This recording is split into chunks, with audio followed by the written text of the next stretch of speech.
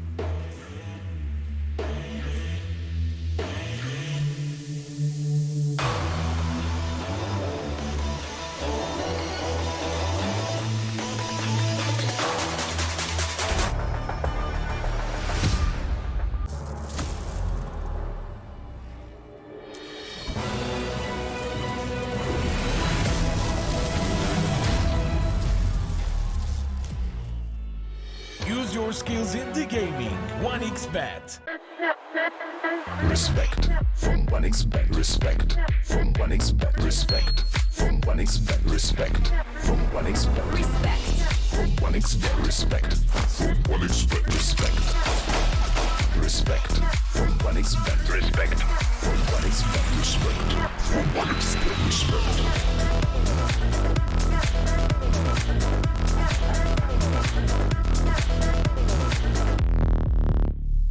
Hello, son. Hi, Mom. Pretty girl. This is Eva. Nice to meet you. Thank you very much. Your dad's just making his favourite dinner. It's duck. Come on inside. They're all probably too gruesome to tell you while you're eating at the table. How's your food? Is everything okay? Good, good.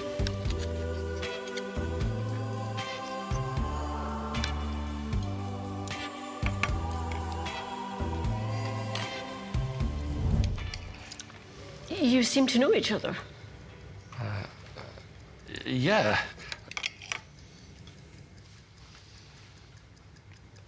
This is the new ambassador for 1xBet. Oh, I see.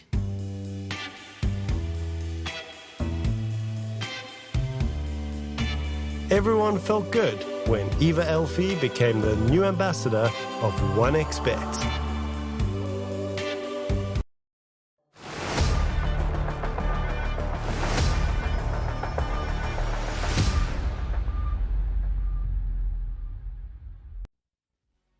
Days pass so fun when you're having a theater the regional Dota 2 series. Otomo, we had like 10 days of break here, and those 10 days never passed. And now when we are here, we're already at day 4 of the regional Dota 2 series here in Southeast Asia in the third iteration of this tournament, and it is going to be a very fun day. It is, because today we're going to start determining some teams who will advance, some teams who definitely won't advance, and some will still remain possible by the end of the day. But we can look at the schedule to see our matches, because the first one is kind of the most important. We're going to start with Execration and Outcast. Each of these are 3-3, which, to be honest with you, is a bit of a shock for Execration. They've been amazing in all the other relog tournaments. They always make it to like top 4 in the playoffs. I believe it was like top 2 last time. So that's kind of crazy. Then we have the battle of the bottom feeders. Mag versus Garuda versus Mag Nirvana. These are both 1-5, so it's finally a chance for them to get some points. Although you need to get 2-0 for you to actually have a chance to advance, but we'll see. Finals, the battle between the top 2. Yangon Galacticos as Neon. Neon unbeaten.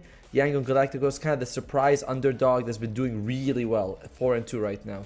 Yeah, still inconsistent. Yesterday they lost the game to Nirvana, which is not something that should have happened.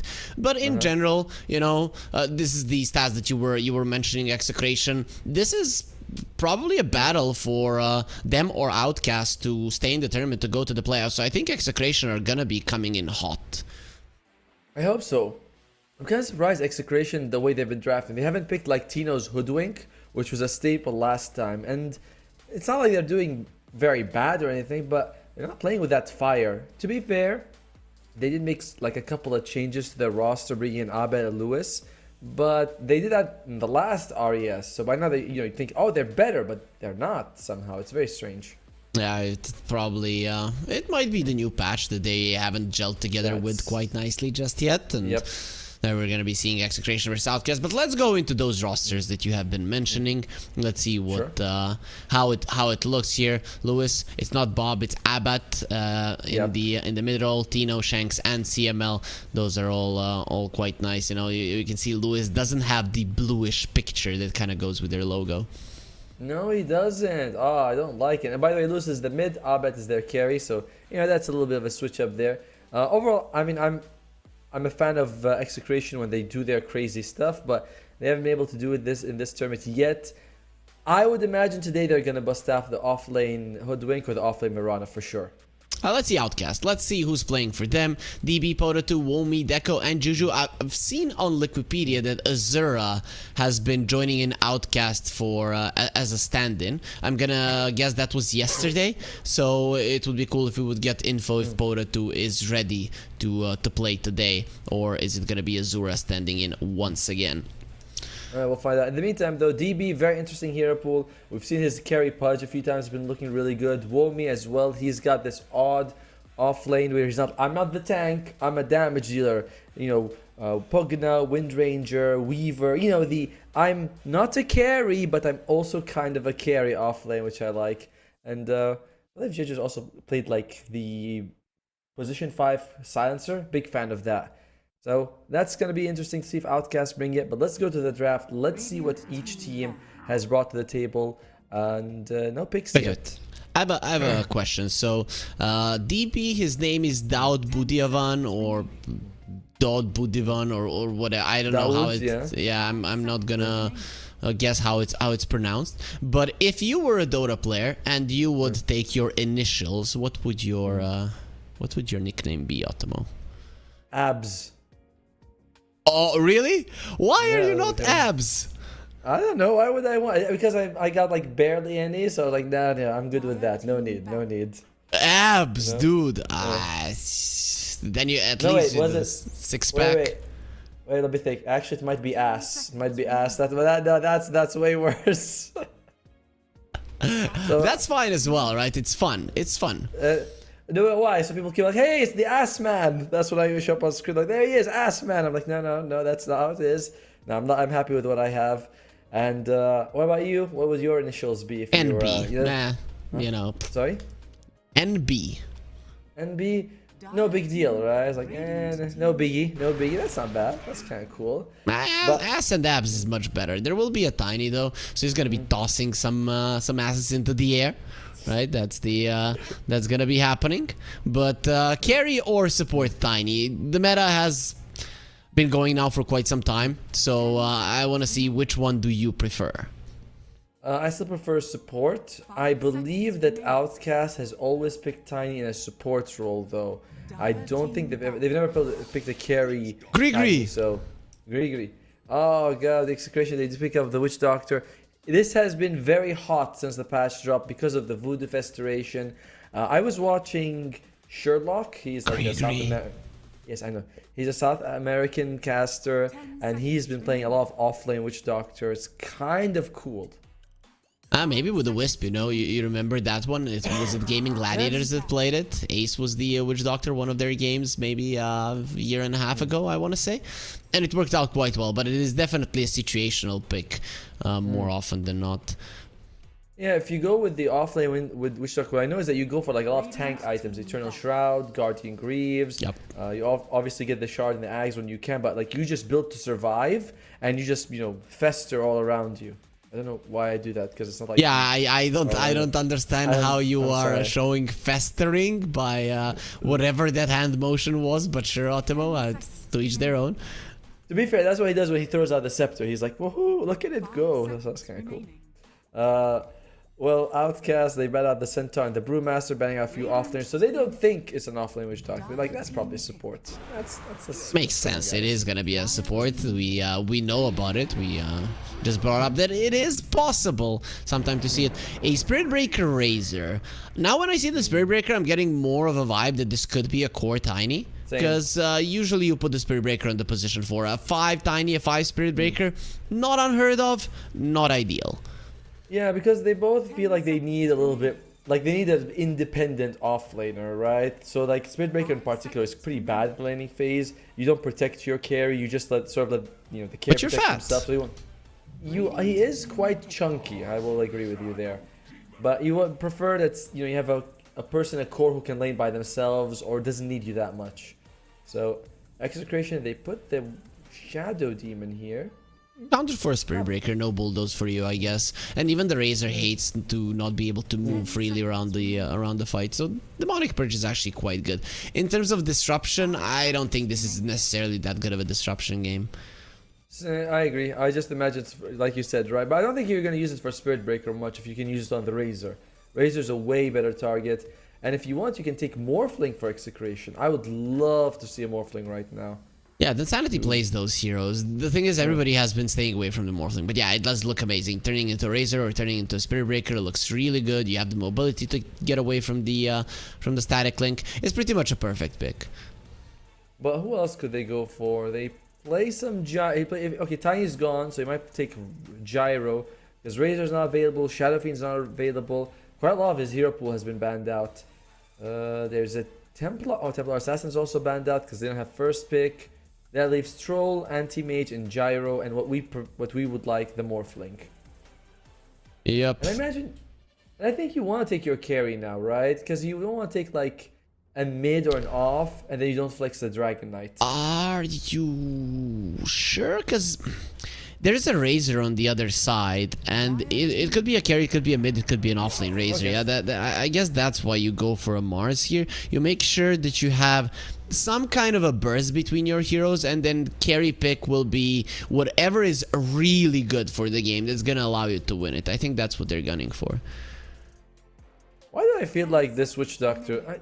And I'm getting this weird feeling that this Witch Doctor might be a core. I don't know why I see this. I see the Mars. I'm thinking, this is a Witch Doctor core. You get a fast axe, you hold them. How can it be a core? There's a Dragonite and a Mars. What do you reckon? A mid lane Witch Doctor? No, I reckon you pick an Ion, make it a carry witch doctor, something like you were saying earlier. Okay, I don't know. Well, report. I am gonna report you. That's it.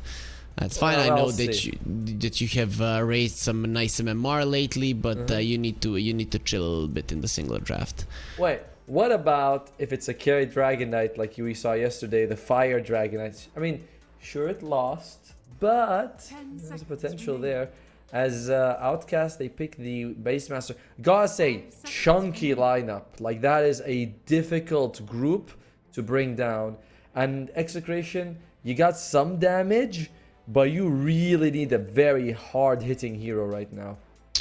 You know what? I would actually put the Dragonite carry in this game. Obviously, I wouldn't be playing a carry Witch Doctor, but I would take a Timber Saw if I was Execration, right? You get a Dragonite, he's gonna help you push. You get the Corrosive Dragon, who cares about the AoE? Nobody. You get the Corrosive Dragon anyways, and you pick a Timber Saw, and these guys on Outcast, they're gonna melt. Yeah, I think something like that might be needed. You need something with a high... Timber Saw's fine with me just because you need damage. You're up against like 3 strength heroes as well. I'm not sure if Beastmaster's strength or universal, but whatever. Universal. Timber Saw's probably good against him as well.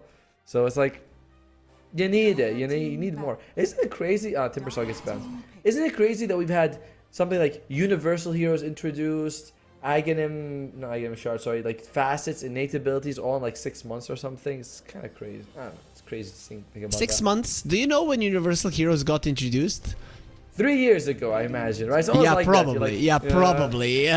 Closer to that than 6 months. I'm gonna Google it. I'm gonna Google it. That's a Viper that I did not expect. I didn't either. Alright, Execration, again, you need something to do chunky amounts of damage so that you can win this. Because I'm looking at you like, so durable. And you guys, you have damage, but it's like, So I don't love it. Okay, you want to know when the Universal Heroes were introduced? When? April 20th, 2023. So a year and roughly month and a half ago. Not bad, not too bad. I was like, I know it's not 6 months. It wasn't that recent though, so that's kind of cool. Execration, show us what you got. Show us what you got. What is it gonna be here? Tino Hoodwink. Oh, No, they're picking a carry. I think that they're not gonna be doing anything Gyrocopter. super weird. That sucks versus Razor. Oh, Whoa. okay, go for the Coddle. Okay, so that is a carry Dragonite. Yes, it is. Insanity on it. So it's gonna be Tino Mars, and then the supports will be on the Shadow Demon as well as CF position 5 Witch Doctor.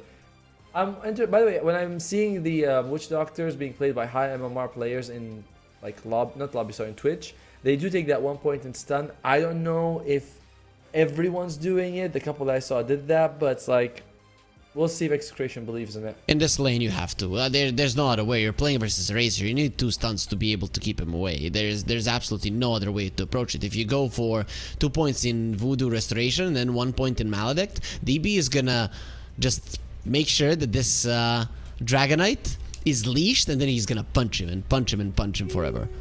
But I don't think he's going to be with DB, right? CML is going to be against Womi. That is true, Womi. Either way, same thing. There's so many units in that lane. You need... And what does the level 1 Maledict really give you? Nothing. Oh, I know what takes level 1 Maledict. You take level 1 Voodoo Restoration. And then you get Maledict. Then you get Maledict. Then you take another point with the Restoration. Then you're like, my Maledict isn't doing enough damage. Yeah, that's what I say. Level 1 Maledict. Level 1 Maledict does nothing. It's such a cute spell. They did buff it actually, so it does more. But I've never felt like level 1 Maledict has ever gotten me a kill. Like, you ever get someone from 80 to 20% health and you're like, Maledict's finish him off and never does? And you don't have a TV, they just run away. Yeah, it has to be like 95% of his HP gets destroyed, and then he dies just from the constant damage of the Maledict. Yep. Interesting picks, anyways. We are gonna be getting ourselves into the game first, then we're gonna discuss who's gonna be winning this, and of course, maybe we should have given our viewers info, because they need to download this 1xBet app, and now they don't know who to put their bets on, Automo. So please tell me who's winning this game one. I'm going with Outcast. It's crazy, but Execration's draft is fine, but Outcast is just so tanky to bring down. A couple of very interesting facets. I don't know if we'll have time to discuss it before a fight begins, but of course, Fire Dragon on the Dragon Knight. Nice ward being planted there. And Tino, he's taken the victory feast rather than the other one, blood sport. So he gets healing when he kills people inside the arena. Very unusual. Ward on ward, they each see each other. Okay. See who gets it down. It's gonna be Lewis. So now it's time to deny that ward of your own, because you know it's gonna get taken out. Yep. It is Voodoo Festration. It is taking level 1. What else? Any other interesting talents? Huh. What does the Poison. Viper have? We haven't seen a Viper. Right, has Poison Burst. When poison attack expires, enemy around the target take additional damage equal to 100% of the magic damage dealt by the poison attack. Does that count on the hero that was hit as well, or just around him? If it says counts on the hero that's hit himself, then it's too OP, to be honest. Ali gets the toss back onto the Dragonite. That's the tankiest of them all, and with the disruption, they're gonna find Ali, and that is a very dead Tiny. Cannot go onto the stairs. Very nice usage there of the plasma field. Still, the insanity will be fine. They will the ward, understanding that now it is definitely there. So our enemies are gonna take it down. Anyways, why give them the money? Good start for Execration, getting that nice kill. You know, Lewis, he's lucky he's on the call, because that's one of the few heroes that can go up against the Viper in the lane. Even then, Dota 2 is like, nah, I know you're standing still. And we can see it, wait, it expired. It does deal damage to him. Did you see that? Yep. Okay, yeah, so it's OP. It's freaking OP then. It looks pretty good. Honestly, I'm looking at this and I'm thinking, if you're like a position 4, position 5 support in the lane, this would be very powerful. No, Wome's in trouble. Oh, that bird, it might actually save his life. No, he's way too slow. The thing is, Beastmaster doesn't have a lot of movement speed, especially here compared to the Dragonite. And a lot of times Beastmasters don't even take boots, but he's looking at, he's like, yeah, I should queue it up. And that's gonna be a bit of a problem. How's top lane looking? Top lane should go okay, actually, with the Witch Doctor and the Mars. And you have a position 5 Spirit Breaker is kind of garbage, so top should go well for Execration. It's gonna be fine for them. I kind of think Execration is getting this game though, Ottomo. I'm looking at this Cottle. You talked about tanky heroes on the other side. How do you catch a Cottle? The thing is, until you get the Blink Dagger on the Tiny, you don't really do it. You've got charge on Spirit Breaker. Blinding Light. You've got charge on Spirit Breaker. It's not gonna always have Blinding Light. No. Despite the atrocious start by Outcast, and you, by the way, you can't just pick after like 2 minutes in the match. You're supposed to pick at the draft, but I'll allow it because you're wrong. It is going to be Outcast. Ottomo, I have never been wrong in my life, and I keep repeating that to you every single day, and you still for some reason think I'm gonna be wrong. I don't know why. Well, one time you said I'm not that handsome, and you're wrong because my mom says I'm very, very pretty. Yeah, that's very true. Mom does say that. Well, well, that's what moms are for. In the meantime, bottom lane, Womi, he is recovering. Even though he's died, he's not too bad. CS 8 and 6 to 5 and 2. We'll probably get these two equalized a little bit. Big stack being made by Ali Akbar to also deny some of these creeps. I mean, in general, the lanes are going better for Outcast, right? Especially the mid lane. Mid lane is a catastrophe for poor Lewis, but it's a coddle. You lose most of the lanes, probably not this much, but I guess you're used. Really? I think the exact opposite. I think Colin never loses a lane. Like, he wants to stay behind. How can you win a lane? He has 59 damage on level 3. You just stand back and illuminate spam. You know, you just keep. You still lose the lane. You cannot deny a creep. You still lose the lane. Well, he's definitely. Well, alright. We can both agree that he's definitely lost this one. As Lewis is gonna get. Sorry, Porter 2 is gonna get these two, and he is sitting at the top of the CS chart. Because why the hell not? Glyph used by Poda. He doesn't even allow that that Illuminate to come through. Lewis will get both of the water runes, and Poda 2 just doesn't care. He's not even using that much mana. Yeah, when you're playing a hero like Invoker, Viper, you don't use a bottle. You don't usually care too much about those water runes. It's like they're a nice bonus if you get them, but they're not really relevant like for a Zeus it would be. A Viper tends to get a bottle from time to time if he's spamming his poison attack too much, right? Because he needs the extra mana. Yeah, I've seen it, but it's not like that common, right? It's like, the 1-3 and 1-4 matches. It's not that bad. It's not that much. Womi still quite a bit behind Abed in terms of CS. Oh, Tino might be in trouble here. Tino's in a lot of trouble. Looking very dead. Yep, too much damage from DB. What was the Shadow Demon doing? I guess stacking. Is it Stacking. worth it to allow your offlaner to die for a couple of stacks? In a pub, no. In a pub, if you ever let your offlaner die, they'll flame you. But in a pro game, if Tino's told, then it's like you overextended, dude. That's just how it happens. That makes sense. Though it was a nice charge from the Spirit Breaker from a good but- angle. And Juju, he found the stacks. He is in the Radiant Ancient. He knows exactly what's going on. So he's like, all right, well, we'll just wait for you guys, and then we'll take it from you. Not take it, but like contest. Until the Razor gets his level 6, they can't really take him. Viper can rotate and he's very strong. Oh, Womi? He's actually gonna die to the Maledict. So there it is. Was that a level 1 Maledict? Yep, it That was a level 1. Okay, so we saw it. We saw it, Totomo. I mean, he was right next to the. I'm pretty sure it's like kind of like it's like almost an auto attack at the end. CML is hella farmed, by the way. He's got the same amount of gold as Womi, and that's pretty scary to see that enemy Witch Doctor getting that much and have a Gree on top of it. Yep, the Beastmaster really did struggle in the lane. Yeah, Gree gold does not count as part of your net worth, so that's 1.7 gold. It doesn't count Gree. So he's quite rich. Yep, he is. Are they gonna try to go for Poda? Yeah, actually they will. Okay. Did he just use the Maledict? No, he didn't. He's gonna wait. Here comes the charge to help him as Viper just turns around and let's see who's winning this one. The Viper, he's not the one who dies first, but still these two supports now 2 versus 2, and the Voodoo Festration is a little bit too strong. CML. Man, this hero is nasty. He is nasty. I mean, he's got the point of the stun. He's looking really good. They get a D-ward and an extra kill out of it. So overall, a big win coming out for Execration. Much needed, considering that their mid laner is the lowest farmed core in the game right now. Yep. Yeah. The thing is, though, he died first. If the Viper had died first, that would have been perfect. Here, it's still okay for Outcast. By the way, the Insanity, he is very farmed on this Dragon Knight. And he's got like stacks he can take later.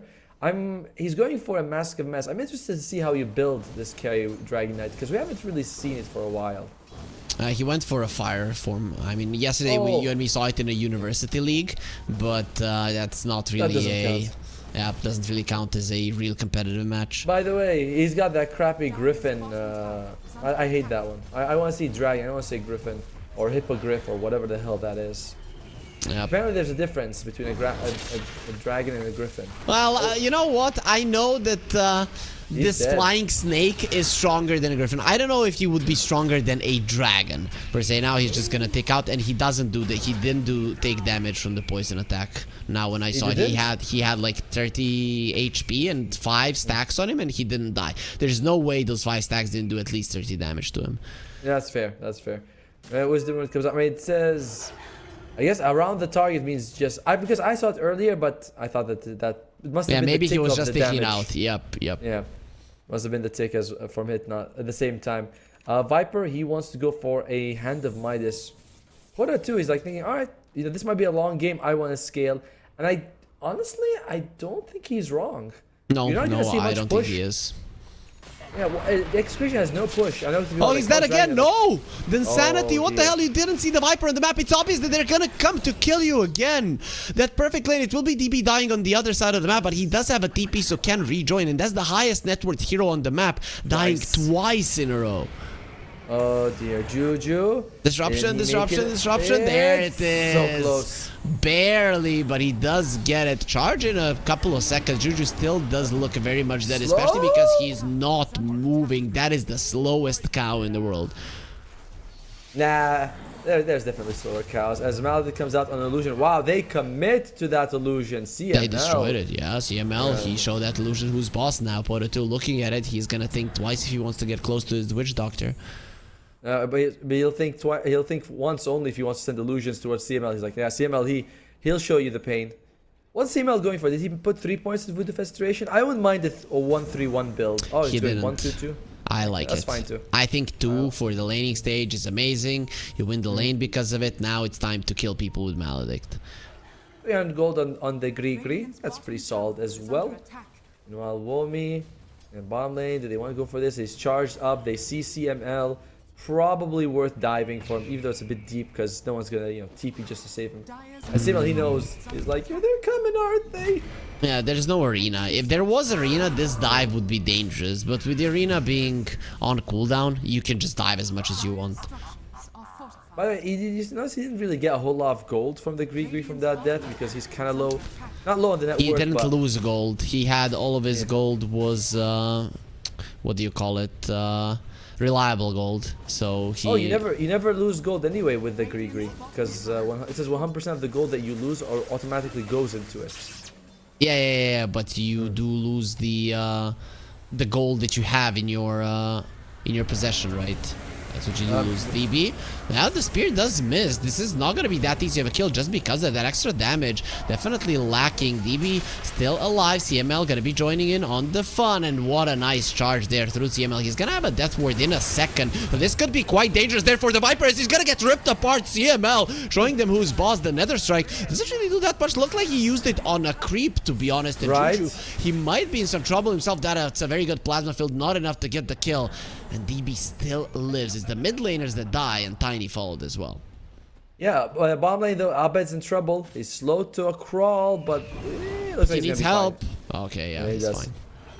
I want to see a replay because I was looking at him like, wait, shouldn't the Witch Doctor be dead? Because he did. I mean, I played with Spirit Breaker. That's enough damage from to kill a Witch Doctor. And no, you don't lose gold. If you have Gree, when you die, you don't lose any gold. The gold that's lost just goes to the Gree. That's how it works. Yeah, but you do lose it from your inventory. You cannot use it until you sell the Gree, right? Yes, that's what I meant. But so then, if you have reliable gold and you don't lose it, then it doesn't go to the Gree.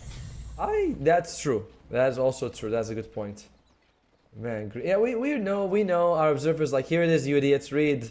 No. The longer you keep it there, the more embarrassed we'll feel. Yeah, thank you. That's the only thing. Womi is gonna be in some trouble here. Level 2 Maledict. He's gonna get it off. Nice roar just for the extra movement speed, but the soul nice stun. That is a good stun. He's still not living through this. They might get the kill though. That's gonna be a 1-for-1, but Womi is still super nice pickup. Charge from the Spirit Breaker has the Nether Strike. Viper is not rotating, so they're probably gonna let this one go. While it is a 1-for-1 trade and Womi dying isn't good, it is in a situation like that where you're 100% death, taking someone down with you is very good. It's like making the best out of a very terrible situation. So very well played by Womi. Just because he hid behind the tree there so nicely, so he couldn't get stunned up by the cask at the start. It was just beautiful movement from Womi, and he was the worst net worth hero on the map. Now he's at the top. It just goes to show how much he has recovered after those 2 deaths on the Dragonite. And on the other side, Lewis, who was struggling, who was doing really well, is now Pota too, who's doing really well. Now he's behind the Coddle, which is kind of crazy. He does have the Hand of Midas though, so I like that. Yeah, that's with the Midas, right? It's not like he only just got it, so that's pretty weird. But the Dragonite build is just genius to me. He's going Mask of Madness into a Crystallis. I don't even know what his third item is gonna be. Do you have to go BKB? Pretty sure you. I mean, BKB is good, but you're up against like 3 BKB piercing. Stack Link can also count as a BKB piercing ability. So it's not the best, but you still need it, which is very fun. Oh, Spirit Breaker, Charge of Darkness now pierces BKB, so you can charge Magic Immune. Wonderful buff for the hero. Yeah. Oh, so they removed the Aghanim Scepter. That's why it's yep. Okay. The Aghanim Scepter is your Aghanim Scepter is now the shard. Yep. Sorry, yep. And the shard is just you move faster when you charge, which is pretty decent, I guess. Yeah, I mean, I buy it, but it's also like, so it's good. There's now only one spell that you cannot use on a BKB target, Ultimo. Which one is that? Bulldoze. No. It has to be a point and click spell. For the Spirit Breaker? No, for the Spirit Breaker, for in Dota in general, because it was Spirit Breaker. Charge was one spell that you couldn't use on the BKB without the Axe, and there was one other. I have no idea. What is Thunder from mid lane. Mid lane, there's gonna be an arena, and the Illuminate doing so much damage. They run away from the Viper, understanding he's gonna be doing so much damage. CML gets the kill. The Switch Doctor is really working out wonders for Execration. Gives them a mid lane tower as well. He is, and so I mean, surprisingly, they're able to take so many structures. They have one on Outcast bottom lane thanks to Womi pushing, but in general, it's like this is looking really good for Execration. Womi, he does have Helm of the Overlord, which is going to help him farm up a little bit faster. Ali Akbar is getting close to the Blink Dagger as well, but this is the third tier 1. It's all gone right now. Yep, just going from one to the other and looking good for them. Tino having that Blink Dagger now, their initiation is going to be quite nice. Tiny still needs some time. They need to give priority to Ali to get that 500 gold, because without the Blink Dagger, Outcast they're not going to be allowed to start the fight on their own terms. Yeah, but to be fair, I mean, with the Hand of Midas on one of your guys, your supports who are kind of farming support, stuff like that, it is going to be slower starts for Outcast. Losing all your tier 1s by the 15-minute mark, it's not a death sentence. It's not that bad. That is true. There's an Orchid on the Coddle now, though, so that is a death sentence for everybody who cannot remove it, and that's pretty much going to be everybody apart from the Razor. Big smoke. Who do they find? Outcast obviously don't. They're not gonna smoke in Ganka Tower. They'd rather smoke and find someone else. They're close to Abed. They need to go south. Well, actually, it's only just Womi. Yep, he's fine. He's fine on the Dragonite. We'll be okay. He doesn't even care, even if they kill him. I think it's quite obvious to Execration that something is going on the map, and they don't give a damn. DB, no, not now, not now. He needs to finish his Manta, and he can bite, but he's still gonna be going down there with a Death Ward. Goodbye, my friend Lewis. And CML, they do so much damage. Yeah, well, he gets his Manta now. Not the way he wanted, but he's got it. I am flabbergasted by how badly the game is going for Pota 2, considering the start that he had. I was like, this guy's gonna run at them, destroy them. I like the Hand of Midas, but now you think about it, it's like you have 6,000 net worth, 2,000 is Hand of Midas. Oh, the spear misses. I think Pota 2 is still going to die. There will be a silence on the Tiny. Pretty good casket bouncing around. Tiny will get taken out more onto the Mars. The kill is not going to be enough. Pota 2 surviving through it all. It seems that missed spear really did make a difference. Yeah, they got a little bit more out of that for the Outcast side, so they're pretty happy.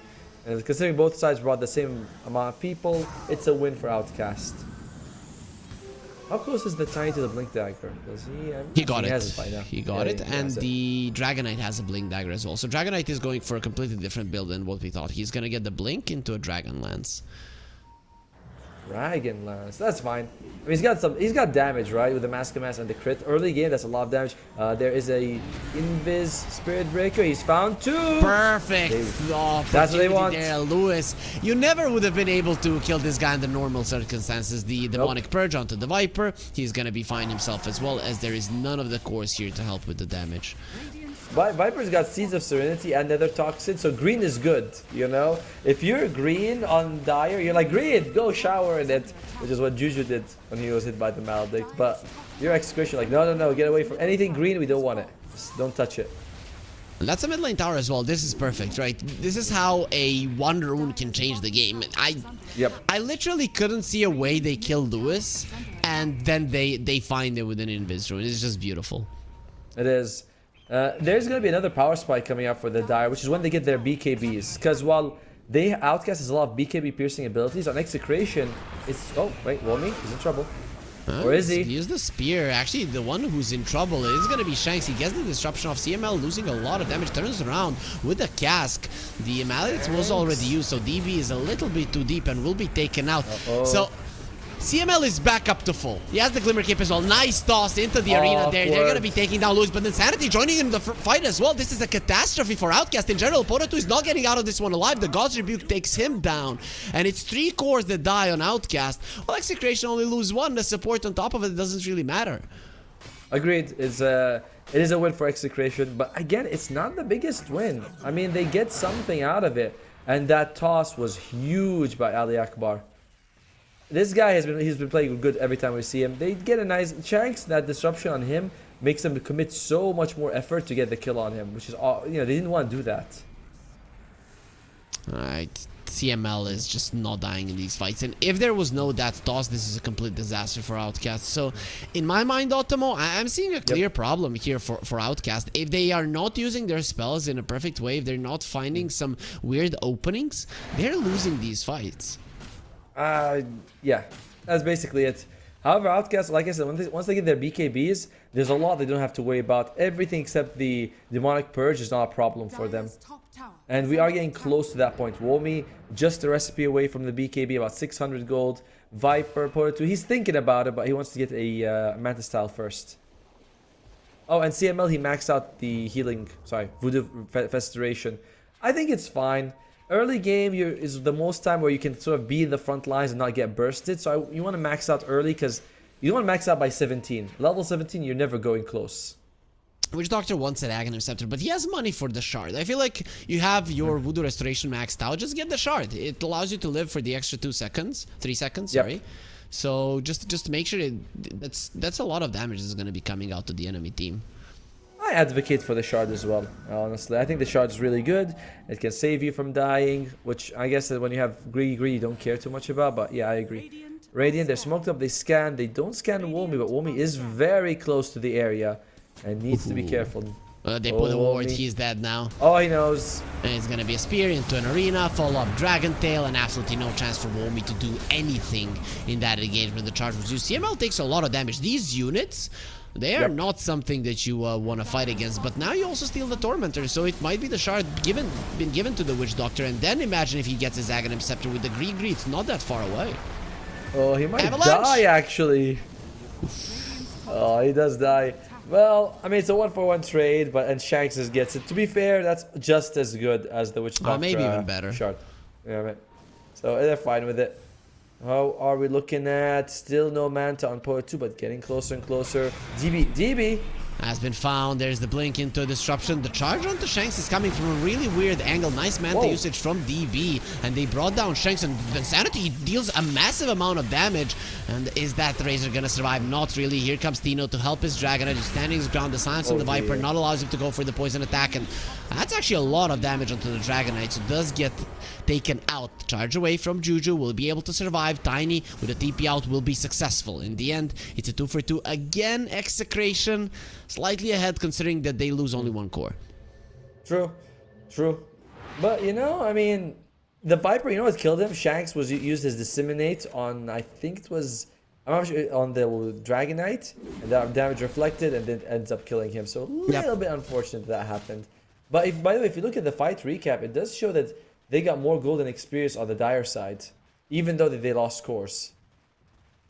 I mean, that's normal, right? It's you are losing the game, but in general, 2 of your cores are off the map. They're not farming. Enemies are gonna be controlling more of the map as you're afraid to step out. Those kind of things do matter in the grand scheme of things. Agreed. We're looking at still 7,000 gold for Execration. What is the win percentage telling us? Tino? He's fine. He's just keeping out, no problem. Yeah, what does the win percentage say? 75% for Execration. I don't know, 75 seems high. I would be like 60. Yeah, I know, Yeah, because you had the wrong prediction. I understand it, Ultimo, but you should have just went with what I said. Wrong. We haven't even finished the game yet. The game hasn't even started. Have you ever watched like the anime? Dude, read the script at the start of the day. What the hell are you reading at the start? You're not even prepared for the stream. Right, I didn't get the script that says, oh, this team's gonna win after this team makes a comeback. Look, have you ever watched an anime where it's like they've been fighting for 4 episodes and then the one guy goes, the real fight begins now? I'm like, the real fight? You guys have been fighting for 2 hours. How does it begin now? This is exactly, but this now I understand what it means, because Outcast, now it begins. Okay, let's see. Now it begins. If they're going to be able to mount up a comeback. Once they do get some BKBs, it is going to change the game. Razor is going to be getting his first. Actually second, because the Beastmaster already has his. Okay, I mean, those are big item timings, because if you look at Execration, their ability to do damage through BKB is just not as high. Very limited. And control as well, right? On the other side, you have Nether Strike, Roar, Viper Strike. You got a lot to work with, but here it's like, not so much. And I like the Execration is going for Roshan. I think they're and I don't think they're the fastest Rosh takers. Can we look at them actually? How fast are they taking it? They're not taking it because they're coming out of the pit and getting themselves to a position to fight. Yeah, smoke does break. Ali has been found. They don't want the Tiny though. Tosses the tree. Tino cannot blink now for 3 seconds. The Dragon form was used as well. Both teams very smart with this approach. The ward from Execration as well as Ali Akbar tossing the tree, sort of recognizing something is in this area, and they don't like what they're sniffing. BKB coming to Razor as well. That's 2 9 seconds on one side, and Execration they don't have a single one. Oh, that was kind of like if you could have taken the fight before that comes, because Manta not as good as of a defensive ability as the BKB in a game like this.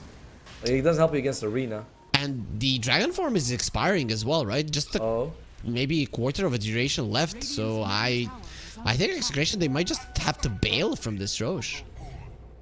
They are. The Insanity's TP'd out. Tino's gone. And once they show themselves in the lane, I imagine Outcast are going to like, all right, let's go. You know, we can take Roche, we can do whatever we want. Can they do it fast enough though? In 30 seconds it's traveling. They are. Wami's got the Inner Beast facet, so everyone attacks like major fast. Oh, let's see though. It's 25 seconds. Okay. They should be able to kill it. Suddenly I'm not so sure, but... Nah, they got it. Tino is like, wait, are we really going back in, boys? That seems risky. Nah, they got him, they got him. Oh, yeah, they got him, 100%. That Inner Beast facet, by the way. Can you put on it? See how much extra attack speed they're getting? Because you can get like... no, on the buff, yeah. 100! Jeez. That's kind of crazy. 100 grand? 110 increased attack speed. You just said 100 G's, so I didn't really know. No, I said, well, yeah, I said G, but not like honey G, you know, the good G, like oh Jesus, I'll say it now, like 100 Jesus, not 10 of it, 100 of him, just like wow. It's very big. I'm pretty sure that it says says that it was just one Jesus, but sure. I don't know where you saw 100, but anyways, the tier 2 on top will die, so it's not like Execration got nothing in the in trade for the Roche, but I still think Outcast, this is the first big victory for them in the 26 minutes. Yeah, but the net worth, it's not looking great for Outcast. You know what's scary is that if Witch Doctor, did he eat the Grigri yet? Because last time we looked at him, he was getting very close to that Aghanim Scepter. No. And if he gets that, hasn't eaten it yet. Good. I mean, I'm glad for his sake. Yeah, but when this Witch Doctor has an Aghanims, that damage does shoot up quite a lot for them. Yep. It is a bit worrisome. You know, among all the things that could actually get them to come back, it is CML that I'm thinking about that might be the biggest problem for Outcast later on. I mean, he has been a big problem for them throughout this game, maybe even the biggest out of all of the heroes. Of course, naturally, you don't think, oh guys, the Witch Doctor is gonna win this game versus us, but it might just happen. Shanks, he's got Philosopher's Stone, Blink Dagger, Point Booster, and he can buy, and he's about halfway through the stat items that he needs, so he's also gonna have an Aghanim, CML's gonna have an Aghanims. These are kind of problematic, these Ags. I think those are bigger power spikes than whatever the cores are getting next. Like, you know, Ethereal Blade on Coddle's like, it's fine. Scythe on Tino is a big deal, but he's actually, it's not that far off. He's just the recipe away. So that's gonna be the second Tormentor as well, going towards Execration. Hopefully CML doesn't die this time as well, and he won't, he'll be fine. So, and he gets the shard. Okay, what did he buy? Oh, the point booster. Okay, now if he eats the Gree, he is like 300-400 gold away from his axe. Yeah, but why eat the Gree? I mean, honestly, it's like maybe you eat it just when you're about to, when you gets you to the gold. Otherwise, just hold it. You know, it costs you nothing. Tiny TP is back. Ali Akbar, Tino jumps in. Yeah, instantly he does have a Hex as well. The spear perfectly used there. Even through the illusions he gets it, but they got CML. That's a big kill. DB dropping low will be able to survive. He wants to can pop the BKB, but no reason to do so. A little bit of slow engagement from Execration. They definitely could have taken that Aegis and bailed. Surprisingly, that they went for it also. Abed was not there, so when Tino jumped in, I was like, oh, okay. Ali Akbar showed himself top, but they were like, maybe we don't need the Insanity. We can go 4 versus 4. And they paid the price for it. Aegis still with DB. DB is farmed. And I think Grove Bow is one of the best items you can get for a Razor. You love that extra magic, you know, reduction, especially with the facet that he took. Yep. He is going to be doing a massive amount of damage. The Dragonite is still at the top of the network chart, and considering his facet is only going to continue to farm incredibly fast, he will be going for a full Daedalus. Has a Pike, which is important versus the Razor, and his level 20 is coming, so even extra range on his Dragon form. This is huge, right? We haven't talked much about the Dragonite, but his late game presence is going to be insane. I'm not sure I can agree to that just because I don't know. We haven't seen this carry Dragon Knight go late game. I haven't seen it in like, you know, these pubs. I haven't seen it in another tournament. It's just like, oh, this is it. Cool. I'm waiting to see what he can do. As Alekbar tosses a tree, but they know Shanks is nearby. Shanks, he's got the blink, and he's gonna be fine. You do understand that this is gonna be a sniper with more damage and more HP and armor. Alright, hey, I mean, kudos for him. We'll see how it goes. I'm just saying, I haven't seen it. Oh, you can eat the Gree and get the Axe Scepter if you want, if you're CML. Well, he could definitely do that. Does he want to is the question. I think you kind of need to. This next fight could be pivotal. Get it rather than hold on and be like, oh, maybe we'll get more gold. It's like, it's going to get you the power spike you need. That would be amazing, right? With the arena usage, you could just kill everybody, especially if the side of Outcast think, oh, we can turn this fight around, and then suddenly they find out they can't. And he's not doing it. This is greed, not gree. Oh, 7 out of 10. I like it, but a little too obvious. Yeah. I don't know, you ranked the gree 4 out of 10 a couple of days ago, so it's just rising for you. Yeah, sure, that's exactly what's happening. Yep, and I mean, CML doesn't want to pick up the extra money. You guys, if you want to pick up the extra money, if you're not like CML, just click on the banner down below. Promo code 1XRLG SCA, 130% bonus on your first deposit, which if you still haven't done it, is the 4th day, guys. It's the 4th day. You better do it now so that you can utilize that extra money throughout the entire tournament.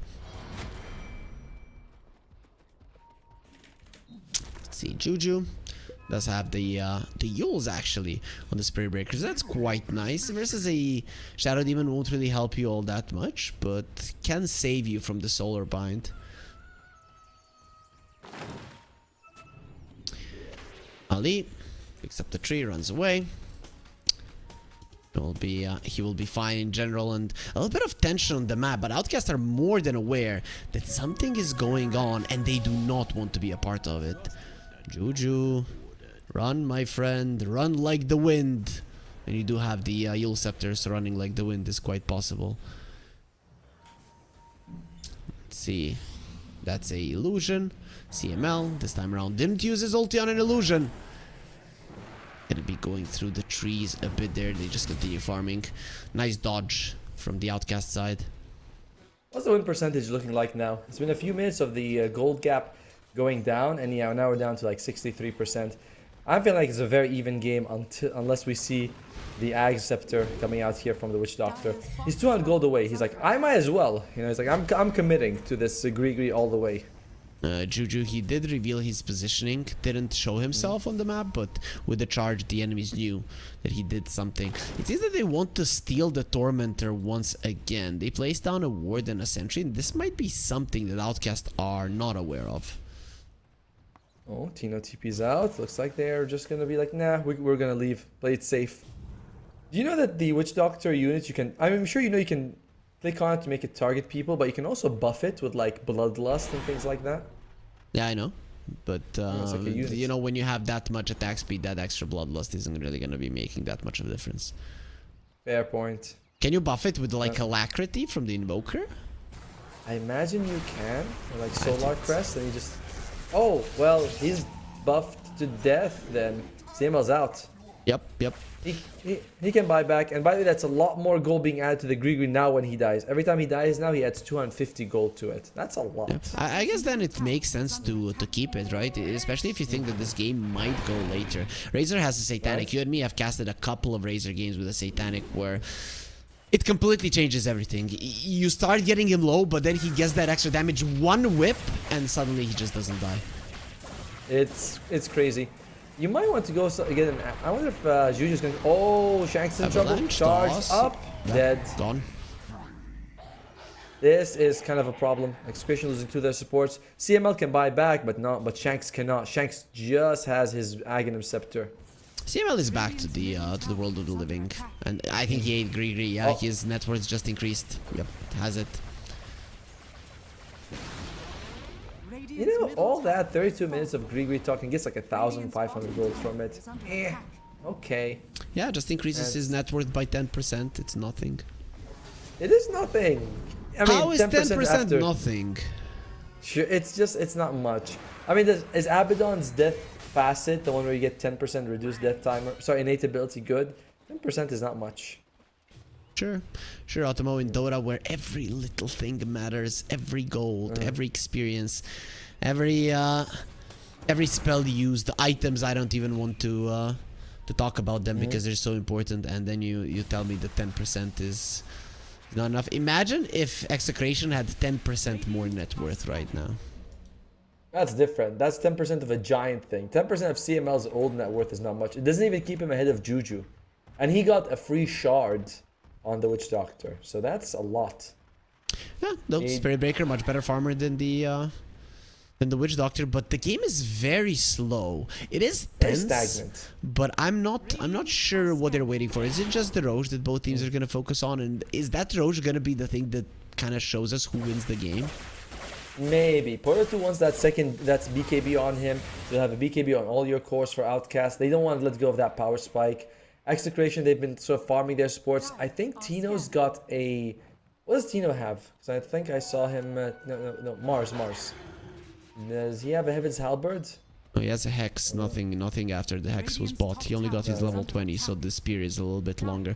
I would like to see a Shard on the Mars, to be honest, because inside there have been a couple of very good arenas, and there is a couple of units and, you know, illusions and everything that's going to block some of your Spears. So it does make sense that you get it. Spirit Breaker, he's got Yule's Scepter, so he can remove a lot, you know, the Ethereal Blade, the what's it called, Spirit Vessel debuff, all of it can be gone, which is very nice, because sometimes, you know, you won't have your Bulldoze available. We're gonna have another pause. Hopefully they're gonna be coming back soon. Probably just some lag because the game has been going now for quite some time. 35 minutes. We are already in it. I don't think we've had many super long games, Ottomo. Like, what was the longest? Like 40 something in general. Let me check for a second. 41, 46. Yeah, 46. 47. 47. Yes, they were all short games. So 47 has been the longest game of the tournament so far. Yep. Oh, we're gonna see a fight here. Why not? First blood. Oh, this is real. Whoa, this is real early. I thought we'd see the last fight. They were like, no, this is the first fight of the game. No, I like this because production is just showing to the viewers that maybe just be joining us something that happened earlier on, so they have an idea how the game developed if they haven't been us for the entirety of it.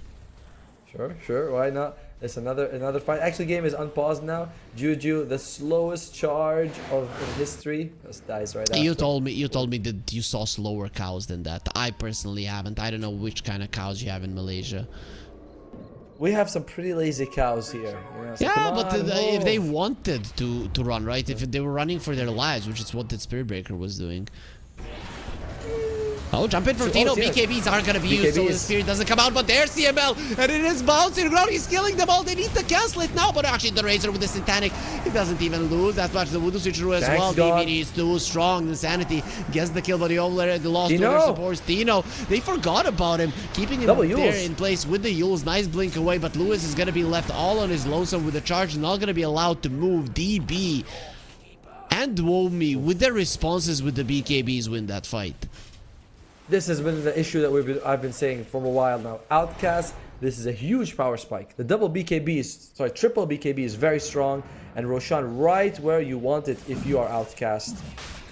Good use by Tino to use the Yules on him, but usually he's like, alright, I'll just use the column and we get a kill on him anyway, which is the bigger kill. Now this is a Roche. I don't see Execration defending this, and we talked about Roche fight could determine who wins this game. It's definitely going to determine who's going to be controlling it in the next 5 minutes. And there's not much burst damage. I feel like a cheese in a game like this is almost as good as a Aegis, because you're very unlikely to get bursted down if you're on Outcast's side. Yep. So you have like 7 lives. You know, cheese on Poda, Aegis on DB, or the other way around. Who cares? Yeah, DB. Okay, so it's cheese on Poda. You're really happy. You're really happy. I mean, maybe even better, right? Because if you eat the cheese, the Maledict stops doing damage, the burst damage to you. That's true. That is very true. Then again, if you die and respawn with Aegis, Maledict's removed. So, you know, same thing. It's a second life no matter what. Execration are going to be behind for the first time in this game, Ottomo. It has been 37 minutes of them leading the net worth, and now they're behind. By the way, and this is a very huge match for both teams because they're both 3-3. They're both looking for that top 3 spot because only top 3 in the groups advance. Outcast has looked surprisingly good, although that loss yesterday was shocking. And Execration has been looking surprisingly vulnerable, losing matches that we didn't think they would lose. You know what though? I think Tino made a mistake there because he jumped on the Razor, which was a perfect target, but he didn't blink Hex. If that was blink Hex into Arena, into a Spear, Execration should have won that fight with just a little bit more of an understanding of how to approach it.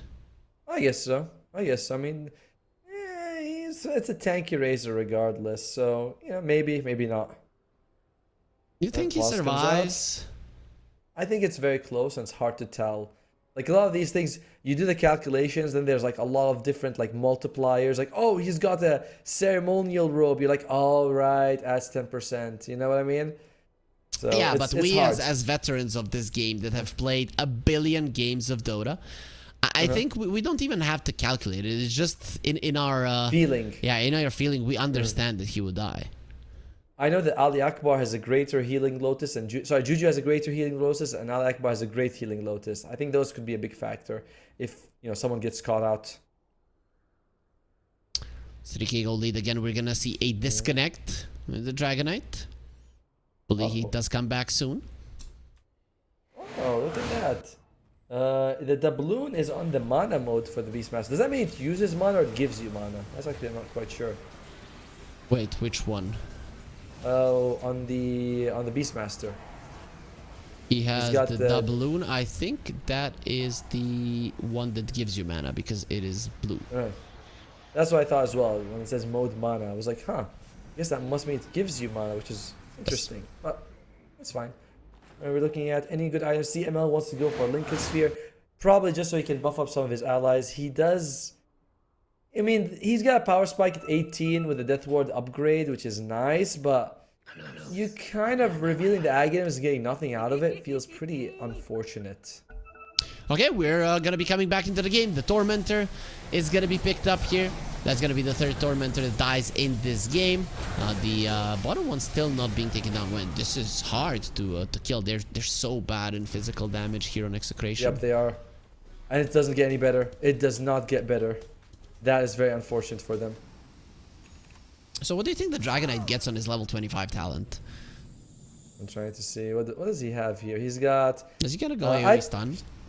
Pretty sure AoE stun's just way better, right? Like, I need to be able to control multiple people. This is what I need. The other one's like, fine. You're already getting tons of armor. Look, he's got... How much he's got? He's got 32 armor and 37 HP regen. Does he really need more? Well... You are gonna have 44 armor. Right, there's even more than that. Why not? Now we'll see what he does. He really wants that overwhelming blink on the Dragonite. But I don't know, with this crit, maybe a swift blink would even be better. This is turning kind of scary. Outcast, 3,000 gold lead. It's not much on at this point of the game. The gold lead doesn't matter, but you are on equal footing with a much better draft, if you ask me. Like late game, you're always super tanky. The enemy team has damage issues. Coddle, magic damage in general just kind of falls off. Although luckily on the dire side, I don't think they have any pipes yet. That would really be a death sentence if they get one. And imagine Viper level 25 if he becomes universal. Like what's gonna happen? He's gonna be the strongest right clicker out there. Oh god. What's Spirit Breaker going for? He's going to go for the, what's it called? Octarine Core. Very nice. Before this, Spirit Breaker, you also had to choose between Ags and Octarine. Now you get Octarine no matter what. Octarine is just so much better. Yeah, I don't really see Planner Pocket as that good of a spell. It's hard to use properly. The one thing that it does do now is that it lasts on you. Like, even if you deflect a spell, you still keep the buff with the magic resistance. So that's good. But other than that, it's kind of like... I don't know, man. A lot of heroes got shards that are way better than Ags. Spirit Breaker and Enchantress are the two that come to mind. Because the Enchant versus Ags is like super situational. But the shard, oh, so good. Let's see. Meanwhile, they want to defend this tower. I think you want to go high ground if you're on Outcast side. Or at least try to threaten it. You've got Aegis for 9 seconds.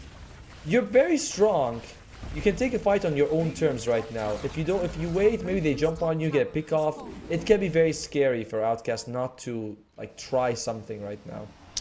They do have the AoE Dragon Tail, so it's in a situation if you come close together, there's super good vision from the Insanity onto one or two of your heroes. That could be very dangerous. Tiny, point. nice blink away, a little bit of a hesitation there from the Dragonite will cause them the kill. They did find the Viper, instant draw. So right inside of there will be disruption. Viper is dropping low. He does have the BKB and the cheese. That's gonna be a problem. Mars losing a lot of his damage. Given that there's gonna be another arena with the refresher being used, he gets out. Tino will be fine. Turns the Razor into a piggy.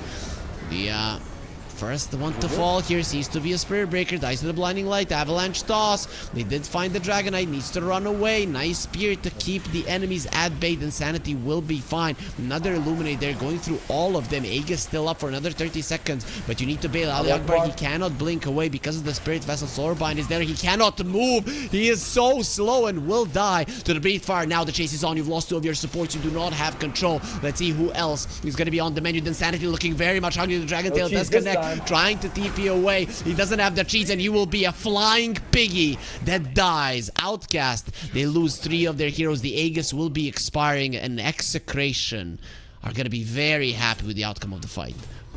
A big win. And kind of a surprising win because you're like, you're able to counter the Maledict and keep the Viper alive. Looks like the good stuff. But Tino, the second arena was really good. It separates him from DB. DB isn't able to get the kill. Tino's able to come back later with the Hex. Like that refresher orb. That's why we see them so often buy it. That's gonna be the second tier 2 here falling.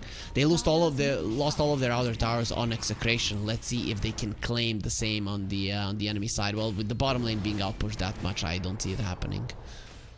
Well, they have a glyph, so at least you're probably not gonna be losing too much here from Outcast side. I imagine we're still gonna see either a big pick off, then for a high ground, or we're gonna see them go for a big Roche fight.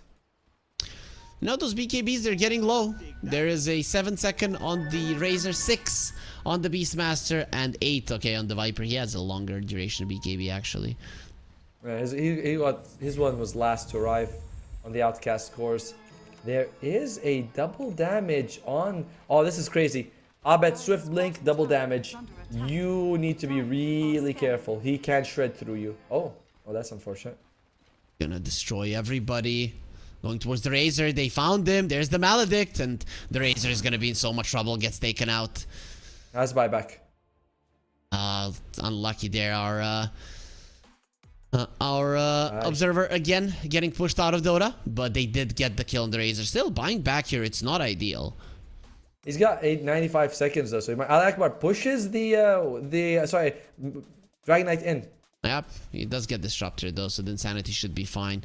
Did pop his BKB and the glyph was used. Push will end. There we are back into the game once more time. Hope you enjoyed the radio side. Jumping in with the Dragonite, and there's the ward. CML wants to finish off this Tiny. Maybe with the Force Staff he will be able to get to the safety of his tier 4s. Still no buyback on the Razor. Pushing in the mid lane versus the Tiny, so dangerous. No, they really don't want to use this buyback on the Razor, and they really want to force it out for Execration. Ali Akbar. Then I'm the tower. BKB, so... There it is. That's how you do it. Yeah, got 40 seconds. Sorry, 30 seconds. Looks like Execration decides not worth it. Nice split push coming out from Juju as well. Although he needs to be careful. Lewis is here. Breaker is approaching his level 25. Minus 4 seconds on the charge. That's going to be a huge deal in these fights. What? No, you go for the other one. Yeah, of course you have to get the minus 4. Oh, now he revealed himself. Tino has the gem. He doesn't get the connection. He's thanks to that facet, he gets that half second of insane movement speed. That's more than enough to get him out there. The last outer tower, are they gonna go for it? Seems the answer will be no, but the Roche is up. It is oh no, it's not up. Okay, it's gonna be up in 2 minutes. Yeah, it's gonna be a dire Roche. You know, the smoke comes out. DB shows himself. They should know that, you know, he's not gonna be by himself. Oh, Spirit. Shadow Demon? Shadow Demon. They're gonna be going in. The Ignis Fatus is found. Shanks on the other side, but the Tiny can't kill him. Holy Look at the Death Ward just going super strong, and then DB is dropping low. He has the Satanic. Just get away from him. He will die from the malady, but the Insanity, he stands his ground and fights. Doesn't matter. The casket will be there. The Insanity is still alive. The E-Blade will protect him from the Viper, who cannot continue his attacks. Once again, the Razor is dead, and without him, how do you win? Nice TP out from the Viper, just in the nick of time. Survives barely in his fountain. Juju very swift there with the bulldoze. The fight, I cannot believe this fight ended in a 1-for-1. Yeah, Juju is fine. Is that okay? That's an attack from the Dragonite that's flying towards him. Yeah, the stun's way faster. Oh, he makes it out. 1-for-1 trade. That can we look at the fight recap, because that Death Ward looks like it was putting in. Yep. Oh yeah, it put in work. It put in work. Could have been so much better if they just moved away from the Razor, but I guess the Insanity didn't have anywhere to move to. Nope. In the meantime, though, looks like they're smoking up here on a couple of the dire supports, but I'm not sure you can make a play with just these two. You're lucky you have a Spirit Breaker on Outcast, because he can actually split push a little bit. 66 win probability for Execration. The fights have been looking better for them, Ottomo, not gonna lie. I think this Viper needs that level 25, but he's so far away. Even with this Midas, his levels are suffering. In general, it feels like Porto hasn't been able to get that far. You know, it's kind of common when you're picking some of these cores who aren't the best, absolute best farmers in the game. So he's struggling. There's a buybacks. Ayer's got 3, Radiant's got 3. If Juju can just get his hands on someone, he could get a kill, but we're seeing a lot of Lincoln Spheres coming out for Execration. Both the supports want to buy one. Yeah, understandable, right? The Spirit Breaker is becoming the biggest problem on the other side. I think Lewis as well as Abbott both have it. Yes. So I was like, oh crap. Oh, there you go. Perfect timing. Abbott finds it. He's got some physical damage now. Who's getting the axe, though? Do you give it to the Dragonite? Is the Black Dragon form something that you want?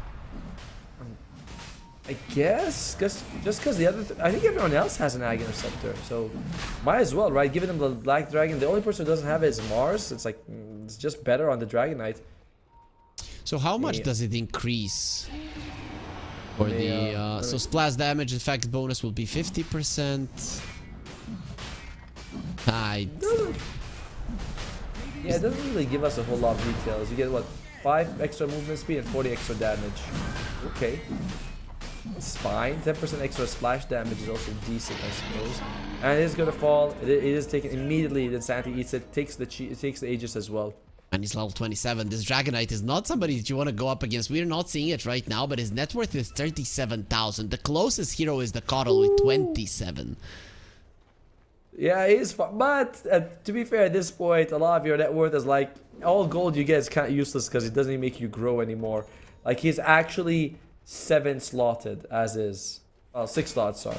You know what, Mars? He has his BKB that's coming with the refresher, so the next fight he can have a 17-second BKB. And if he gets level 25 with the Arena of Blood regenning, you can just fight in there forever. There's no chance the enemies will have the damage to kill you. And with the Victory Feast, anyone who dies gives you a huge amount of health as well. There's gonna be a smoke. Up. Outcast, they feel like, you know, they gotta get something going. They do not want to go 5 versus 5, or at least catch them off guard if they can. But currently Execration are all together. They know what's happening. They even got scanned Execration. But to be honest, they don't care in this position, even if the enemies know where they are. It's Execration that's going to be winning the fight. Disruption was used, and the Arena, big one onto the field. He gets thrown. He's not going to be getting another one off. He got demolished. The Insanity, the big black dragon, takes down the Tiny, who does have a buyback. But look at that. That's where finally they're going to get to use the cast. Not really bouncing up that much, but the Insanity still super strong on this dragon. DB running in, going to be using his ulti, and the Insanity just standing on the hill there. CML protecting himself, has the disruption there from Shanks to keep him alive. Cheese is still there on the Coddle. They will be taking the Dragonite. He doesn't have the Black Dragon form any longer, so how does he come down from the hill? If they manage to keep him there, it's going to be a problem. They did bring down Lewis as well. Huge win. Goodbye. The Insanity has the BKB TP out. Where's the bash? It's nowhere to be found, and he will be fine. Still, it is Execration that lose this fight and lose it heavily, only bring down one hero, but with that one tiny buyback, Outcast will get themselves an almost perfect fight.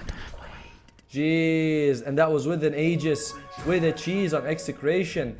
And you were saying like they have decent vision, but I like how Al Akbar jumps in, plants a nice ward, and he loses his life, but they have vision for the fight that they need. And unfortunately for them, like look at him when he jumps in, like and just puts the vision for the team, and they get to see what's going on. Tino dies really quickly. He is not that tanky. He's not tanky at all. He needs to be able to control this Beastmaster. If he gets roared, it's over. And you know they have a problem without Tino. They can't lock them in place. So they have the Will-O-Wisp and they have the Death Ward, but they all just like, alright, we're out. I don't need to be here. And now the push is on. Imagine what's gonna happen to your base now against the Beastmaster. You talked about the Beastmaster facet. Attack speed. 115 increased attack speed to everybody. Oh, and well, they haven't used any buybacks. There's the Hex, but only onto the Ascetic's cap, so nothing is gonna be using that much. The Ven's diagram is there. The Insanity right in the middle of it, ready to eat them all, and they have nowhere to run. There will be Hurricane Pike onto DB, pushing him out. Insanity standing his ground. He's protected by the Linkers, and look at the cast. Also, with the Death Ward bouncing around, but DB doesn't care with the Satanic. He just stands his ground, and no matter how much armor he has, he's gonna go through. The buyback is coming. Dragon Knight wants to be a part of this one. It's time to bail. Wombi even bought back, but he's using that time to get himself away. Nice TP out from the two of them. Pota 2 left all alone. Where are my teammates? Why don't I have any friends? And the Viper will be taken out. He's dead, but they don't know that he doesn't have buyback. Because he doesn't have it just because of lack of gold, not because of that he used it. So if you are Execration, you're thinking, oh man, I don't know if we want to go. And like, do we want to force it? It's a bit unfortunate for them. That's what Lewis and Abet using their buybacks. Very, very rough situation for Execration. There is something of an opening though, just because it is 4 versus 5 right now. Oh man, any big items? Can you imagine if we still had the Grigri? How much gold he'd have at this point? He'd be like, oh crap. I'm so rich. That facet is innate abilities 4 out of 10. He will have nothing. Yeah, it's pretty. Nah, it's at best a 2.5 out of 10. Well, they've got Lincoln Spheres on all their... Everyone's got Lincoln Sphere except Tino. So that's 4 Lincoln Sphere on the Radiant side. This could be a big thing. Although there are buybacks on DB as well as Juju. So yeah, they got some firepower even without Pota 2. Dragon Form is going to be up in 2 seconds. But they don't look like they want to push. They're afraid of the toss back, and for good reason. Look at Juju, by the way. He's just pushing out the side lanes, making sure that at least that isn't going to be like too much of a problem. Oh, this big black dragon. It's so good at pushing. Look at that. Look at the damage. That's pretty good. They do decide to use the Fortify. 10 seconds until Pota 2 is back. Oh, the melee Raxes are gone. And the glyph will refresh though after the melee Rax, so... Worth it. This is after all the first melee Rax that they lose. So they're equalized now in terms of buildings. However, there might be a couple of smokes coming out here from the Dire side. Trying to find a pick off. No buyback on Nomi, no buyback on Lewis and Abet. So it can be very dicey for a fight to happen now. There's still a tier 2 on the bottom though. I think that's the big advantage for Outcast, especially when it comes to maybe fighting a bottom side Roche. Because you would say, oh, these guys have an outpost. Yeah, but you do have a tier 2, so it's not like you're super far away if the buybacks start coming. Ali Akbar's 25. He's got 2 toss charges. He's going for some damage now. Phylactery into the Kanda build. He's like, alright, come on guys. It's late game. I see what CML's doing. I can do more. You know, just let me at him. And, you know, the biggest difference, I think, between the two teams is durability. You know, besides the Insanity, it feels like they're pretty fragile. Even Tino can be brought down. He's got, like, no survivability items apart from, like, you know, the BKB and the Yules. I'm not sure, though. Double Arena gets used 360 HP region for everybody inside of it. That's... Oh, does it stack that way? I never thought of it that way. I think it does. Even so, you often put the arenas in like one on top of each other, so usually we'll have just one. Let's just go with one. Yeah, it's just 180 region. It's nothing. At this point, when you're doing over like thousands of damage in a second, 180 is nice, but may not be enough most of the time. Oh, is the Viper universal? Viper is universal. He has 350 attack damage. This guy does pack a punch. That's all. That's like what, twice of the regeneration you get from from arena. Yep. And how fast does he attack? Twice every second. A little bit faster than that. Oh, he's got Hand of Midas. He's kept the Hand of Midas, by the way, till now. He was like, no, this is still a good item, boys. Go attack speed. Best Hand of Midas we've. It's the best Hand of Midas we've seen in a long time. Yeah, really. The Witch Doctor is only level 22. Imagine he has 25 and then plus 45 damage on the Death Ward. That'd be insane. By the way, at this point, his fast is such garbage, right? Because like, how often are you gonna? You're not gonna get any value out of it because you're not gonna go close. It's very bad. You wish you had one of the other two fastest, particularly the cleft one, because it's like even if you hit an illusion, it still bounces. Sure, his Yeah. So if you have the cleft, by the way, and you have like you do a total of 50% more damage, but you hit 2 targets, so each one takes like 75. But with the Ags, they bounce to each other, so you just do 50% bonus damage in total. It's very good, but it's very late game, which is why it's hard to use. It's kind of bad in the early start. both teams are just waiting for Roche here. In 2 seconds, we're gonna know when is it gonna be up. 2 minutes and 20 seconds. It was 2 minutes and 10 seconds last time around, so relatively long Roche respawn timers. We are getting the good ones in this game. As Ali Akbar, he's like, can I find anyone? Is anyone gonna show up here? So just a toss. Just tosses the siege creep, why not? See, Shanks continues to stack these creeps. It's fine. Only those pokes. Is the tower gonna die from this? Unlikely. I'm sure they're gonna commit someone to defend it. Even though Ali Akbar just like smoked up using his ninja gear, waiting for anyone to show himself. Steals the enemy Wisdom Ruin. So that's very nice for them, ensuring that the enemy team doesn't get that 25 on their supports. Very nice. Oh, and by the way, Herd Mentality is doing work at this point. Yup. Is everybody level 25 on their side? Yep. Everybody has that talent. 26, 27. Oh, sorry, 26, 27. Everyone's 26. Juju's 28. This is the scariest part about like Spirit Breaker, is that he starts pretty weak, but late game he's a core, and he's a very scary core. He's got Kaya Yasha, and Wind Waker. Kayasha, sorry. Like, he's a major threat. You know what's the biggest threat though? The chakra magic dispels. So you roar somebody and then just bam. No, it doesn't do anything. Nah, what you do is you kill the guy who dispels people. See how it works? You kill Carl. You just kill a 550 movement speed hero that is always in the back, sure. Hey man, the Belrog did it once, didn't he? And he kind of looks like none of the heroes on the dire side. Yeah, but that Coddle had a innate sense of protecting his teammates. I haven't seen that from this Coddle. True, he'll abandon them if he has to. Buyback's coming out very soon for Execration on 2 of their cores. That, if you're Outcast, you probably write it down. You're like, guys, in about a minute, our opening kind of closes. So we'll see. Execration smoke up. Wow, risky time to smoke up. They do and go he for just, it. He just blinks, Wind Waker's away. He's like, no, none of that. I mean, you have to do it, right? Unless you're just going to be forfeiting Roche to the enemies, which they might just be doing anyways. Yep. And they spot out Juju's there. He knows. I think he was there. Smoke was used. 2 minutes left before Roshan moves. Roshan is up though on the dire side. So Execration, it's very do or die. But luckily, even if they lose their fight, actually they don't have money for the Insanity. This is very risky. They found Tino. The Lincolns was used on him. He gets the spear and the arena off. Now getting into that one. The disruption is there. And they did cancel out the Death Ward. That's quite nice. But another arena. Look at what the Dragonite is doing to them. They do not exist any longer. Dude, CML also, he threw out his ultimate the entire time, and that was kind of a mistake. Ali Akbar tosses him in, and he's like, awesome, free healing inside the arena, and I can get my ultimate off. How much damage did he do on this Witch Doctor? Okay, yeah, this is mostly the Dragon Knight though. Holy crap. I think they cancelled his, he cancelled his ulti, and then he was just Voodoo Switcheroo. It's much a lower amount of damage. But he's got Aghanims and he's level 24, almost 25. So it's still a lot though. It's still very nice. As this is going to be 4th Roshan. Who the hell? What do they even take from it? They've almost all got Aghanim Scepter except Tino. Yep, it is gonna be Tino probably with it. I guess I'll take it. No, he gave it to the Coddle.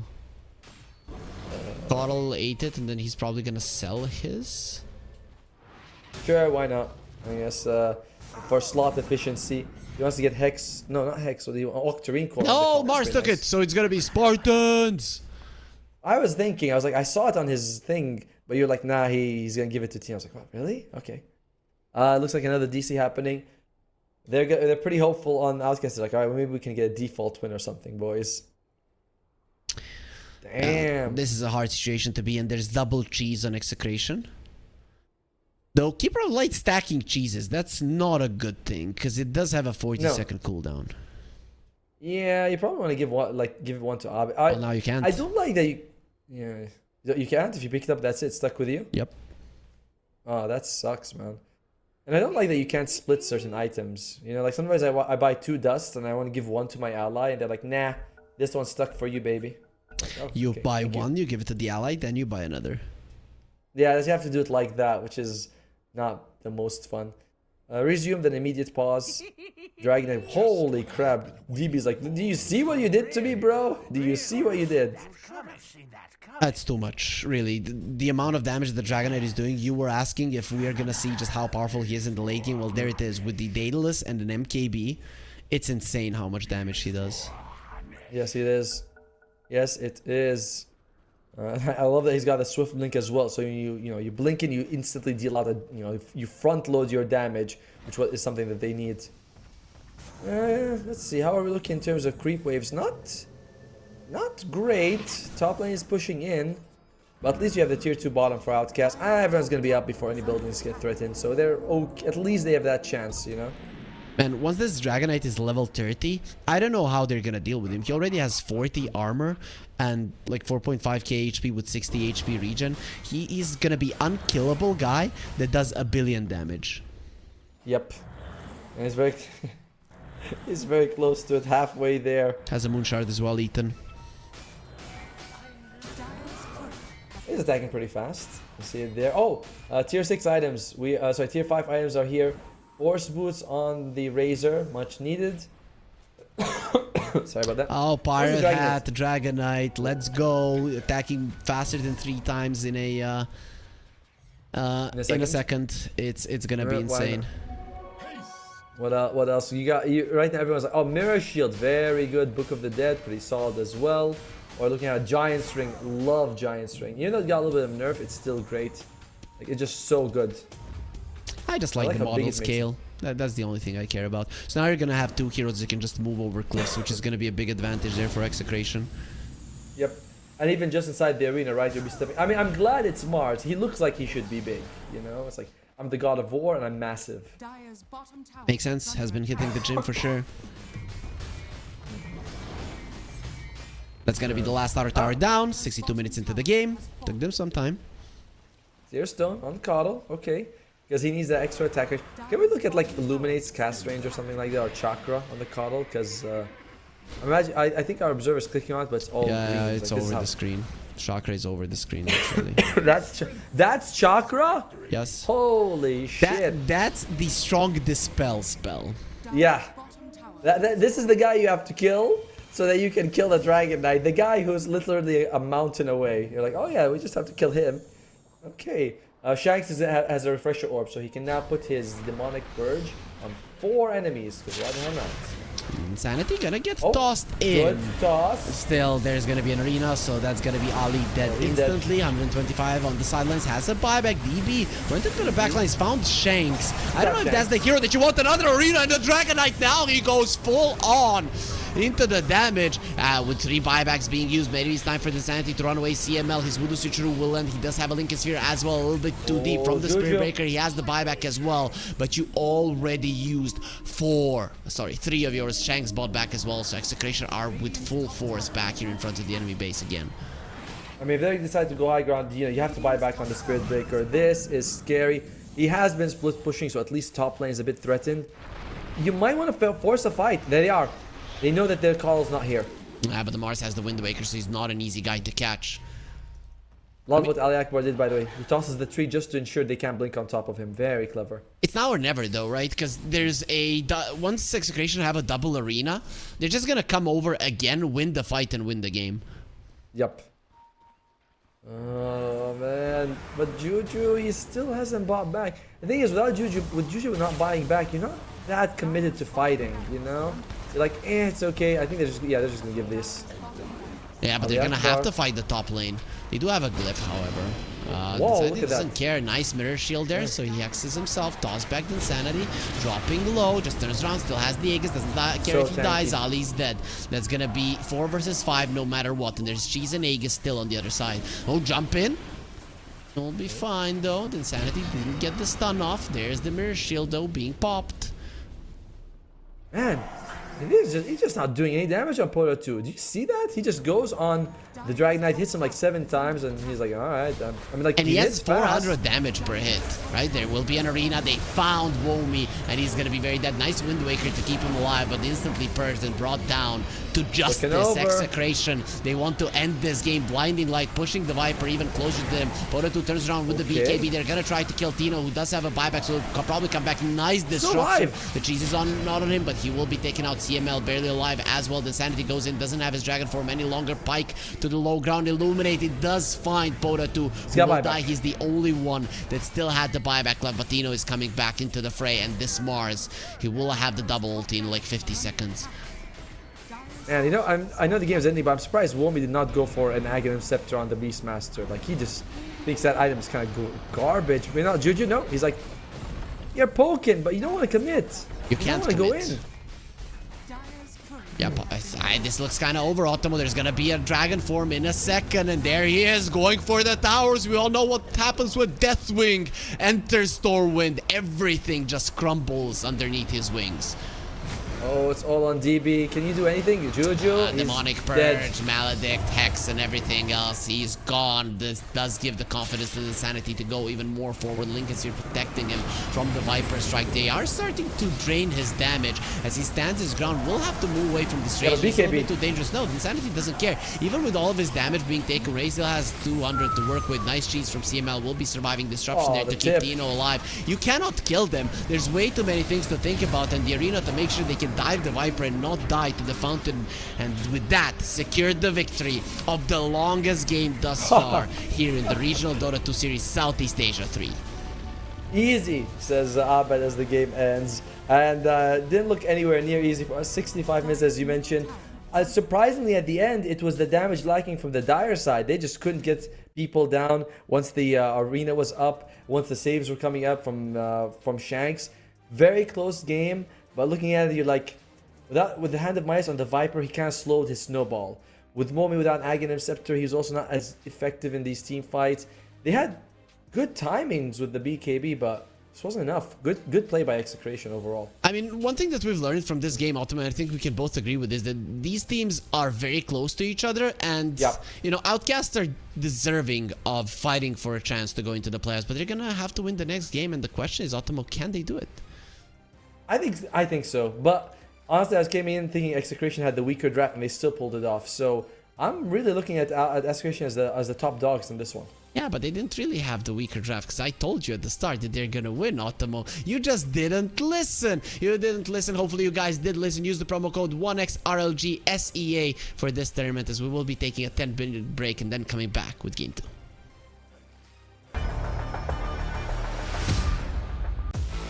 OneXBet and Eva Alfie present betting on all esports events on the website and in the OneXBet app.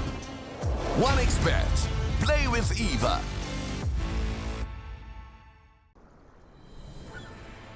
What if Kunka knew that he could not only play Dota but also place bets? Better the best play home.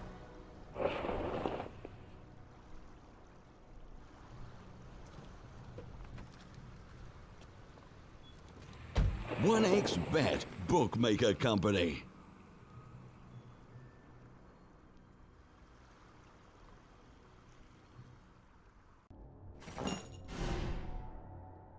Chances of breaking items in a tournament match are non-existent.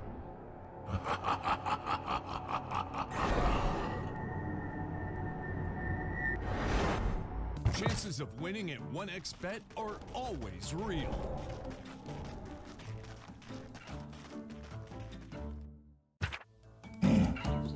Join with me.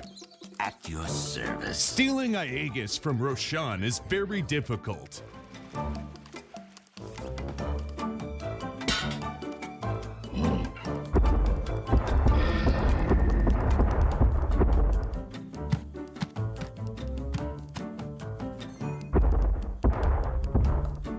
Winning at 1xBet is super easy.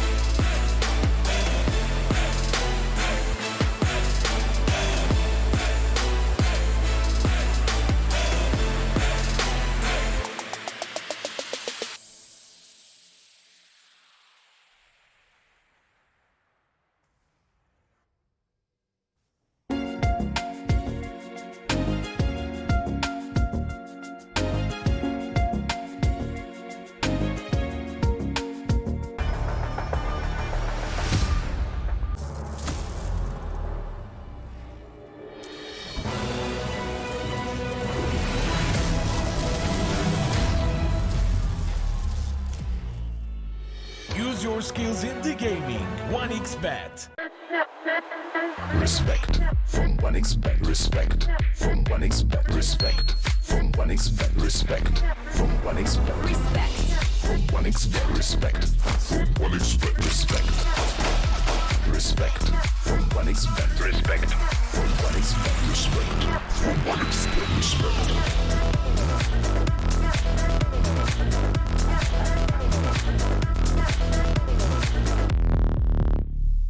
Hello, son. Hi, Mom.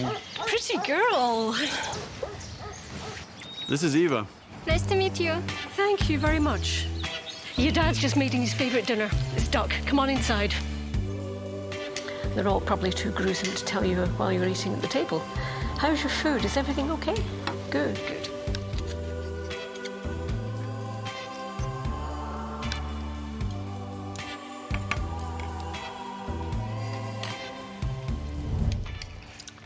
You seem to know each other.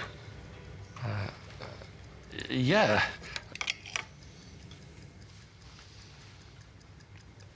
This is the new ambassador for 1xBet. Oh, I see.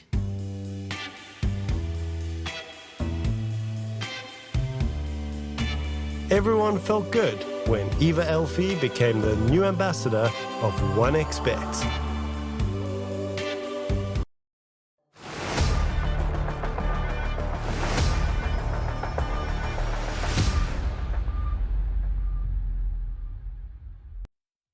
The longest game of the tournament thus far was the game 1 of Execration versus Outcast here with Harry and Otomo. And Otomo, that was a doozy, but in the end, Execration come out ahead. Looking forward, any heroes in particular that you think deserve a ban? Are we gonna see that Witch Doctor again? I mean, Witch Doctor, we were doing actually a breakdown of the post game, and you know, Abed did 73,000 damage on the DK, and CML did 62,000. And 40,000 of that was from his Death Ward. So it's pretty crazy what you can do with this hero late game. We're seeing a couple of fights also. Tia throws the arena. You see how the Death Ward come out. It's very strong. I do think he enabled them a lot. In the early game, CML was crushing it. So yeah, maybe he's the one you want to get rid of if you can. Yeah, other than that, are there any heroes in particular that you think made it through that maybe shouldn't have? Are we going to see that Spirit Breaker again? People are really starting to pick him a bit more. I don't know, really. I mean, if you there, you know, like Phoenix didn't make it through and Clockwork didn't make it through, and these are also like the S tier supports right now. So you have to ban, when you say like, did anything make it through that shouldn't, like something's gonna make it through, you know. So that's just the nature of the way the drafts work. Yeah, obviously there's only 7 bans in the first phase, and something will have to make it through to the first pick, as Execration will have the first pick. Outcast still choosing their side. Hopefully they get that one on their way so we can see the draft. Otomo, see what these teams have in store for us in game 2. In general though, 65-minute game. Do you think there's a chance we get another long game, or is that very unlikely? Most of the times though, from what I'm seeing, game 2 has been the longer one here. Yeah, but a lot of times also when game 1 is like this crushing long game, the game 2 tends to be, I mean, in my opinion, faster. It's weird, right? It all depends on the mentality of the teams, particularly the team that loses. It's like, can we mount a comeback? Or it's like, guys, we can't even beat them in a 70-minute game. So one way or another, but I'm usually on the side that game 2 is going to be a little bit shorter. We can do that. We can bet. You can see which one do you think is going to be longer, game 1 or game 2. I'm going to say game 2 is very likely to be the shorter We game. are not allowed to bet. Only our viewers are allowed to use the promo code 1XRLGSEA. Get 130% bonus on their first deposit. So maybe you and me can have a bit of an internal battle here. But you know who's going to win that one. Yeah, and it's going to be me, as always. Game 2, I bet is going to be less than 65 minutes? Yeah, I'm going to go crazy and say it's going to be less than an hour. Okay. The odd for that one is 0.98. So just give me your money immediately. I don't want Well, here we go. Draft starts. Still nothing happening just yet. The bans we expect is going to be like Phoenix, Clockwork, probably Witch Doctor. If you don't get Execration, they remove the Viper. they felt like it was a big problem from It was Outcast's annoying. side. Dude, if you're It Lewis, was. you hated yourself in that game, right? You had to go to the jungle early on. You couldn't even shove out the wave. He was at your high ground, not allowing you to even come close. It's annoying. It is annoying. So, and plus he like beats a coddle mid, which is something that just. Wait, it really okay, shouldn't I'm happen. gonna pick your brain a little bit since you say, which hero the Coddle beats? Just give me the Dragonite. I think he loses. I'm not- The Zeus, he loses. Like, which hero in the mid lane does the Coddle win against? Since you mentioned it. Okay, it's not that he wins, it's he never loses the lane. He should always get his CS, but seeing him zoned out and not getting it, Okay. that for me. Okay, that makes sense. That makes sense. That I can agree on, right? Because then you say Really? he never, like he wins the lane. I'm like, no, really. He I just say he never loses the lane, which is a big difference than saying he wins. okay. I'm fine with that. That assessment I'm okay with, though. I still think, that statement can be true for a Zeus as well, and I would argue that the Zeus never loses as well, but does better than the Coddle in most matchups. Yep. And sometimes wins the lane, right? Like Yep, Zeus exactly. is more likely to get kills. As Execration, they remove the Storm Spirit, and as we mentioned, when you take out some of the supports, you're gonna get some of the other ones. So you remove the Phoenix and the Witch Doctor, I guess the Dark Willow. So what do you get? You instead get the Clockwork, because you just can't ban everything. Something's gonna slip through. Yep, and Clockwork did slip through, so Execration are going to be getting that one for themselves. Outcast, what do you get versus a Clockwork? What are the possible responses? Phoenix would be decent-ish, but he got banned out, so they go for the tiny. Okay, they go with the standard. Always solid. I imagine Outcast might consider banning out the Shadow Feed. I know it's super cheesy, but we have seen, if you have a Clockwork, you pick the Shadow Feed, and you get some of those cogs. Especially now that it's kind of worth putting cogs at level 1. Before this, taking cogs level 1 never felt that good. Yeah, it was literally a throw for the first 2 waves, right? But now the cogs are actually pretty good. Especially for those early fights. We've seen so many 5 versus 5s at the start, and the cogs really do make a difference. Exactly. Being able to kick it around here and there is very nice. Darkseer being banned out. Ooh. Mars might be something that both teams will think about. Outcast, they ban out the Dark Willow, which is a good combo with the Mars. But, Shadow Fiend or Mars, I imagine, is going to be the ban out next from Outcast. Although they have the next... Sorry. They have the next pick, so they might just let one of them through and pick the other one.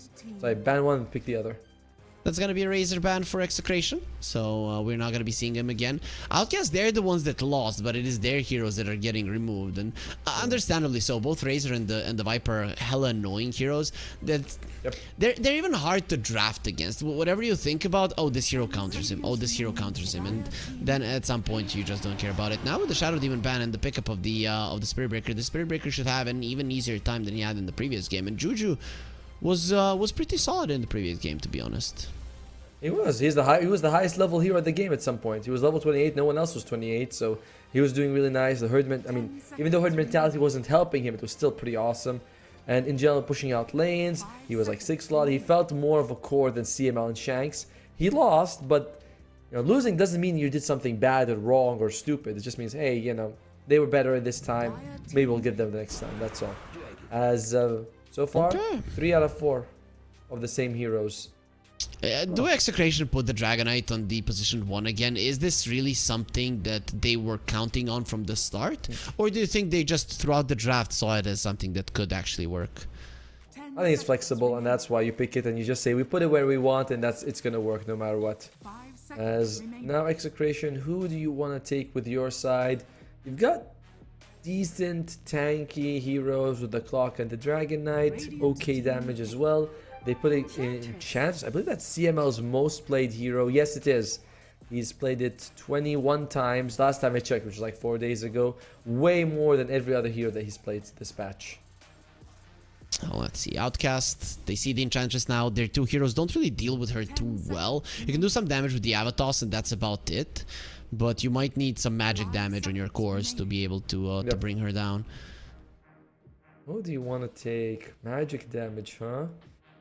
And yesterday we saw a Necrophos being picked out, and I'm like, Necrophos? Obviously that was the University League that we were casting yesterday, Ottomo, so, it's It's not really a good Unlikely, for measurement, sure. but this is a good one, right? Because you do have two universal heroes and a strength hero here on the side of Execration. Yeah, it's nice. And Timbersaw in general, you want the damage. Execration doesn't have break right now, so that's going to be a problem for them. And in general, it does seem like Outcast is going for that very similar lineup of very, tanky, meaty, beefy boys in the front, along with the Wind Ranger for Womi. So his Wind Rangers looked pretty much, unbeatable this tournament. So Let's see if also he nice to go lost back with there. it. We really can't say because they won twice versus Nirvana, who haven't been looking the greatest. Let's see if he played it any other time. Nope. That's mean. Well, Execration, who do they want to pick up now? I guess you don't really need break if you have Timbersaw against Dragon Knight. You're like, Not it's good really. enough. Oh, can you even break the Dragon Knight nowadays? I think you can't. You cannot break innate abilities. Apparently some can. There's like a list of it that some are broken and some are not. It's very odd. But I think some can be broken. I haven't seen the list. I need to go actually check it out at one point because I know that it's a very odd thing. I'll check it out in a second just to make sure I'm not speaking out of my black hole. Yeah, I don't know. That would be weird if some of them can be broken, some of them can't, because I want consistency, right? And it's kind of dumb that we have to learn, oh, these 37 innate abilities cannot be broken, but the other, 87 can be broken or whatever. They shouldn't work like that. Yeah, I'm still. I'll find it. You know how maybe if there is an innate ability that can be skilled up like a skill, Yes. and that is a passive, then that can be broken. But the Dragonites isn't like that. Man, it's gonna take me forever to find this. So now I'm gonna let chat do it for me. Chat, if you can find the link, send it to us, and we'll find out. Meanwhile, though, Execration, they seem to be up for a faster tempo here with the Leshrac. You have the Edict, you're gonna be able to push. It's very nice because it's pure damage. So like the Wind Ranger can dodge it. The Timbersaw is gonna be hurt by it as well. So I like it. Execration. As I said, I think this is going to be a quicker game no matter what. We'll see what we're working with. Last pick for each side. Outcast, probably a carry. Execration, either an off or a carry. We'll see. Yeah, we'll see how they want to go for it, but I would completely be fine with a Dragonite offlane Enchantress 4, especially because it's gonna be a 5 Spirit Breaker from what it seems, and then you can just slow him down so much in the lane you don't care about the damage from the charge of the bash at all, and then you get a ranged carry that's gonna be doing well versus the Wind Ranger. But in general, a Dragonite will lane really well versus a Wind Ranger lane. If they're thinking about taking Legion Commander for Tino, it's not that bad. If you can get on top of the Wind Ranger with a Blade Mail on, it's pretty solid. But I guess the other people aren't really worth dueling most of the time. Then again, the Dispel is also pretty good. Like, I wouldn't mind the Wind Ranger, and Legion Commander so much. I would, to be honest, because there's no burst damage on Execration. And then that could be problematic for the dual damage. In the later portions of the game I can get it, but in the early it would be problematic. I'm not a big fan of the Tino Hoodwink in a game like this. You're up against Spirit Breaker and Wind Ranger and Timbersaw. It feels like these guys don't mind the trees so much, so it's a little bit riskier. It could still be a Tino Dragonite, right? And we just see a carry, right? So it's a possibility. What would you want? Gyro is in the pool. Maybe Gyrocopter wouldn't be so bad, especially if you get that Satanic. You can't be bursted down super easily with the Axe Scepter. So yeah, if it's a carry, I'd say Gyro. If it's an off, let's go for the Weaver. Wow, that's kind of risky. It's pretty fragile and it's not that great against Spirit Breaker. If you buy a Lincoln's, though, you're fine, I think, in general, but will you? And we see a Zeus. So the Lightning Hands build is something that people don't go for, as it doesn't work on Manta Illusions, but maybe, it's still gonna help you farm.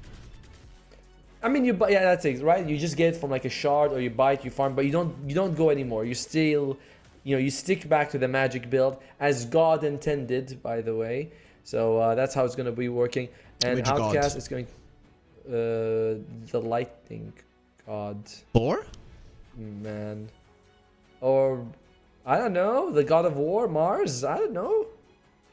Sure, Ottomo. Makes sense.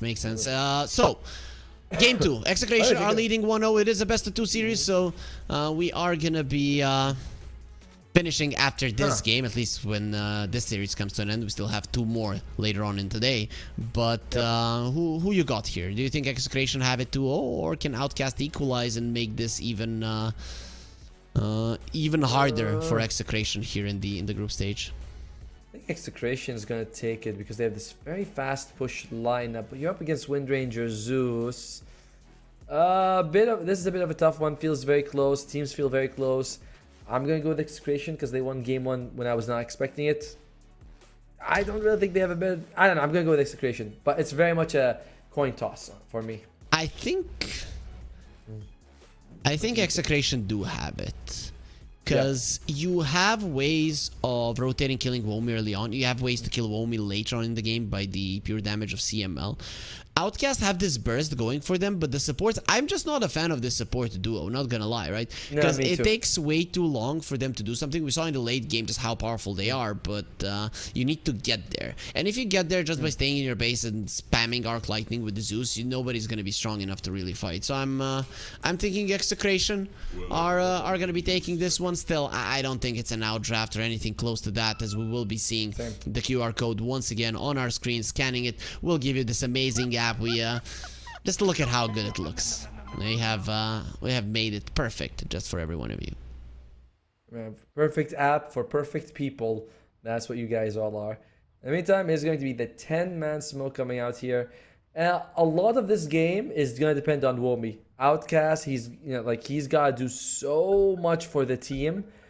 I expect him to be on the Windranger, but he's going to be on the Timbersaw. Regardless, he's going to be the one who's going to move around the map and make space for the team. He just has to. And Zeus, every spell you hover over is worse. Every single one, except Heavenly Jump. That's it. But all the other spells, Livewire, his everything is just worse. He was too strong, right? And this is the problem, right? You might just think that you're killing somebody and you don't.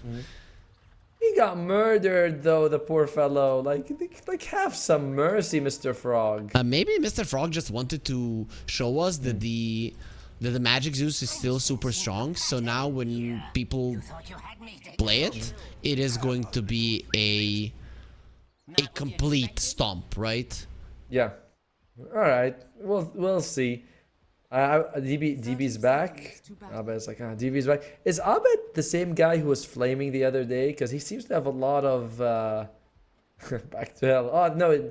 Oh, look at that. Now that is what we want to see. You think so? You think it's not like them being sarcastic or something? Here, yes. The other one was not. I mean, I didn't feel it. I felt like it was a little mean spirit. But I'm not even sure if it was Abe. I forgot who it was. As Juju is training some hits in the bottom lane here, but that's not gonna be a big deal. Yeah, I don't think it was him. Wait, that was a versus Garuda. Yeah, it was him. Okay, it was him. You and me were casting that. It was him versus Garuda. He had some spicy language back then. Meanwhile, it's 3-for-1 in terms of bounty runs for Execration, and it's I've heard this will be considered to be like one of the most boring lanes to watch. I hit Lightning Storm, you hit Arc Lightning, and that's it. Yeah, but it's a great lane to be in the river, because lightning does get pretty dangerous when you're in deep water. Which is why neither one of them wants to be in the river, right? Yep, they're both gonna be on the high ground. Okay, talk to me about the side lanes. Let's be a bit serious here, Ottomo. We're not here to play around, And what about the top lane? How well is the Timber gonna do? I expect the Timber to do pretty well. The problem is that you're up against a little bit of harass, and you might need to take 1 point reactive armor. 2 range versus 2 melee is always rough. The control from the Tiny is good, but it's not amazing at the Weaver. Weaver has to really make a mistake to die. Enchantress is possible, but even then, it's I favor Execration slightly in the top. But going for it, and they got Womi first. Then Sanity will die right afterwards, but they did get the first blood. Dying in the laning phase though for a Timbersaw, it's bad, but it's not catastrophic. Still will be fine. It's not, but the thing is, you also really want him to snowball. He didn't get much from that kill, right? Because he died second, so no EXP, only assist goal out of it. Pretty not great. Bottom lane is going to be DB and Juju, Spirit Breaker and Wind Ranger against Clockwork and Dragon Knight. I feel like this is going to be a bit of a boring one. They found the Weaver again. And he doesn't have the Shikuchi. He's in a lot of trouble. Turns around. Actually, Ali with the minus armor. He cannot even kill this bug. Why did he miss it so many times? Did he hit Womi's swarm? Maybe. Holy crap. And to be fair, when you have I bet they're doing some damage. Womi, he's got no chain. He does take that point of reactive armor we talked about, but even then, it's like it doesn't feel great. Weaver is one of the best, not the best, but bugs are amazing as Tiny. You attack slow, you oftentimes are just going to leave it on you. When you were talking about Hive Mind, one of the few heroes it's worth it against is Tiny. He has no way of dealing with it easily. Let's see, DB and the Juju on the bottom lane. DB is farming quite nicely, but you cannot harass out the Dragon Knight. More level is going to be a problem. The Insanity got found again. This time around, they have the Blood Grenade. No Shikuchi for 5 seconds, but he still can't get close. He's speeding up, gets into the tower, the extra regen in the armor. He'll be fine. Now he has level 2 Shikuchi, so it's going to be a lot harder to find the opening. Oh yeah, we didn't go over facets. Tino's got the poison facet, which is expected because he's not a carry. Dragon Knight, but that's about it. Nothing else that's interesting there. Meanwhile, yeah, pretty much the same spec on the raid. Wait, what the hell? What's DB on about? I don't know. But I really want to know what happened. I'm gonna guess it was something to do with the cogs. Same. Has to be right. Because the new cogs, everyone's still like, it's bigger, it pushes me in, what the hell's going on? Everyone's figuring it out. We'll see if whatever happens again as we were watching the top lane, because that's where most of the action has been happening overall. But all 3 lanes are looking well for Execration, especially that top lane where they have 2 kills. Yep, they do. Even mid lane, Leshrac beating Zeus. Yeah, it's not much, but Lewis is winning the lane. Like, we can't say he's not. So it's a small advantage, but Lewis is very happy with the way the lane is going. Meanwhile, Ali Akbar. I'm gonna say Ali Akbar not making some odd decisions in this game. He does have a TP scroll. He's fine. And looks like he's gonna use it. But Weaver is doing well versus the Timber himself, though. But finally, still in a 1 versus 1, the Timber will be able to farm no matter what. He's got that Falcon Blade, though. A little bit of nice mana regen, some extra health as well. Much need for a Weaver. It's not stat health, it's just raw health, so it's very nice. I was thinking, oh, it doesn't get reduced, but I'm like, oh wait, Weaver doesn't care. Ali Akbar loses his courier. Oh, the Zeus is dying. Mid's gone. He went in. He probably wanted to get the kill. Getting close to the Lesh is usually a bad idea, even before the Pulse Nova. Let's see Shanks now. He has the Battery Assault inside of those cogs. Juju is gonna get pushed around. Doesn't have the mana, so it really won't be doing that much damage. I think what Shanks did was he kicked him with a cog and pushed him into another cog, and that's why DB was like, what the hell is that? Because I just saw him do it to Juju, and I was like, oh, that's cool. I mean, not cool when you're suffering through it, but kind of cool. DB is getting smacked by Tino, and you really can't do much to this Dragon Knight, right? Oh, actually, something though. Some damage is coming through. CML, the tower attacked him a couple of times, and that is a mistake from him. They thought that the Tiny was gonna die. Extra armor and regen from the tower actually helping him survive, but the Weaver has a Javelin. That is the counter to the Timbersaw. It is. I mean, in general, just Timbersaw's having a very, very rough time. He is got a salve going for him, so he's gonna be okay. There is a power spike coming for Outcast, and that is at level 6 for the Zeus. So if someone drops low, Thunder God's Wrath comes out. It's very nice to help you, like, not equalize, but at least get something going for you. That's pretty big, right? Especially now his bottle is gonna get refilled by the Tiny just before the rune, and let's see who's the luckier. It is gonna be on the bottom. Especially in a game like this, right, where the enemy carry is a Weaver, a relatively low health hero. CML, he's like, here's a donation, boys. Yep, at least he's gonna try to save this Wild Wing Ripper, but it does look like the creep will die as well. So, you know, in terms of net worth and CS, you're still very happy with the CML. Oh, sorry, with CML, with Execration. The game is going how you want it to go. Exactly, and this Javelin gives Weaver the opportunity to kill the Timbersaw even at his strongest. If he had the ulti on the Weaver now, he would dive this, but versus a Zeus, you're not gonna do it. Oh, Avalanche tossing the Zeus ulti, they can kill him maybe? Nah, he's fine. But they do kill DB on the other side of the map. And Juju is gonna be in trouble as well. Yep, very dead. Beautiful. These men. I wish I was like younger and better so I can. Oh, Womi? Is he gonna chase this on the Insanity? No, no, no. He's gonna decide against it. Smart choice versus the Thunder God's Wrath. The Zeus, the presence of his on the map is so scary. And in situations like that, a kill, I mean, like sending them back to base is almost as good as a kill, right? Because you're off the map, you're not getting anything. It's not as good, but it's very close. You're like, this is a hero that wants to be active right now and getting stuff done. So a good way to send Womi back to base. Execration, they're definitely feeling a little bit more on fire than game 1. I mean, you got CML also on his sort of best hero in the Enchantress. He's 0-2 and 2, but he did really good work in that top lane. Yep, looked very good for him. Maxed out enchant. Once the extra creeps, the push is quite nice. They want to catch him again, and now the cogs are going to be off the mark. The Zeus is actually TPing in. Juju looks very much dead, especially with the Splurter connecting. They get the kill. Tino trying to cover for Lewis, and he's going to be taking a lot of damage himself. And there's the stun onto DB. If Ali gets close with the Avalanche, oh, he made a bit of a mistake, but the power shot was perfect. Slow is there. Poda 2. He doesn't have that much mana, so he will be able to survive actually on the Dragon Knight. Oh.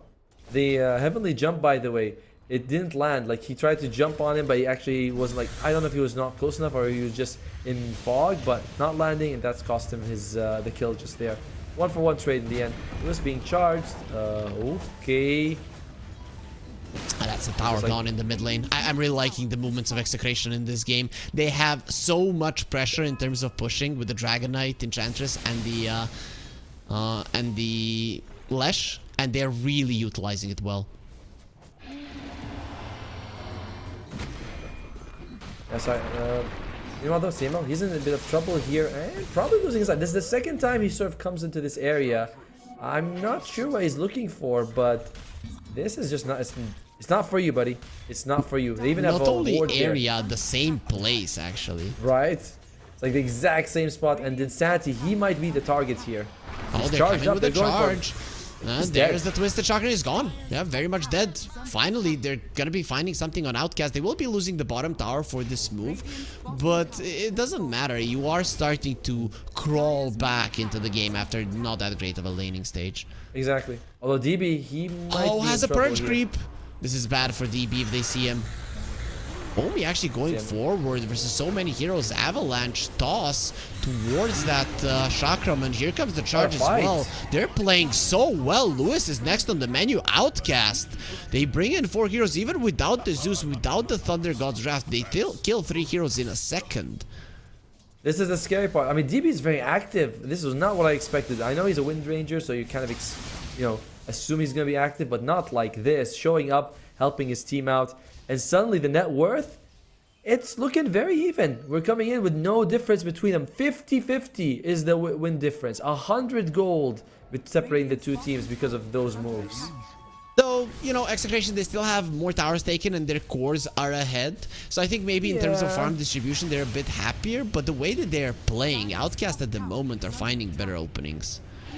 You say that, but when you have kills over towers, the towers are gold that you're gonna pick up most of the time later, right? Like, so I don't think it's better for Execration, especially if Tino So you dies. want to say it's just better to take towers later? Kind of, not exactly, but you have more of the map now to farm for the next 3, 4, 5, 6 minutes, and depending on how long those towers still keep going, right? Plus, once the Tiny gets the blink, if there's the mid lane, the tower is still standing, it's not gonna be easy to find those kills. That's minus gold as well. What I mean is that if you're equal net worth and one team has towers and the other team doesn't, the other team without towers is kind of farming lanes and kills better. At the moment, the DB is going to be marked. He needs to remove that bug. Doesn't have the shackle shot. He might actually die because of it. A couple of javelin hits. He has to turn back time. He's got him. Ulti from the Zeus maybe could have come there at the perfect moment and gotten the kill, but either way. Nah, he never dropped below 250 health. He was very careful with it. And he's got, remember, he's got infused raindrop. So that was also been a factor. Oh, let's see now. Shanks is gonna be caught. This Clockwork still only level 5. Nice usage of the cogs there. Makes sure that Juju doesn't finish the charge. Who does have the Nether Blast. Won't even, sorry, Nether Strike. Won't even need to use it here as Dota 2 deals a bit too much damage. Solid kill, but not as good as, you know, the Abed killing DB solo. Like, that's a big deal. When your carry kills their carry by himself, it's like, mwah, thank you very much. 8 strength. Talent picked up. I heard that if you're like playing a carry Weaver, you want to take the 60 Shikuchi damage because it's a lot. But I really like this 8 strength. You know, Weaver has the lowest base strength in the game, and his strength gain is not much, so the 8 really goes a long way to fixing that. Yeah, I think so as well, right? Because you're very low HP and there is burst potential on the other side. This game in particular, I don't think you can get away with the Shikuchi damage. Even like he's got the Royal Jelly. I'm liking the current Royal Jelly. Oh, mid lane. CML's dead. I used to be a Enchantress there. Cut down in half, and this is gonna be opening up this mid lane tower. How's the Tiny looking in terms of Blink Dagger? 1,000 gold away. Still gonna be a decent timing. Juju, he's got the phase boost and the wind blade, so he's gonna start working towards the what's it called? Sorry, the shadow blade. It's nice. And he's also going for like no points to bulldoze early. I think bulldoze early is kind of a bait for Spirit Breaker. It's just too much mana for one of the dumbest heroes in the game. Like, you are not 30 you're not working with a whole mana. lot. 30 It's mana. 30. It's a lot when you spam it. 30 Yes. mana. That's 10% of his mana pool almost. Oh, it adds up. Like, I mean, I don't mind him getting it like 8, but getting it at 4 it feels too much. 30 mana. Oh wait, let me ask you. 30 mana. Yes. 30 mana. Lewis is dropping low. This is going to be very nice dangerous, toss. especially with the toss. And look at the Twisted and the real chakra. Now CML next on the menu. They found him as well. There's the Nether Strike gone. Boruto doing so much damage coming in. With the Sugar Shot, Womi will try to leave. Then Sanity gets super low. Needs to use the time lapse to live. As the Dragonite is coming from the side. Has no blink yet. He actually has it now being delivered. Okay, maybe that is the way to turn this game around. Boruto will be found. Can they finish him off with the Avalanche? Nice dodge from the Weaver. Boruto to the low ground. That is a really good siege shot now onto the Weaver. He's taking so much damage. The cogs. He's fine still. Zeus loses his life. Weaver continues to attack from the other side. DB will be coming over the shackle shot onto Mr. Mustache. He was so low. Imagine if he was dead. Maybe this Dragonite lives. Juju next on the menu. Shanks taking him down. It's only a level 1 battery assault, but with Weaver coming, it's more than certain that they'll get the kill. Actually, it is the Urn of Shadows of Shanks that secures it. So that's a 4 for 3 overall. Because they did lose the Lewis as well as CML on the start. Then sure, they lost the Dragonite, but they get 4 people because Womi died very early in that fight. So you're pretty happy about that for Execration. Yep, it is a win. They increase their gold lead, and the Weaver is continuing to do well. Though, you know what the problem is here? They're not taking down towers, and you have the Lesh Enchantress Dragonite. And they got 2 towers. Oh, top lane, DB. They know the Insanity's here. He does have his ulti, and he gets the kill. Before it, no ulti on the Zeus. They're gonna try to finish on the Weaver. He gets the time lapse off. He might even kill Juju. Let's go, you cow. And you're not gonna get trampled over. Everything is working out for this Weaver. 2 solo kills. 2 on the Wind Ranger.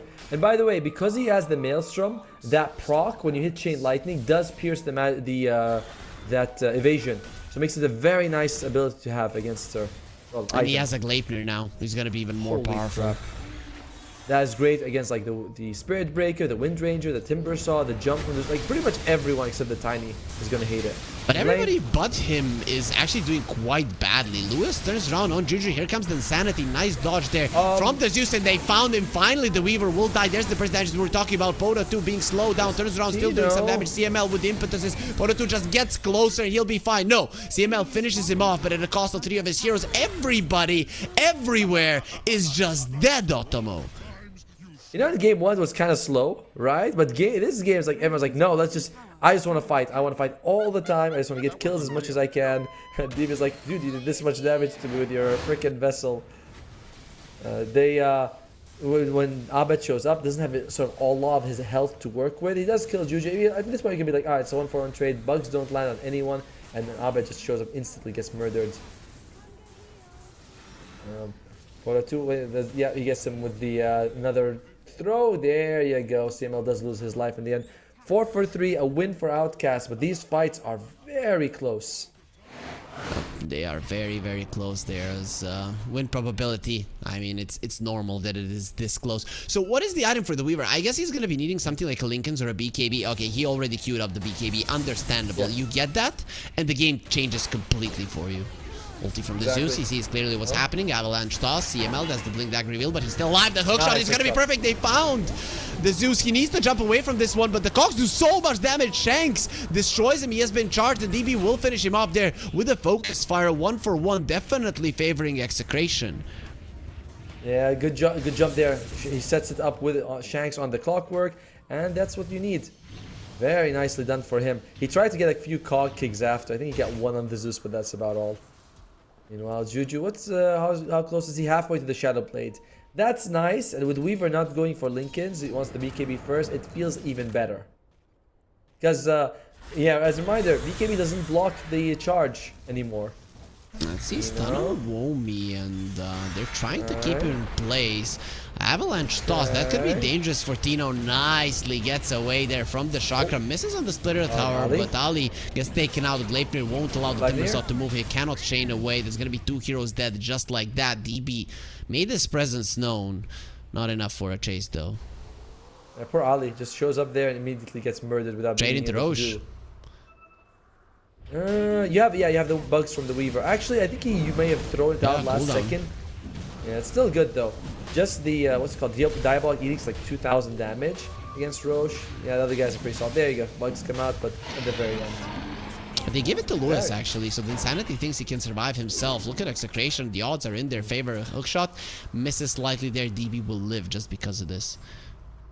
I like it. Leshrac is generally a hero that you want to use all your mana, then you're like, if you have no mana, you're basically dead in a fight. So the Aegis is like double purpose. Oh, I'm out of mana, I can go sacrifice myself, or I'm dead and caught. Whereas Weaver's a little bit more survivable this game. That's a 5k gold lead, Ottomo. Is this good to feel super confident on Execration at the moment? I think so. I think this is enough to go for like tier 2s if you want. Not high ground, but tier 2s and poke, especially like the tier 1 top. But I just look at Lewis has only got like 1,300 health. Abed's sitting at 2.3. He is very fat, not like very chunky on this Weaver. No one else has got 2,000 health in this entire game. And Weaver's at 2.3. Yep, he is looking pretty decent. Gleipnir on the DB, but what? Womi got a Dagon. Okay, people are getting bursted in this game, Ottomo. Yep. And I like it. I kind of like the idea. He's got Kaya as well, and the Intelligence Vambrace. So the damage is quite, what is it, like plus 10, 16 spell amp? It's pretty good. There's the hookshot. DB has been found. You try to go for a wind run, it will get burst instantly. Yeah, he's just being pushed around. It's so sad. Oh, it's so mean. It's so mean. That's an opening for a tier 2. You cannot defend it now, ulti. Oh, actually, they found Insanity. Don't give the Aegis to your Weaver. This is gonna be the result. I think that's kind of the problem with Weaver. I don't know how that happened, but probably they just jumped him and burst him down. That's a big one. Imagine if the Weaver was alive. The goal lead now would be 6k. He would be running around. You would be afraid, but at least you equalize the kills in the map. Both of the carries die. It is a big, yeah, but DB is the lowest farmed core and Abed's the most farmed, so they're not quite equal in terms of where they stand in the game. However, you get a tower out of it, so Outcast either ahead or at worst they're even with that trade. I think they're ahead actually. Oh, CML might get charged. No, he's going to be fine. He's okay. Ali way too far. I just love that name, Ali Akbar. Like, that's such a good name. We need to find out if his name is really Ali or he just calls himself. He's like, guys, it's cool. I know it's not what it reminds you of, but for some reason it reminds me of Aladdin. Yes, me too. Like, that's also what it reminds me of. How would you rank Aladdin among the Disney movies? I always consider like pretty my high. actual favorite. Yeah, pretty pretty high. Great. I don't. Definitely the best music out of all of the Disney movies. What the hell are you talking about? You know which one got the Oscar for the music, and now you're talking to me about music in Beauty and the Beast, was it? No. Man. The Lion Well, King. tell me. Oh yeah, Lion King's got good music too. I think Lion King won everything. As Ali Akbar, he's gonna be murdered right now. Yeah, very dead. There is a shard in CML. He got it from the Tormentor, so Sproink is available. I still don't know what Ice Frog was thinking when he put that from an Aghanim Scepter to a shard. Like, it's so much better. It's such a good... like, it should be a Scepter upgrade. People were buying it. Oh, Pora 2's dead. That's your best base defender. Lewis, they could maybe go tier 2 mid, top lane. Oh, that's gonna be a nice kill there on Tino. With the Nether Strike, they finish him off. Pretty big, you needed something like that. And look at the damage onto CML. He does have the Sprung to low ground, the charge. It's not gonna be enough damage, especially Zeus being dead. Oh, the Weaver is joining in on the fray, and the Bugs usage is perfect. Juju is losing armor rapidly, and now CML turns around. Also, beautiful hook shot. Foamy has been found. He won't be able to get himself away fast enough. Execration, minute by minute, they're increasing their lead by a lot. I mean, to be fair, the Gleipnir set up very nicely there. And even though they go for CML, he's quite tanky. And you can see, like, Juju wants to hit him, but he has nothing that pierces through that. And CML, he's got the Dragon Lance, and he's got the Hurricane Pipe. Sorry, not Hurricane Pipe, the Power Treads. So he's quite durable. Almost died. They're gonna try to kill the Weaver. No, it's not gonna be enough. He has the ulti, pops the BKB now. The ulti goes forward. Those cogs are actually gonna be saving the Wind Ranger for the time being. But Ali, nothing to do about this. The Insanity's 9-second BKB is down the drain. Lewis still has the Aegis for another 5 seconds. He's making a mistake. He's fine. Well, there's no Thunder Gods. He's just gonna heal back to full. Nice. That's kind of like almost a perfect Aegis use, right?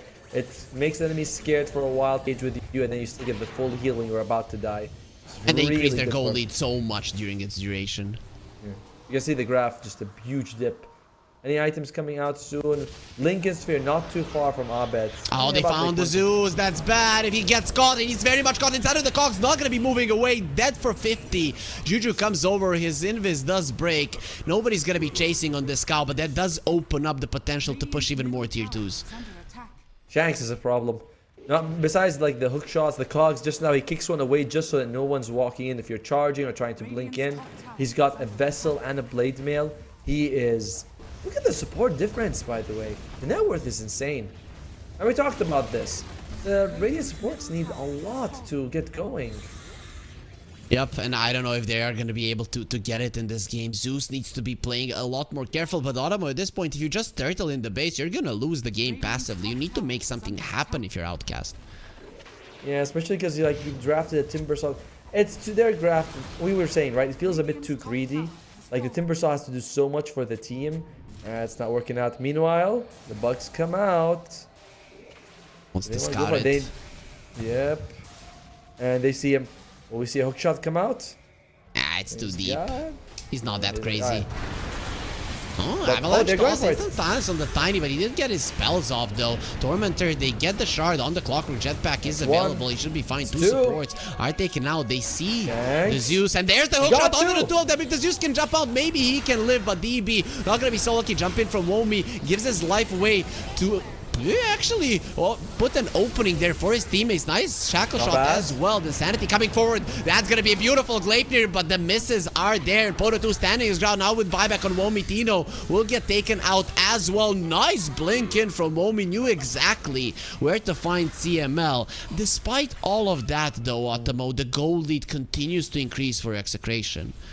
Yeah, it's like they won a fight. That's good. But one, they didn't get the Tormentor, and also they were forced to use Womi's buyback. It was a good buyback, and for the first time, you know, Pota 2 was alive. He was able to throw out his spells, so he was doing a lot with the Zeus. But it's still costly. I like that free Tormentor for Shanks, and he just shoots up in net worth, and they just bring down the supports very early at the start of the fight. You get nothing out of the Zeus or the Tiny, so it is great work by the cores. Yeah, one bad thing about the extended armature is that you cannot hookshot and then push people back. That's versus this Zeus. If that hookshot connected and he pushed him back, it would have been a fight over for sure. I mean, there's definitely problems with the expanded armature. It's not like a they found the Weaver in every way. They got the shackle shot. They have the toss, but they overlap their spells. They're gonna have the charge. They got him. I think they killed someone in return though. They killed. Yeah, they do kill Womi. That's a big one. Unfortunately, Womi's dieback is as long as Abed's normal death timer, so there's no chance for Execration to get a numerical advantage. Execration, they have a lot of experience advantage as well. Everybody's high level in this game. We are 27 minutes in, but it feels like a 40-minute game at the moment.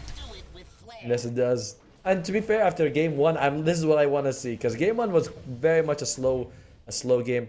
But look at the supports from the Radiant side, 2-6 each. And you look at the support on the other side, they're nearly, what, 4,000 gold ahead each in net worth. CML's got an Orchid. Good attack speed, which you want, and the silence by itself is great.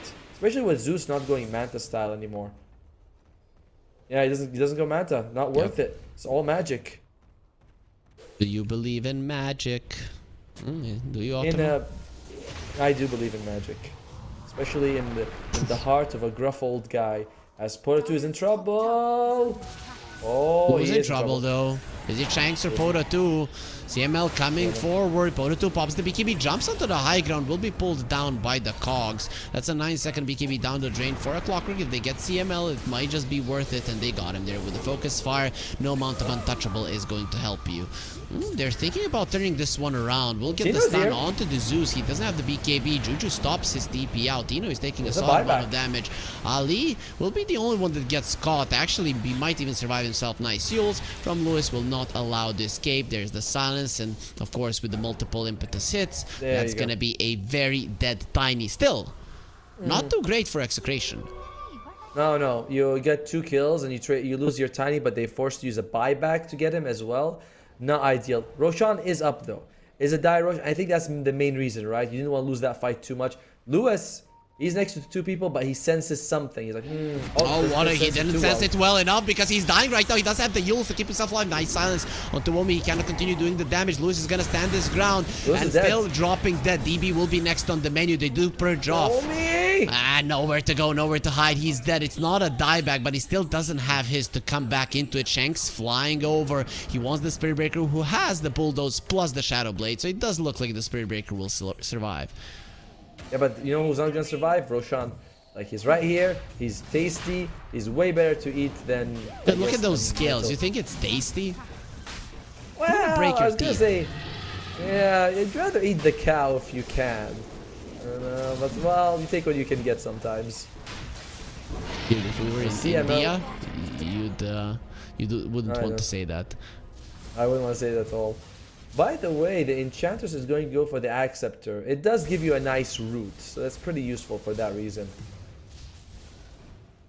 Who's going for the Enchantress? Yep, he's going for it. I'm not saying I don't love it either, but it does come with a route, which is cool. You know, it's nice-ish. You know, like. But it works only on creeps, right? It's not if the heroes are around. Yeah. No, I mean, it's 2 seconds on a hero, but let's see, they found the Zeus. Extra stun there, follow up, he can't get the BKB off, he's gone, 75 seconds. This is a push. This is a push, 100%. Just don't go mid lane, please, versus a Tiny. Just push another lane. That's what you need to do, Execration, and they are moving towards bot. I like how he's like, no, please don't do it. Don't make the mistake. Abed! Sanity will turn back time. He's fine. They do find the stun on DB. Nice toss away. Ali, though, is going to give his life away for this, and he's the main base defender when the Zeus is dead. Does have a buyback. Is it worth using it, though, Optimo? This looks like a lane of racks, at least. I like how that one cog is super pushed out. Wobby still touches it. Did you see that impulse shot from CML from like a mile away and gets it? Looks like it's going to be that melee racks falling. Solid Gleipnir. They are taking him down slowly, but I don't think it's going to be enough. Yep, that is gonna be a lane of Rax gone versus a Zeus lineup, and it being a mid lane Rax versus Zeus and the Tiny.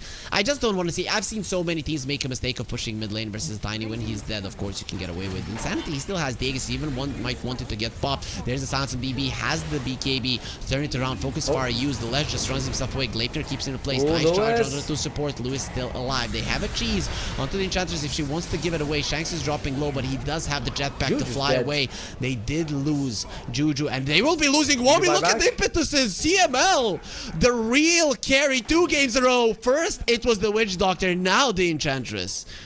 This is his most played hero in pubs by like a mile, and it's no surprise that he's gonna crush with it.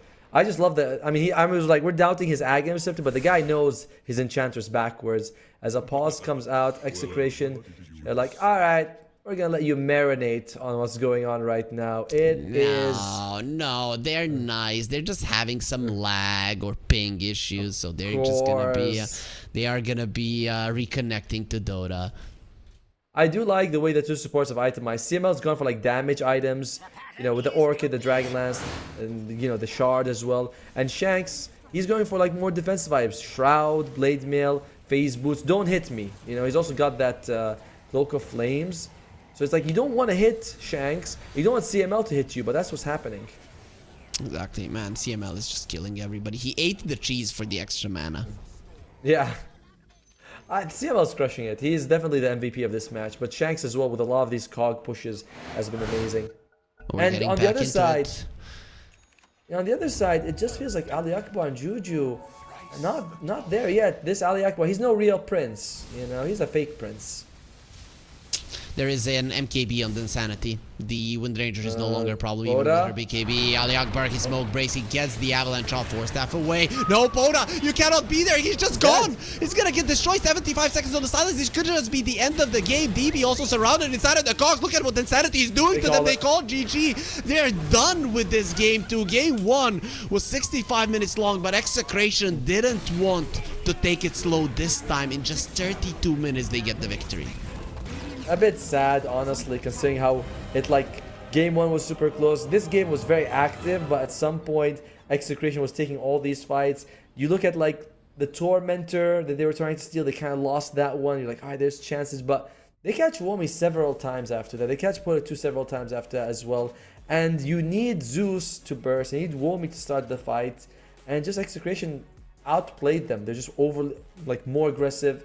And this puts Execration in a good spot. They're now 5-3, looking very solid to advance to the playoffs. Because this is the biggest competition. Yeah, their next match is versus Nirvana. If everything goes according to plan, they should win both of the games. Though Nirvana did win versus Yangon Galacticos, and it wasn't a stomp. It was a 45-minute game. So they definitely have what it takes to beat some of these teams. But I think Execration understand the importance of that series and are not going to give it away.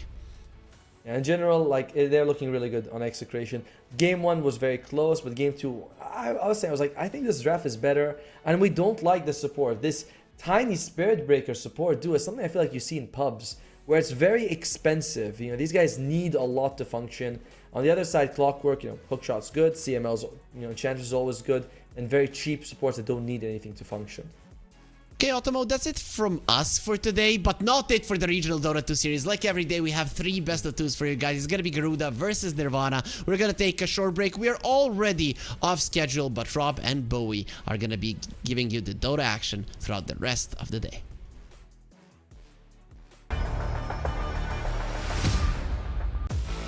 OneXBet and Eva Alfie present betting on all esports events on the website and in the OneXBet app.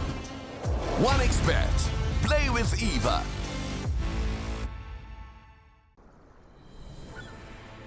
What if Kunka knew that he could not only play Dota, but also place bets? Better the best play home.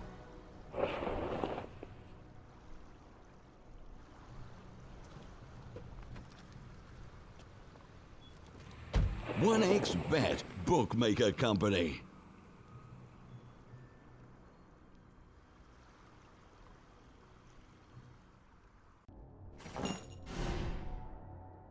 Chances of breaking items in a tournament match are non-existent.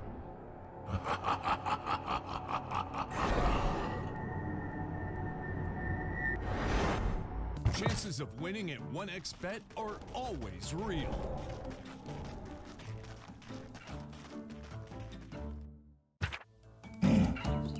Join with me. At your service. Stealing Aegis from Roshan is very difficult.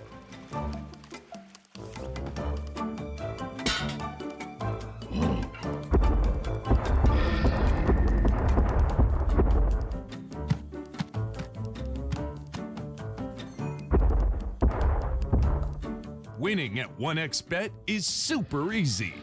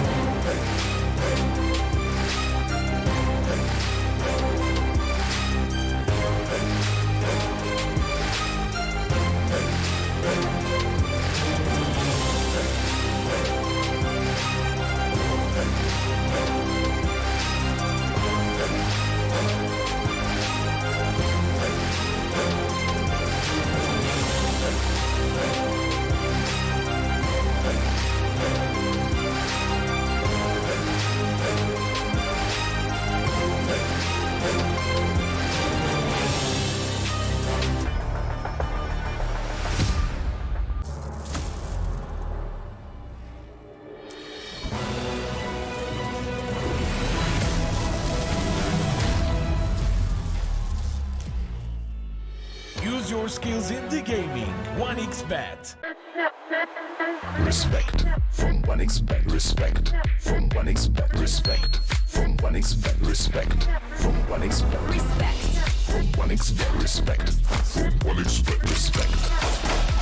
Respect from 1xBet. Respect from 1xBet. Respect from 1xBet. Respect.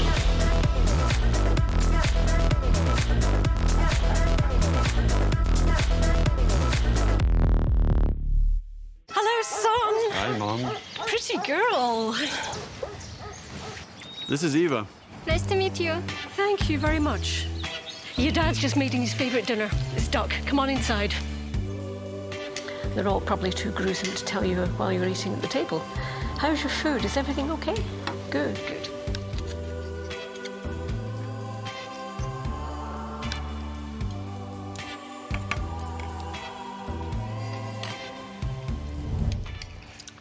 You seem to know each other. Yeah.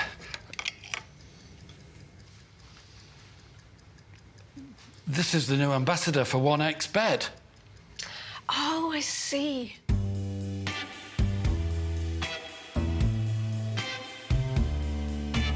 Everyone felt good when Eva Elfie became the new ambassador of 1xBet.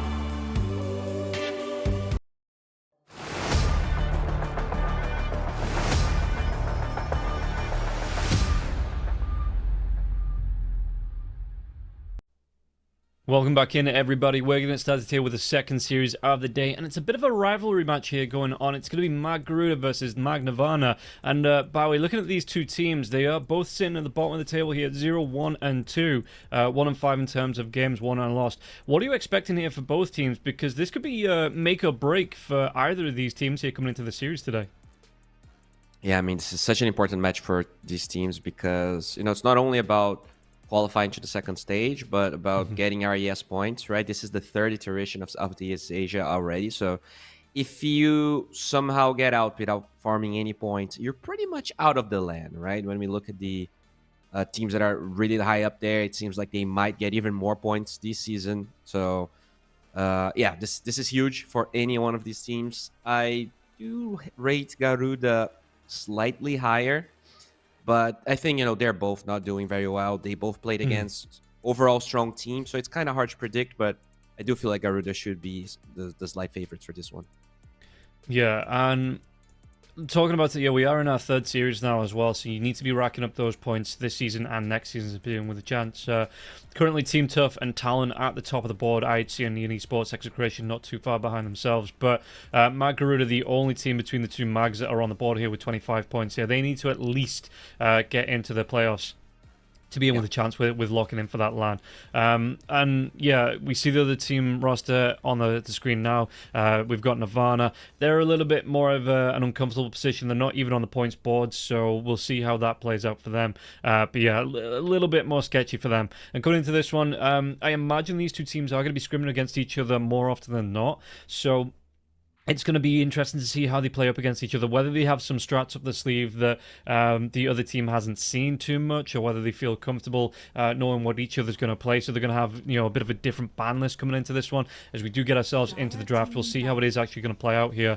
And whether, like I say, we're going to see something just a little bit different coming into these picks. And yeah, we'll see how it actually falls out. But is there anything that, because we saw a lot of Shadow Fiend yesterday, you know, is there anything that you think is too OP to actually get through these drafts? Yeah, I mean, initially, I had this opinion that the Spirit Breaker was the most broken hero, but then I started seeing Clockwork playing against it. I've started seeing really good teams playing against the Spirit Breaker, and more it feels like teams are letting it through. So yeah, I still feel like the Shadow Fiend might be one of the strongest ones. I feel like Storm in the right hands can be very scary, so they do take that one out as well. What else? I guess Phoenix to me might be the big hero here in contention. You have first pick on Garuda, so if you want to pick it, you can just ban something else. If you don't want it, I think you have to ban it anyways. It seems like such a straightforward hero. Yeah, and we'll see how these picks are actually going to flesh out, because we see already the Shadow Fiend and the Clockwork both ban out here. like I say, two of the stronger heroes that we saw yesterday playing all through the series. Nirvana, they take away the Dragonite, Storm Spirit, Doom, and the Venomancer. It feels like the Mag teams, they're unbanning this Venomancer here, where I've not seen the other teams really bother about it, but the Storm Spirit is another one that seems to be, I wasn't seeing him at all in the last meta, now seems to be that first phase ban potential, as the Witch Doctor does come out. We saw that yesterday, incredibly powerful, going for the Voodoo Festeration. Yeah, I needed to remember the name of that, but yeah, the Voodoo Festeration with that massive, like the AoE on that there as well, being able to run heroes down with the level 1 in that, level 1 in the Maledict. It was picking up kills left, right, and center. So Nirvana going to come back with the Dark Willow here as well. Again, another strong support hero coming out. Both supports being first picked here. We're not seeing any of these cores coming out, which was actually the Shadow Fiend yesterday, which was locked in first if it was available. But yeah, being taken out here between these two teams. I think what's very interesting about this Witch Doctor pick is that it's not necessarily... I mean, it is a very strong hero in this meta, don't get me wrong, but I feel like he is very strong against a lot of the classic damage over time heroes that are popular right now. Phoenix being one of them, Darkseer being one of them. We saw Witch Doctor destroy a Darkseer lane yesterday, and I think that's probably why he didn't even pick the Phoenix on Nirvana, despite the fact that he was open. It's just, in the lane, you're not going to have enough peel against the Festeration. It's just too easy for the Witch Doctor to pick that one up. And in case he feels like there's a better facet, if there's no damage over time in his lane, he can even switch it up and get a different one. I think that's why this hero seems quite powerful at the moment. They take away the Venge, huh? That's a pretty interesting ban. And Nyx Assassin. Are they going for some Invis heroes here? What's up with the Nyx? Yeah, maybe. I mean, I've, again, not seen a whole lot of play for the Nyx Assassin, so it's a bit of a surprise that that's something that they... considered just banning out here. So yeah, maybe like you say, they are going to go for a couple of the Invis heroes coming out. And if you're looking at this draft already, if that ban comes out, what are you considering then, Invis wise? Is there anything good enough, do you think, that fits into the current meta, or you think they're going to be swinging for the fences a little bit? I don't think any Invis hero is strong right now, not because they're weak, but because Zeus is still very popular. Even after the Manta thing with the lighting hands, it seems like a lot of teams still like to run it in the mid lane. So if you want to pick an Invis hero, you probably need to pick Zeus as well, in like a 16, 17, 13, 14 sort of situation. Yeah. They did go for the Bat Rider. So I guess, that is one hero that the Nyx is good against. It's just that in the past, Nyx was so bad that people, even against Bat, Nyx wouldn't be picked, right? That was kind of crazy. And yeah, the fact that the Bat Rider gets through the draft here as well. We saw him, I think he was banned out every single match in every single series yesterday. So, yeah, interested to see how they're going to try and play around this one. Garuda, they do pick up the Beastmaster again, a hero that I've not seen a whole lot of recently. Looking forward to seeing how he's going to play. The Weaver coming out here as well. Can be played as that 1 or the 4. Potentially going to be that support with the Witch Doctor picked up already as well. And, yeah, again, we saw it yesterday with in one match with the Darkseer. Absolutely decimated the game coming into that mid to late game with the Weaver Darkseer combination. So with the Beastmaster being out, not something we're going to see today, but that could always be on the minds of the enemy team when you see that Weaver being picked up.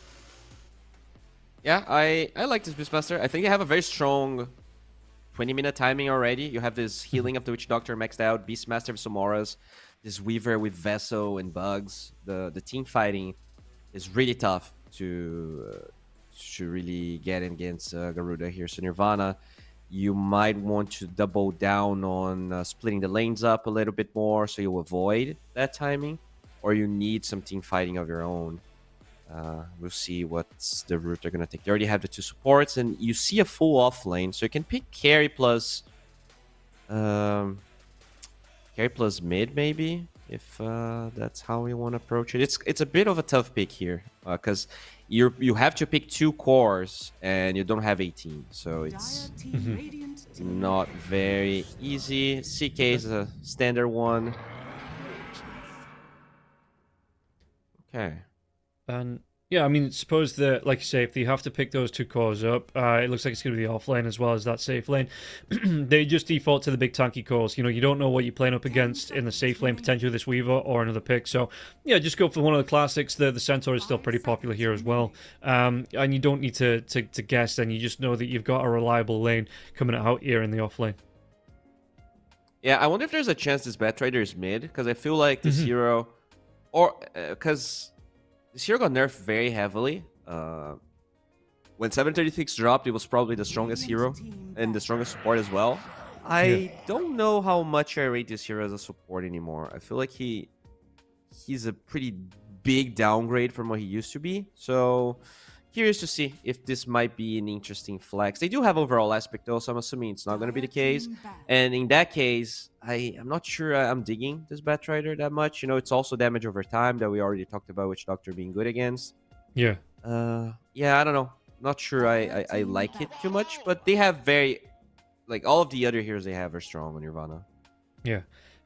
Meanwhile, on the other side, it is going to be the Troll Warlord that comes out. Might be okay in the lane up against the Centaur, but again, I think until it gets that BKB, and even after it gets the BKB, you know, a couple of uses out here, everyone on the side of Nirvana has some form of control. You have the Huff Stomp, the Chaos Bolt, you've got the Lasso, pretty much the entirety of Dark Willow's kit, and picking up this hero that just has no real control when you pop that ultimate, and you do want to be using the ultimate in the fight, it just, again, to me, I don't like this pickup, and maybe they're going to prove me wrong, but to me, again, still the worst carry in the game. This is an X game for Distro for sure. It's such a good one. You just dispel off the Dark Willow stuff, even the Batrider and Napalms, the Magnus Armor of the CK. I really hope we can see an eggs if this goes late enough, because it's not really an item you buy early. And now here for Nirvana, both sides in need of a mid hero, we're assuming. So for Garuda, I think they lack a lower cooldown disable. So Kanka is a really good man in that regard. What can they pick here? Ember, maybe? Would you like Ember? Would you Ember when you don't have last pick, though? I think it's fine, right? Shadow Fiend is banned, because I think that's the real one you have to worry about. Are you... Husker seems to be a non-factor. Okay, they take away the TA. Oh, oh. Not a fan? Not liking this? Dude, I was watching the entire South America TI qualifier. Boom. I'm sorry, Rehad qualifiers. They didn't qualify, and they picked Pangolier 4 times in a row. They lost all 4 games with Pangolier. Like, this hero is just atrocious. I know he got a couple of buffs in the B patch. Still feel like this hero is really bad. So, even though it's a Mamandaya special, even though I think Garuda might be slightly the favorites, I just look at Nirvana. They have a lot of stuns. They have Invoker with Sunstrike, possibly. I feel like that's the best facet right now. Yeah, I don't know. Nirvana's draft seems easier to play, seems stronger in general. I'm going with Nirvana.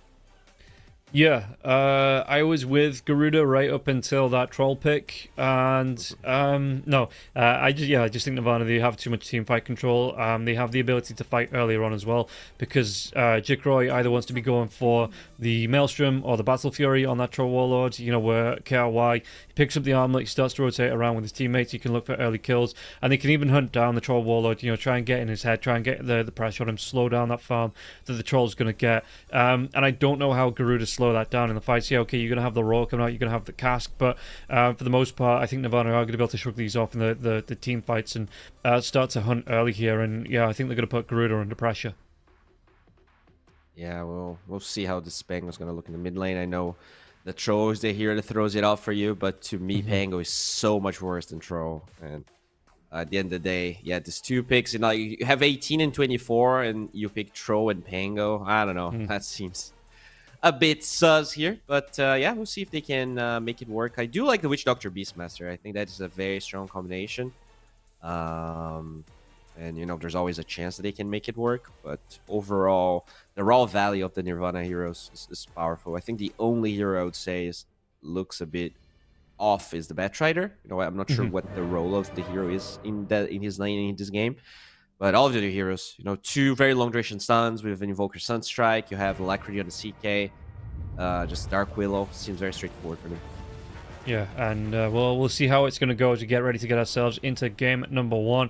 And don't forget, everybody, if you want to get involved too, you can use the QR code that's just about to be on the screen here as we get ourselves into the game. Or you can use the banner below the stream, get yourself over to the 1xBet website. Use the promo code 1XRLGSEA, get yourself up to 130% bonus on your first deposit. Available on all first-time deposits, whether it's on the app or the website that is available to you. As we get ourselves into the game, just taking a quick look through the facets here as well. So I don't think there's anything that stands out to me as not being the quote-unquote optimal pick. You know, these are all ones that I've seen before. Anything that you're looking at here facet-wise that might be a bit of a talking point between these two teams?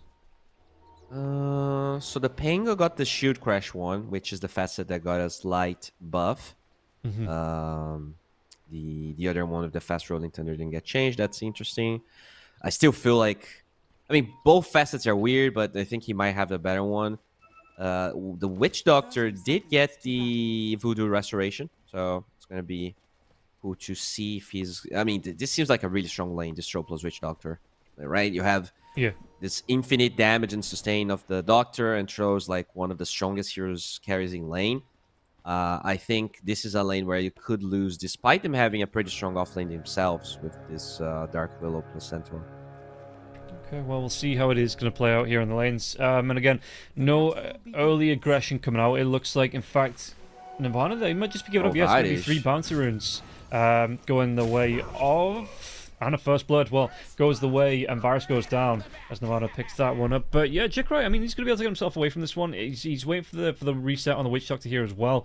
Really nice start out for Nirvana to be able to put this 3-man in. Who actually goes to the top here? Who would you prefer to feels like lane? they want to kill them again. Like, they want to kill Varus again.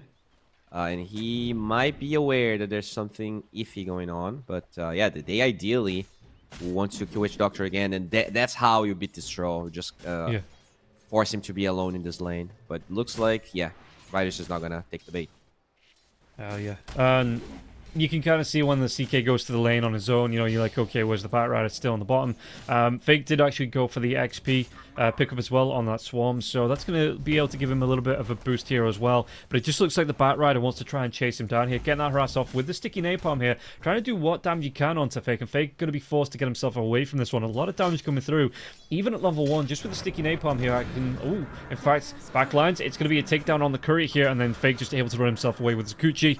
Meanwhile, in the mid lane, yeah, you look at these two heroes, even Mang Dai, though, he's got that ultimate badge on the Pangolier. Do you still think this is a bad matchup against the Invoker, then? No, Pango should win that lane, or he should be fine in that lane. I think my disbelief in Pango stems mostly from the fact that, I don't know, Seer just doesn't seem to hit the timings as strong as he used to. But, yeah, the Pango should do fine in this lane. Invoker is very bad in lane right now. Like, all of the facets, I think, don't come close to what he used to be. You know, he used to dominate the lane, have a lot of right-click damage. I don't think he's in that spot anymore. Top lane can get a kill onto Fake. Fake's trying to do his best with the wand or stick charges, but he will be taken down here. A quick disconnect, but the kill does come out, and the tips, yeah, going to fly through here as well. And I don't know if Yabi gets himself away from this one. How much mana's left on the Batrider? He's going to be able to get off about 5 or 6 charges of the Sticky Napalm here onto Yabi. And Yabi, well, he's only level 2. There's no raw. There's no real stuns available in the lane. Chaos Knight could try and run him down here as well. Is the boots on the Beastmaster? There's not here. So movement speed, it is going to be slowed down. And in fact, Chaos Knight might just be able to right-click him down. Do you think? I don't... He has 8-1 charges. There's no flame break. I guess, like, if you want to commit and force his regen, you can use this Blood Grenade, but I don't think he dies. You also have the Boar's Low, right? That Boar, you hit the Batrider once, hit the CK once. Boar should help you. Okay, well, let's see if all right, want to bet? All right, we can bet. I'm just looking at the stoked for the Batrider. You know, the extra movement speed that comes out. But yeah, like you say, he's not got the flame break for another few seconds. That is about to wear off. So maybe, okay, yeah, maybe he's going to be able to get out alive. But I think they are going to try and force some regen here on the Beastmaster. All right, I'll bet a beer if we get to cast the RES land together. What about that? Yeah, okay, I'll take that bet. Beer. All right, let's go. So to me, Beastmaster lives. We'll see what happens. All right. Let's keep watching, server. Oh, they walk away? No! You can't just walk away like, okay, I owe you a beer. Oh, there we go. That's what I wanted. Free European beer, baby. So much better than Brazilian beer. Try, dude. You could at least try and force some regen. Anticlimactic.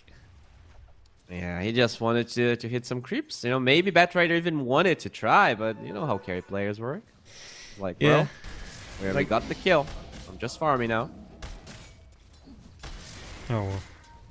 And yeah, I mean, it still puts pressure on the lane, right? That you're going to be... Yeah. I mean, how much do you like this lane anyway? With the Beastmaster, the Weaver, you know, there's no actual lockdown. There's not a whole lot of slows as well, because the Weaver didn't go for the Sakuchi slow. You've got that boar, but that's not an awful lot of slows here in this soft lane. Yeah, it's an interesting combination. I think I would prefer the Witch Doctor to be in this lane, but at the same time, I think Tro is their win condition, so you might as well make sure that Tro has the strongest lane possible by having the Witch Doctor with him. But it's not a weak lane at the same time. You know, they don't have kill potential, but they are also very hard to kill. You know, the Beastmaster because he's tanky and the Weaver because he is mobile. With that said, looking at the CS here, in general, you do see Garuda doing pretty well. The Pangolier isn't like super... Oh, Suki dead? No, he's going to turn around with the cold snap now as well. Shouldn't be enough to get the kill off here onto Mamang Dai, but it is going to be enough just to harass him just a little bit. And he does have that elitist perk as well, the facet, so it is going to be given a lifesteal per instance, the 3 instances there of the quas. So, the double jump in now as well, but Suki's going to have that ghost walk coming out. Mamang Dai, that shield will be wearing off, and that second noise is super annoying. But I guess that's I'm watching, like, he's actually lifestealing like 26 per hit with his facet. Oh, rotation from the Weaver here. He might actually go down. Might be dead. Yeah, Blood Grenade. He's already used the Ghost Walk. He's going to go down. No response, no TPs coming in from the rest of Nirvana. Really good pickup. Mamang Dai is going to be able to get out. Jikrai gets the kill onto Candy Loon before he goes down to the Batrider, though. And the Witch Doctor might be the next one to fall. Will be CZY. Just gets out Burly here. 30 health and no Maldic to take him down this time. So the Dark Willow will survive just barely. That's very important for Nirvana, at least getting those kills in the offlane. Because losing that Invoker definitely feels pretty bad here. Invoker did get a pretty big nerf. Like, now, like before, your X-Sword would give you spell amplification. Oh, wait a second here. He's going for the skill on Mamang Dai, but just doesn't have the damage. No, there's going to be shield crash coming in now as well. Mamang Dai going to play it fast and loose with his health, though. Sitting on 80 health, but the double shield crash comes in, so he does get a barrier. Going to be able to heal up now with that bottle being emptied out. We'll see what Suki's going to try and do. Has that Tornado Cold Snap available here to him as well if he wants to go for it, but the Tornado catches him binner. Mamang Dai is not going to be able to get the shield off. Will take some harass, but it's not going to be in kill range of Suki. Yeah, so the biggest nerf Invoker got is, in the past, you would get spell amplification just by having Exhort, whereas now you need to hit the target with the Exhort so that you get the amplification, as Varys will die bottom. And apparently when they dropped 736, you would still get the amplification even if you don't hit the target. But now on the B patch, they're like, actually we found this bug. We're gonna nerf this hero even more. So in a way, Invoker and Pango are not at all in the best stages they ever were. So I guess, you know, Pango, it's more of a statement of how weak Invoker is rather than how strong Pango is at the moment. But overall, Mamang Dai doing pretty well here. Yeah, you can see that, I mean, last hits-wise, he's keeping pace with the Invoker, and the Invoker wants to be racking up those denies as well, but just not being able to get too many here. We'll be able to get this haste rune. KRY on the top lane now as well. They're going to try and go into Yabi. Yabi's got that TP out, though. He's going to be able to get himself away. Chaos Bolt was already used here. And to be fair to Yabi here in this 1v1 up against the Chaos Knight, he was doing an awful lot of damage. Meanwhile, back in the bottom lane, Candy Loon going to be chased down. He is going to be netted up now once again. Jikroy, does he want to die for this one? Not underneath a tier 1 tower, it doesn't seem like. Even though the Dark Willow was away, he wasn't sure where CZY was. So Jikroy just going to try and play it safe on the Troll Warlord. Meanwhile, Batrider, he's looking for stacks, but not going to see any in the triangle here. So he's just going to try and take that watch and maybe go back to lane from this one. Okay, the one ancient stack, but nothing really to write home about just yet. Yeah, he wants to just do the Wisdom Rune, but now he gets found by the creeps. This is kind of awkward. They might TP. Oh, no. That was sloppy by the bat. Yeah, he is going to take the Watcher. Here's the thing, though, that he can hide it out. And if he sees no TPs coming in, the the Beastmaster is moving over, but there's going to be the Flame Break that he can throw out. He's going to be able to get the bounce off. Both Wisdom Runes here. It might cost him his life. Oh, no. Firefly coming through. Is he going to be able to get himself away from this one? Taking a little bit of damage, but up to... In the base. What? Well, he's just on his jolly ways. I mean, how much time is he wasting though for this Beastmaster here as well? That okay, he might die, but he's gonna waste a wave, maybe two. Gonna go for the TP anyway to stop this damage to the Hawk. It dives, but it's not in time. The Hawk was close, but yeah, I mean, this Bat Trader is really happy. He steals the Wisdom Rune, wastes 2 heroes' time, doesn't get punished by it, and he might be ready for the mid lane fight for the 8-minute runes overall. Very nicely done there by our boy. Yeah, who got the other Wisdom Rune, by the way? The Dark Willow. Yeah, both Wisdom Runes go into the Dire. Yeah, that's huge for Nirvana. They really needed this with the Invoker and the safe lane not doing that well. No, and it's going to put both supports about a level up on the enemy supports here. Tsuki, though, in the river, trying to get himself away from this one. Double Shield Crash comes out. Tornado's going to be here. EMP now as well. So they are going to give it up here on the side of Garuda and try and move themselves away. Yeah, Invoker gets himself out alive this time. No TP bottom, though. They find Candy Loon. Can they save him? Jikro, he's popped that ultimate, trying to get himself away from this one, but it does wear off just in time for the Batrider, as well as CZY to put the pressure on, get this kill. Suki going to try and ghost walk himself back to the mid lane. There's going to be the smoke out now with the 2 supports as well.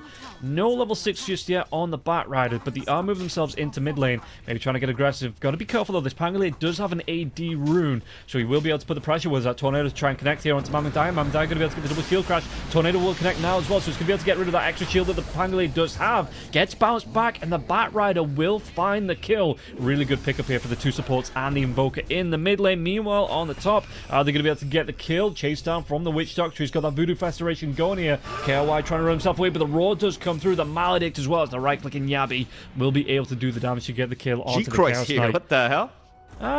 Yeah, he just wants to get involved here, and Batrider tries to get himself away from this one. He's going to do the Flame Break. He's going to be slowed down, though, by those Whirling Axes. Will be able to get himself away eventually, that Batrider. It's level 6 already. Damn, the supports on Nirvana are having a really good game. They know about this Lotus pickup, but they don't have vision. So, looks like the bat's gonna be alright. In fact, there's a rotation here. He might bait this supports in. Yeah, I mean, I don't know what kind of bait he's going to be doing because he throws his life at this one now. Suki's going to be in danger as well. The Maledict has come through. Suki has to get himself away from this one, but he's already used that Ghost Walk. Suki will go down to that Maledict, and it's going to be Jikroy that picks up the kill. And now can they go for any more onto this one? You do have 3-4 heroes up here from the side of Mag Garuda trying to put the pressure on. While that's happening, though, you've got the Candy Loon that's going to have a free lane. So is the Pangolier here. So a bit of a trade coming out, but it looks like they want this tier 1 tower. Jikroy going to stand his ground here, trying to get onto it. The creep wave's up now as well. So he's trying to right-click this one down. Mamandai gets that mid-tier 1 tower as well, so they are going to try and trade off 2 tier 1 towers, for pretty much nothing on the side of Nirvana here.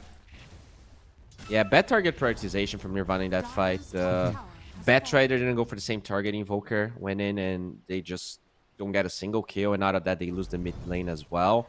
Really intelligent from Mamandai, I think, stay in the mid lane. That was a fight away from where he was, and not only he gets the tower, but he gets a rune, so next fight definitely going to be easier here for Garuda. And he's going for Echo Saber, so is the Fuso Blade dead on Pango now? Maybe. And interesting. Okay, Tornado comes out again onto the Pango now as well. He's going to be controlled, but the Swashbuckle comes through. Yeah, Mamandai being able to create that gap, and there was no lockdown from a Dark Willow or a Batrider to lock him down. And yeah, Mamandai gets himself away, but we take a look at the Batrider here. He's going to try and go. In fact, with the Brambles coming out, they're going to try and get on top of Varus. Varus could be in a little bit of danger. Your Relic Rift comes back in. He's not going to be able to get off the cask, and he will be killed off. In fact, he's not even skilled up the cask. No level 1 on that cask just yet, which I think that's what the Batrider and the Dark Willow were a little bit worried of, making sure they didn't get caught up by that one. Tornado here. Oh, Flame Break was that last one. They got the lockdown onto the Pangolier, and Pangolier going to be taking a whole lot of damage from this one. Trying to get himself away with the Shield Crash into the Rolling Thunder, though. Curse Crown is available. He should still be able to roll this one off, and yeah, should be able to get away. Won't be able to pick up a kill, even though a couple of heroes low on the side of Nirvana. Mamandai just opts to leave the scene of the damage here. Meanwhile, top lane, Jikroy, he pops that ult, but a couple of slaps from KRY, and KRY will get the kill. Just having to wait out the aggression here from that Troll Warlord. Oh, that's unfortunate. This Troll with 3 deaths already. Not that close to his Battle Fury. And yeah, I'm looking at Dota 2 Pro Tracker here. It seems like the Neo Pangolier build is just Echo Saber Manta, and you get the Lucky Shot armor reduction. So it's more of a carry right-click Pango sort of thing. Okay, that's cool. We'll see how effective it is. I haven't seen this yet. No, I mean, this is actually my first time watching a Pango since 7.36 dropped. So yeah, watching to see how he builds this. How much do you like the... Because, I mean, you're not really going to have the chase down on the Rolling Thunder. You know, that slowdown to make sure you connect with the Rolling Thunder. Do you prefer that Echo Saber now anyway? Or do you think that Diff Blade might still have a place for Pango? I think Diff Blade got, very nerfed. And when you look, they buffed the minus armor on Lucky Shot in whatever patch. I think it was, 736. They made it -8 armor. And you have a -4 armor level 10. So it definitely makes sense to go that route. And when you have the double attack alongside your Swashbuckler, you're pretty much guaranteed, right, to eventually proc it, as they killed the Beast and the Weaver, fighting 4 heroes here. Yeah, actually, Weaver's going to be alive a little bit longer, but the Terrorize does come through now. Lasso onto the Pangolier, going to be controlled a little bit longer. Do they have the damage to take him down? They absolutely do. And it will be Candylune that goes down a little bit later on. And now the Death Ward damage onto Suki. He's got that Maledict on him now as well, but it's not going to be enough to take him down, it looks like. Yeah, he will be able to walk himself away from this one. So 3 heroes dead for Candylune, and that was the Chaos Knight on the other side of the map there as well that got the kill onto Yabi. So we can see the Chaos Knight now starting to hit these power spikes. Yeah, I mean, Nirvana doesn't get the tower, but still feels a bit too reckless from Garuda trying to defend that tower. They had to send heroes one by one, and just not the best fight, as they have vision of Jikroy here. Oh no. Troll, he does have his ultimate, but he's going to have no mana to be able to cast it off now. Tornado comes through. This should be the death of the Troll once again and again. 14 minutes in, he's only a recipe away, but he's still going towards that Battle Fury. Meanwhile, the CK, he is ready and primed to start finding kills here. Stampede comes through, but Fake is on the run. Going to be able to get himself away with his Kuchi. Cast once more, but he's going to be coming out of it. No, turns himself around, sees at least one hero here, and yeah, just backs himself away, so he won't be in danger of going down. Well, maybe... Actually, might Sakuchi himself into CZY. CZY going to be taking a little bit of damage from this one, but he's just going to be able to pop that Shell Realm, TP himself out of this. That should be fine. In the top lane, we already see Yabi with an Aghanim Scepter, so this Beastmaster has been pretty quiet this game, and already has all that healing. They do have a Vessel on Nirvana, but that's all they have to reduce the healing so far. No Shivas in sight, no Scotty. CK is not really a hero that cares about that, but this CK with the Orchid, this is a super scary timing. If he gets Blink Dagger instantly, like, he can solo kill this Troll so many times, because Battlefield is not even completed, and regardless of him going Manta or BKB, it's just gonna take a long time for Jikroy to finish. Yeah, well, I mean, this is going to be a 15.5-minute Battle Fury, so it's not the slowest Battle Fury in the world, but it's not the fastest either coming out for him. And like I say, he wants to farm up for the next few minutes. So he's going to be going towards a Sanjin Yasha, it looks like, and not straight up to the BKB. And the BKB is queued up, so maybe, if he dies a couple of times, he changes his mind and goes for that first. But yeah, it's still going to be a ways away here if he goes for that Sanjin Yasha first. And Chaos Knight, he's either going to go straight for that Manta Style. In fact, it looks like it is going to be the Manta Style to pick up. Going to be able to get right on top of that Troll and blow the Troll Warlord up in these fights if they do start to fight carry versus carry. Yeah, I mean, this is super scary CK. I'm not sure he not going for the Blink. I feel like they have this timing right now where they could just run a Nirvana, and there's not that many answers. They have no Dispel. This Beastmaster just dies. The Pangolier is going Ags, so we'll see. If the Manta's gonna pay off. Usually, it gives you a lot of farming power and everything. But Blink sometimes it's all you need, as they go for Candylune on the top side. Yeah, he's straight up dead here. Are they going to go for the chase as the Brambles come out? And yeah, the Lasso is going to be dropped. No, Pangolier is going to be blown off now. Can they get the kill onto the Pangolier? It looks like the damage still ticking out. They should be able to take him down. Tornado, as well as that Spirit Vessel. It should be enough, and Suki will get the credit for the kill here. But Yeah, that lasso. What was the purge on that? Yeah, instantly like took when it you off? have the fear, it breaks the lasso. It's just like it's a okay. bug. I think there's other spells that do the same thing. I can't remember. I think like a Lone Druid Bear thing does the same. Yeah, it's just a weird interaction. They did that twice this game already. They're not utilizing the fear and the lasso very well together. Okay. Well, I mean, they still got the kill. Yeah, let's take another look just to see how far that terrorize was along before it came through on the lasso. You can see that, yeah, they've got the lockdown and the terrorize has already been You could have charged. cancelled. Willow could have definitely cancelled. Yeah, there was about a second gap there, but maybe, like I said, just a bit of miscommunication. They don't know the synergy between the two spells, and obviously, looking back, they should now kind of be aware of that. Alright, so CK will commit for the Yasha here, but they are ready to fight. If you fight, I mean, anyone can die. It's just that if he finds 4 heroes at once, then it is a bit more complicated. Drag back coming through. Varus is well, Sunstrike. It means that he's not going to be able to get himself into this one. Mamangdai going to try and do what he can. Did get that little bit of a slowdown here, but is he going to be able to get himself away? That Rolling Thunder coming through. The Chaos Knight actually going to get really down low, and Yabi picks that one up. But Suki, they want to get involved in this one. Yabi jumps himself forward. He's got those drums available, though. Is he going to be able to get the damage off Suki trying to get himself away in the Ghost Walk? But they do have the damage coming through now. Deafening Blast turns back around onto the Pango. Pango won't be caught into the Curse Crown does proc, but he won't be caught in the Brambles, and there won't be any follow-up damage here either. Yeah, the angle from the CK was way too greedy. He went all by himself and ends up fighting 4 heroes. So maybe a little bit unlucky, but at the same time, I think he could have played that a bit better. Now, the interesting part about this Pango build is if you have all of that minus armor on the illusions, this might allow the troll to do a lot more damage to them in the fights.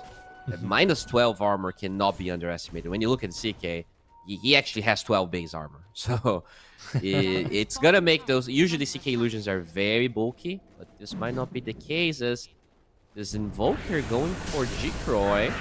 Yeah, do they have the damage now as well? He pops his ultimate. Lasso's going to be dropped here onto the Troll Waller. Troll Waller has no mana left, but Suki's going to get really darn low. In fact, Suki might go down to this one. There is going to be the Daphne Blast coming through, but it's not going to be able to keep Suki alive here as Fate gets the credit for the kill. They take down the Bat Rider next, and now the chase is on for the Chaos Knight. Chaos Knight, he is going to be alone. It looks like the Dark Willow in the river, though, and might actually be the shifting targets here. CCY trying to get himself away from this one, but the damage is going to be way too much. Stacks up and up and up. They trade the Troll Warlord here for 3. Going to be more than happy with that, I think, on the side of Garuda. I mean, this Witch Doctor is such a good response to Willow as well. Like, her damage is over time at the end of the day, and you could see the Voodoo Restoration just going through all of the Bedlam damage. Varus is a beast right now. He has 1500 HP because of the talent. He is really hard to bring down. He has 5 deaths, but it honestly doesn't even look like it. And surprisingly, he actually already sold his Grizz. A lot of the other games we saw, the Witch Doctors actually didn't sell it very early, but he is wearing a Vambrace at the moment. Yeah, and how much do you like the Holy Locket on him? Because he's took the Festeration, which means that he doesn't heal his allies. But I suppose... Oh, I think you do, right? I think they changed it. Festeration is its damage to enemies, and it only heals the Witch Doctor, as far as the description goes. I think it heals 10 HP per ally. I think there's like a bug or something. Oh, really? Yeah, I think it's almost nothing, but I think it heals a little bit. But I mean, I'm fine with the Holy Locket because it doesn't. Oh wait. Oh. Jump in, lockdown here. Did he get the kill into Fake? Fake's not going to be able to get himself away. It's a big commitment, though, in terms of damage and spells. Not the longest cooldowns, but still, if there's a re-engage here by Garuda, which there won't be, the Troll Warlord is away. Solo's out the Tormentor here, Jikroy. It's going to be so low on health. Somebody throw out that Zeus ultimate here. But, okay, quick disconnect on the Pangolier. Yeah, we'll see what they're going to try and do, because it looks like Nirvana are grouped up, and they're picking out Roshan. They might just want to go straight into this pit. Yeah, it's a good play. Really good play. They have decent amount of minus armor with the CK. Just Alacrity is bad boy, and he is going to be doing tons of damage. Only 2 points in Exhort, but the attack speed's definitely going to be good. Well, let's see. They are moving themselves in. And yeah, I don't think Garuda's going to try and contest this one. So maybe not the quickest Roshan in the world. I mean, I say that it's going down fairly quickly here, but I mean, this it's not... Beastmaster has BKB Blink. It's actually super massive. He's the highest net worth here in the game, but so far yet to contribute as they go in. Oh, I mean, the Troll Alert still isn't here now. The Stampede comes through. They're going to be able to get on top of this Beastmaster and Yabi. Well, once again, the fear, it comes into play, and that's going to break the lasso. But they still get the kill. They're going to give up the Centaur for this one, though. And I mean, the Troll, he's still not moving over here. He could TP to the outpost if he really wanted to, but he used that ultimate for the Tormentor to make sure he doesn't die. So, really not feeling confident coming into this fight on a third of his health, Jikroy. And they will maybe try and fight this one out. Sunstrike on the higher ground. Okay. Well, they trade off laners, but I think at the end of the day, this is okay. It's just that if the Troll never wants to join, Nirvana might still have an opening here to take this, especially with the bugs taking away some of that Roshan's Mind's armor. Yeah, they might just utilize that now. There you go. That's in. Thank you very much. We'll get ourselves back into this one. And again, the Troll Warlord full health or near full health here. He's got the ultimate up in 4 seconds, but still not coming over. The Centaur actually TPing over to the outpost to go through the Twin Gate instead of TPing to that level 1 on the dark Roach side being of the dragged map. by the EMP. What the hell? Outside of the pit. They actually We're setting up for another fight. Because of it. Witch Doctor just straight up disappears. Now the Troll Warlord, do they have the control onto this one now? So it's going to be able to get that ultimate off right on top of the Centaur now as well. Centaur trying to do what he can with the double-edged damage onto 3-4 heroes, but Candyloon, he is going to go down, has that buyback available if you want to get back into the fight. Invoker's going to be close to going down now as well. Suki will go down. They're committing buybacks onto this from both sides here, but the Troll is dead. Does he want to go into this one? Kry's trying to do his best to keep himself alive with his armlet toggles as well. The right click coming through. Life stealing himself up here, but it doesn't matter. He will go down. No buyback onto the CK, and it looks like the side of Garuda, they win this one by a battle of attrition. But do they have enough to take this Roshan? They've committed a few buybacks here on the side of Nirvana. They don't want to be giving this one up. Only the Witch Doctor on the side of Garuda has brought back 3 heroes. Pretty down low. So is Roshan. Was that tornado? It doesn't actually get thrown in. And Mamangdai does get that Aegis. Dude, the interaction with this EMP, like, Roche got dragged out of the... Oh, no, they're going to find Suki as well. That's sad. Oh, are they? He's behind the Are trees. they? You have to go for a full wrap. They do finally see him here. In fact, he's going to be trapped in. What can he do to try and get himself out? Rolling Thunder comes through. The Maledict will be here as well. It's that Spirit Vestige. So the Invoker, yeah, he's going to be bounced around to his death. All right, that's sad. The EMP made it so that the CK couldn't commit to the Aegis. If they actually get the Aegis on the CK in that fight, I think it's a totally different one. Even though they were like 8k gold behind, the CK was doing a lot of damage. But yeah, to me, the biggest problem this game was the CK item build. I don't think he needed Manta this game. Like, I really don't. I feel like there was a point in the game when Troll had absolutely no business playing Dota, and he had the Orchid like minute 13, 14 maybe. If he just had a blink inside of his Yasha, they could have grouped up, killed lots of heroes, and just forced his Roshan. Yeah, the Manta's nice, but... and it does work with your innate. I know all of the benefits that he brings, but I think they missed a big timing on the side of Nirvana. Yeah, he's at least going to be able to get CZY his Tormentor shard here. And maybe that's what, yeah, like you say, that maybe if they'd gone Blink first, he could have always gone back to the Manta style afterwards, but he would have been able to put pressure on and get a few more kills here. As Yabi, top lane, Lasso will be here now as well. This time, while the Curse Crown comes out, and Yabi, they get the kill onto Candyloon. Yeah, just, again... maybe sending 2 little heroes here from the side of Nirvana, and Garuda with the rotations, they're just looking to kill now. So after a fairly good start here for Nirvana early on, Garuda, they've just taken the time, they've got the items up, they've been able to turn this one around, and they're picking up kills left, right, and center. A 12k net worth lead here now as well because of all those buybacks around the Roshan pit. So they're having a great time, and in fact, the Bat Rider's going to go down just to a solo kill on Fake. Yabi is the quiet hero of this game, and as I jinx him for saying that, I just wanted to remember everyone, like, he's 7-4, he has Eggs with Vampire Fangs and a Sange. Yeah. He's absurdly hard to bring down. I really like his facet with Eggs. It feels like it synergizes really well. That's one combination I haven't seen in competitive so far. So yeah, I think he's doing a lot. And they will try and fight here, but there's a good ward from the Radiant. Oh, jump in. Yeah, Mamang dies. Trying to get himself away from the EMP, so he has to go for the swashbuckle into the illusions here. Did he want to try and turn this one around? It looks like he wants to try and fight it out now as well. Yeah, Troll Warlord can't get himself away, and KOI is going to be able to pick up that early kill at the start of this fight with all these illusions coming out as well. It looks like just struggled to pick up the illusion rune there because of all those illusions. Excuse me, the invis rune because of all those illusions. But he is going to be able to use these illusions to push down, maybe potentially take this tier 1 tower. Look at how quickly that's going to go down just to the Chaos Knight illusions. Yeah, that is very impressive. Even with the Sanjin Yasha on the throw, he wasn't fast enough to pop the BKB, and now they find another one with the Orchid. Yeah, they're going to be able to get Candy Loom, but they give Mamangdai's ages up for this one. Do they want to try and TP, defend this one? It looks like Mamangdai not going to be left alone. The Meteor does get dropped, but the Roar comes out onto the Invoker. Invoker can he get himself away from this one? He's going to be controlled. Mamangdai does get the kill. Yeah, from Willow. Still worth it, I think. You take away the ages, you force a lot of spells in the mid lane, your carry still farming. The biggest problem I see this game, though, is the Centaur. Like, he's just not having a game. He's 0-7. Yeah. He, to me, seems like the biggest hurdle they have on Nirvana to recover for this game. Like, how does he enable the team, and how do you enable the Centaur? Because, like, Stampede seems pretty bad because you get roared and you don't really get any value out of it. Try and save that target. As they find fight, this should be a kill. Yeah, even with the time lapse, he probably still goes down there. There was just a whole lot of damage. Look at, again, the illusions. Yeah. Oh, yeah.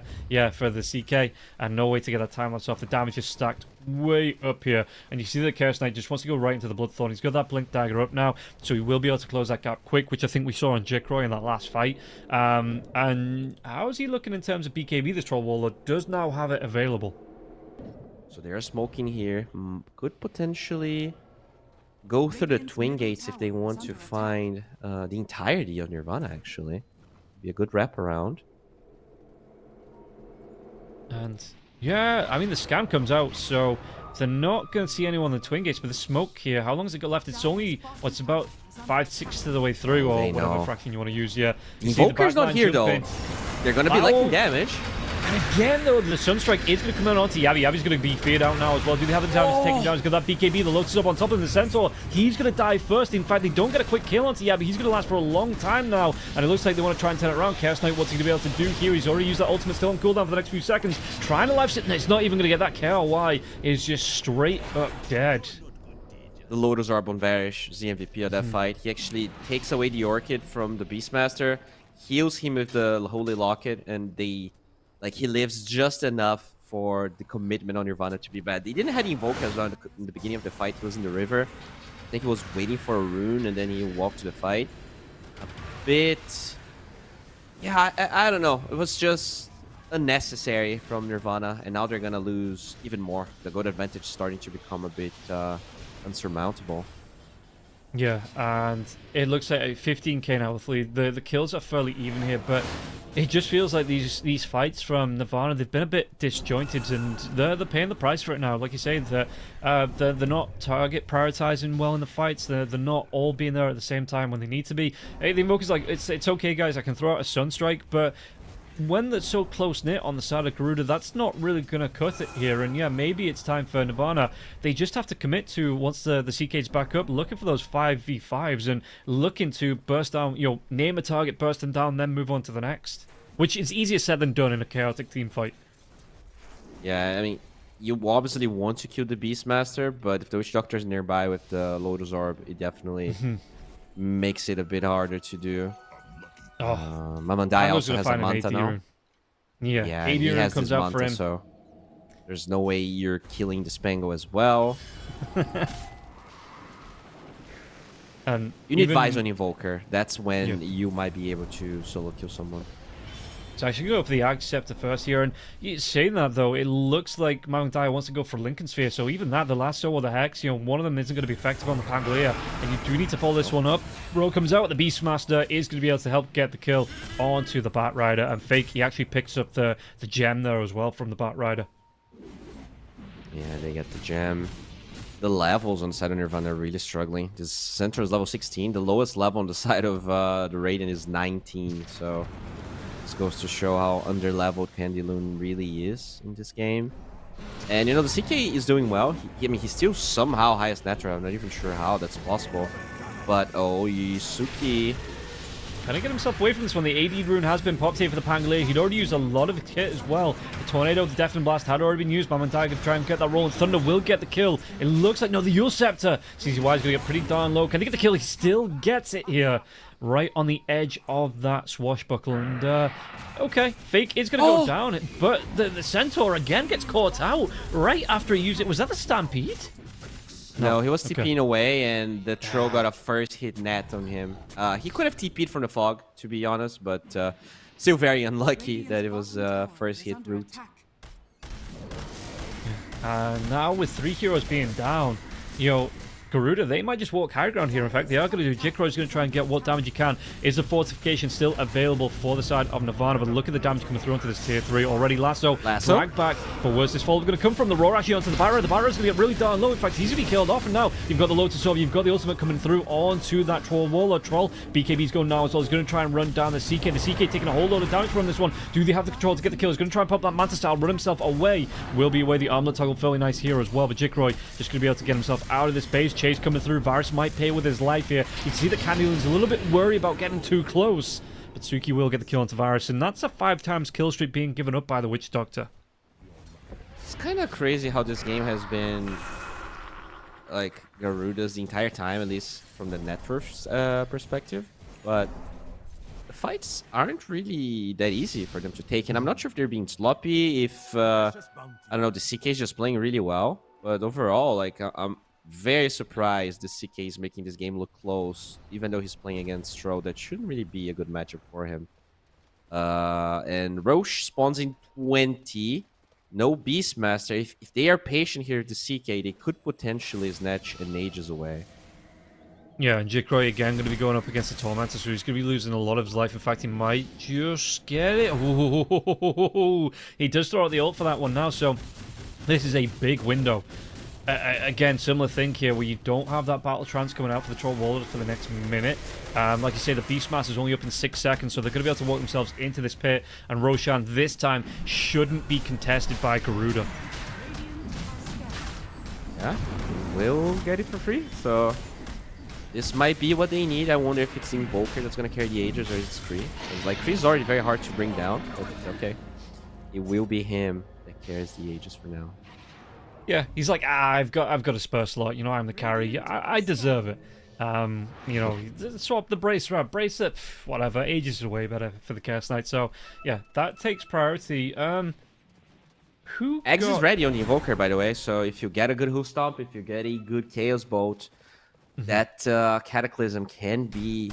I mean, it used to be much stronger just because of having the amplification. Like, you would have amplification on everyone, right? And now you need to be hitting the target you're gonna use your Cataclysm. That's a pretty big downgrade to what Invoker used to be. And how do you like the... Oh, Mammoth might actually be in trouble here now. The London Sphere's going to be broken, but there is going to be that Reality Rift Dragon now as well. The damage coming through. They get the kill onto the Pango. Really good start here for the side of Nirvana. If they want to be looking for a fight from this one, I mean, they have the Aegis, so no reason not to here, right? As KRY, he's hunting. He's got that Bloodthorn coming back up now as well. Just looking for his next victim, it looks like. Alright, so he will be okay. CK going for a Silver Edge. I guess it's very strong against the Troll and the Beastmaster. Invoker wants either a Vise or a Refresher. I hope he goes Vise. I think it's very important in this game, and the Refresher build got nerfed pretty heavily with all the way the Facet works now. How do you like? Because he's going for an Arcane Blink on the Chaos Knight here as well. How much do you like that? It's just for the mana, right? I like it. I think it's very important when you want to go for this assassin type build. Even with the Blowthorn, you're not going to have enough mana regen to sustain it all. Okay. And we'll see if he wants to it make allows a jump the here. illusions to keep chasing faster, right? Just because your cooldown so slow, so fast. And Jikroy is going to show up against these CK illusions in the mid lane. KRY is going to move himself over the last of the lockdown. Lotus Orb is here, but it came a little bit too late as well. The Centaur is going to try and do what he can, but Jikroy, he's already got that battle trance going, so he's going to be healing up through this one, but it now will be wearing off with his BKB as the real fight is about to start. Yabi, what's he going to be able to do here? KRY, he's taking so much damage, has a Spirit Vessel on him now as well. That's going to be an Aegis pop, but on the backlines to get the kill onto the Batrider, and now Suki going to get involved, dropping that triple Meteor, and KRY is back. At least should be able to get the kill onto Yabi. Do they have the control to take down Troll Warlord? Troll, he He's going to be disarmed, trying to walk himself away from this one, though. KRY has to pop that Manta style. He's going to chase down. Yavi buys back into this fight, and what are they going to be able to do? Because Chaos Knight, he is going to get low. 4 heroes around him. They get the kill, and Suki had to walk away. Just a sloppy fight from Nirvana. They go for the hardest target possible. There was obviously heroes behind the throw there. And I think they turned a situation that could have been very good for them into much harder to execute play. And now, yes, you have buyback on CK, but buying back will deplete so much of his net worth. And at the same time, you don't have buyback on 2 other heroes. The Invoker's been pushing top. No, that's a tier 1, that's fine. It just doesn't change the problem, which is this troll just hammering at your buildings. Yeah, and you can see that the Chaos Knight's changed his mind as well. Wants to go for an AC. It looks like he needs that extra protection in the fight. Jikroy going to be able to rip through this tier 3 tower. Going to start on the racks now as well. And it looks like he's going to be able to clean this melee racks in no time. So we'll get the refresh right on the fortification because he went for the melee racks before the range racks. But yeah, but Bingo got top already. Yeah, just be able to, I guess, coordinate those at the same time. In fact, are they going to go for all 3? They're looking for all 3 lanes here. Maybe thinking this Chaos Knight doesn't have a buyback here.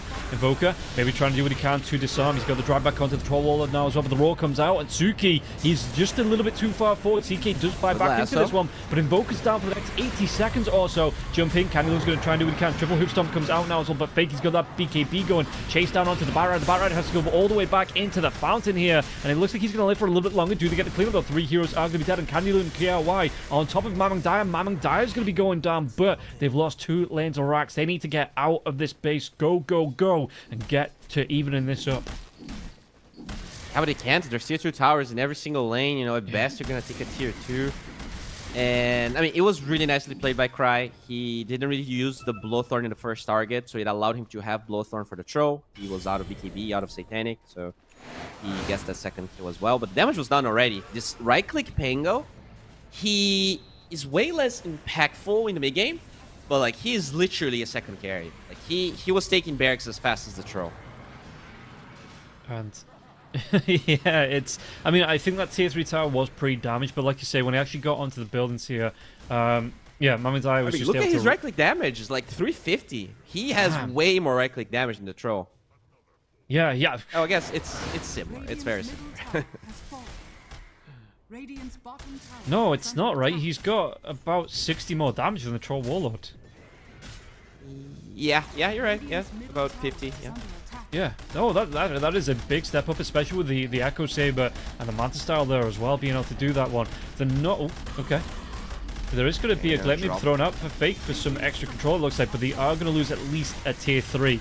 No buyback on the Troll Warlord. He might have just bought out looking towards that Lincoln Sphere here, making sure that he doesn't get control. So, yeah, they're going to lose a lane of Bracket, it looks like, but they shouldn't lose too much after that. Yeah, you can't really fight in. Troll's coming back up, the Pango's coming back up. Beastmaster's a little bit longer away.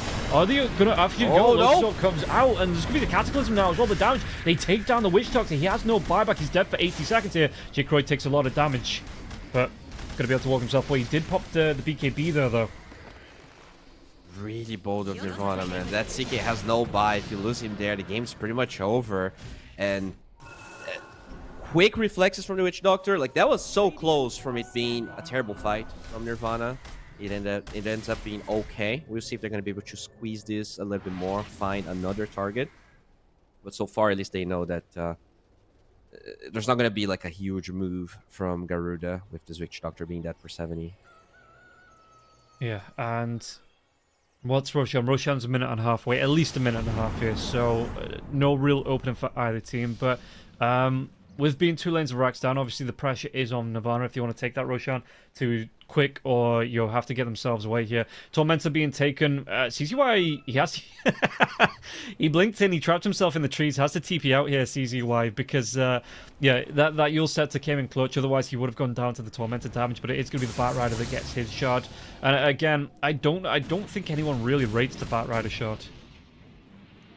Yeah, it's definitely pretty mediocre, especially on support bat, but yeah, it's something. I think it was the only one left, so it's a case of, okay, you know, just get it for getting its sake, I guess. Definitely, it's definitely better than nothing, as they will smoke here. The gold advantage definitely depleted. slightly, only 8k. I think we were at like 22 at some point. They're gonna split push for some CK illusions. And that's an interesting position because they did take the tier 2 tower bottom, so they can maybe try to force Garuda back. But at the same time, if Garuda commits for... Okay, no, they're already TPing. Because I think Garuda could have committed for the other lane, and it's kind of on Nirvana to come back. They are the ones that would be megas if it falls. Well, TP's going to be cancelled by the troll coming into this one here as well. And yeah, they're going to try and go for the backstab. Rotation coming through, smoked on smoke action here. They find the doctor. Suki, he's going to try and walk up with a ghost bomb now as well. Varus is going to be taking a lot of damage. In fact, Varus is going to go down at the beginning of these fights. And the lasso lockdown, not going to be super impactful though. Mamutai's got that Rolling Thunder off, going to be coming through the Centaur. Centaur here with 5.7k health. What damage can they do? Triple Meteor, they take down Fake. And now the Chaos Ball onto Yavi. Yavi's going to try and do what he can damage-wise, but Cataclysm's going to come through as well. Mamutai going to take the brunt of that one. The Bat Rider does go down. Candy is going to be ripped apart as well by the Troll Warlord. And KRY, he's just looking for the treat. Suki, though, they're trying to do what damage can. Can they get the kill onto the Troll? They do. They take him down. He buys himself back. Fake. He goes down after a dieback there, it looks like. And Nirvana, after KRY running himself away from this one, he gets taken away, but the rest of the team are here looking for this one. Mamutai trying to do what he can. Shield crash. Shadow Realm is up for that Dark Willow. The damage coming through. Do they get the kill onto the Pango? They do. He does have a buyback available here. Troll Lord's already used that buyback, but 95 seconds on the sideline here for the Weaver, 30 seconds for the Witch Doctor. We'll see if Nirvana want to do something with this lead, and they have to do something because the creeps are in the base. They are going to be losing their base if they don't do something. It looks like they're going to TP themselves back. Roshan up in 13 seconds. Yeah, I mean, the side of Vice on this Invoker is making so much work. All of the pickoffs he's getting because of it's huge. But at the same time, that was one of the first fights where I didn't feel Cry played super well. He got separated from the team. He tried to Chaos Bolt with the Beastmaster, but it was very obvious for him to BKB and turn around. So I think he could have probably approached that fight a bit better. At the end of the day, though, you force the Troll buyback. You don't get punished by your own dieback on the CK. And yeah, Roshan is alive. That is the only problem here for Nirvana. Can they scout this? They will scan, but you still gotta fight. Yeah, and they've got to fight 3v4 here, though. Garuda, in fact, the Forge Spirit's going to scout this one out. Seeing that Roshan's been started, but not completely low. Oh, the Beastmaster actually brings himself back. Yeah, they're going to be able to get this roar up, but the device, there's going to be the Hex coming out into the Beastmaster, and now the lasso, the lockdown. They have the damage. They might be able to get onto Virus, and that is a dieback here onto him. Candyloon's going to be taking a lot of damage, but they're going to be able to cancel off the Death Ward. And now Jikroy, he's the only one left alive. There is going to be a Pango with 13 seconds. Suki trying to get himself away from this one. The Mallet, it's not going to be enough to tick him down. Suki turns it around. Do they get the damage off? Suki's going to get really darn low. He even plants a banner. Jikroy pops that battle trance. The damage coming through here. Jikroy looking for the chase down. Lincoln Sphere is going to be broken. Gets the kill onto the Bat-Rider, but now the Centaur gets the jump in. That's going to be the death of the Troll slowly but surely. Pango coming in with the Weaver on this one. But yeah, this CK is very is dangerous. I don't think they can... Yeah, oh, maybe they can. This Pangolier is a carry. Oh, okay, this is a big oversight from Nirvana. Not like this. You could have... No! You could have controlled this Roche. They're gonna give it away. Yeah, but while they do give that away, I mean, you've got to think Troll Warlord is down for 97 seconds here. Buyback-wise, how's it looking? Centaur, Pango, Dark Willow, they're the only ones with buyback. The Witch Doctor's gold off, the Beastmaster's gold off, and CK's about 30 seconds away from his. So it looks like Nirvana, even with an Aegis on the Pangolier, they might just want to try and force these tier 4s. Of course. I mean, could have still have another life differential on your side, but you're right. They can potentially force this. There is a glyph, though, so we'll see when they're going to pop it, and it's now. Yep, and, well, they actually might be able to catch up Fake here. The Centaur jumps in. He's got that Shiva's Guard coming through now as well. Rolling Thunder will be here. Holy shit. Fake damage. Weaver's going to be able to get that time lapse off, so he'll be able to get himself out alive. Mamutai taking a lot of Rolling Thunder aggression here, but will he be able to get himself out of this one? He's going to be caught in the brambles. Will eventually get himself out, and it looks like they're just going to have to settle for another lane of racks after that fortification does get forced out by Garuda, though. Mamutai tries to get himself in. Again, has that Aegis 4 minutes onto this one. Yavi's going to be able to get on the back lines. Takes down the Dark Willow. Centauri pops that play mail, trying to run himself away, but the cast! The bounce between the two cores now as well. Is this going to be up? The Death Ward going to be cancelled off. They get the kill onto Virus. Candyloon, he might still go down, and yeah, KRY being an absolute menace on the back lines, trying to do what he can. Fake's going to be careful here. Can't go down. They have the control of KRY. He's dead. This is an absolute... I mean, this might just be a game-losing throw coming out here for Nirvana. Overstepping the bounds, not getting away when the fortification comes out. 12 warlord, 10 seconds out. Age is still on the Pangolier, and you've got no Invoker for 103 seconds. No CK, he does have a buyback, but Garuda, they're going to be able to march up this mid lane. In fact, they're signaling here. They want to go bottom lane. They want to go for Megas. Yeah, I mean, that's what I was saying. They could have camped Roshan, waited for the CK to get the Aegis, and still go high ground without the Pango having Refresher, without the Pango having Aegis. That second Refresher, that second Rolling Thunder is the only reason they lost the fight, honestly. Also, BKB on the Weaver, I'm not sure they were prepared for that one. But now you have to force this buyback, and Invoker has no buy, so you're losing. I don't think they can defend. No, this is going to be a big ask here, 5 versus 4, and you've already committed that CK buyback here as well. You've got the Aegis still on the Pangolier. In fact, Mammothai is stepping up. And look at the building damage he does here. Mammothai, he's going to be the wrecking ball all on his own. Backline jumping, BKB started by Mammothai. Got that rolling Thunder Link sphere going to be broken. What are they going to try and do here? Again, with no Invoker, 40 seconds. They need to hold, but CK, yeah, he jumps to the backlines, takes down that Beastmaster now as well. J. Croy, he's looking for a target, not going to be able to latch onto Candy Loon. Can they go into more from this one? Mammothai's going to get pretty darn low. He's going to be caught as well by the Brambles as well to terrorize. Lincoln Spear gets broken, so does the Aegis. But no lasso though. What's he going to try and do for this one? Mammothai pops his BKB.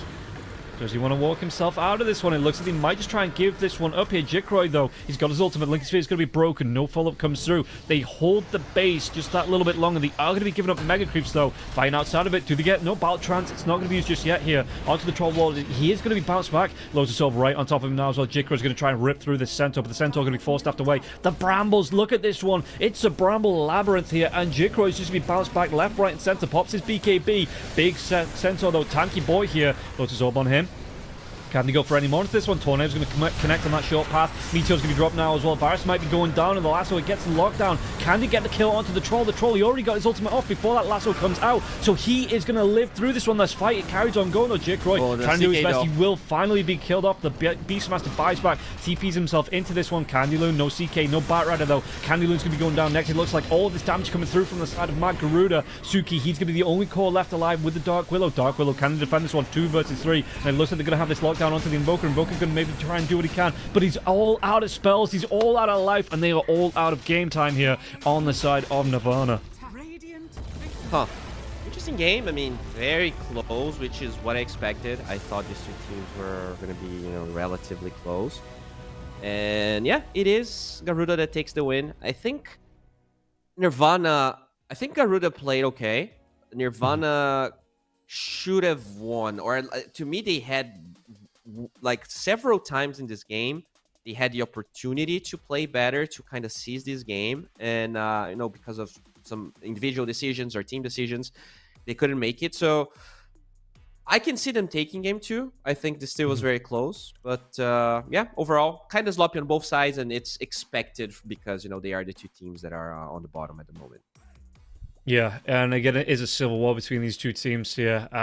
It was so close, like you say. Maybe if they'd taken that final Aegis Roshan control when they had the ability to, instead of giving it away to the Pangolier, maybe they don't make that bit of a throw in the Radiant base, but that is the way the cookie's going to crumble here in game number 1. We're going to take a quick break, and we'll be back right after this for game number 2.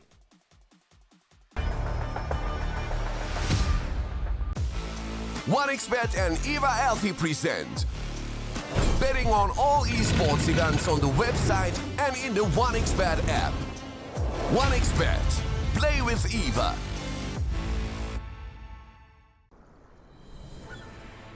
What if Kunka knew that he could not only play Dota, but also place bets? Better the best black hole.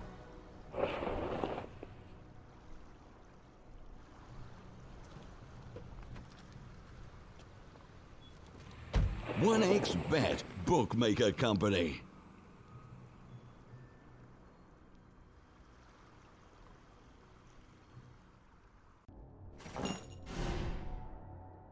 Chances of breaking items in a tournament match are non-existent.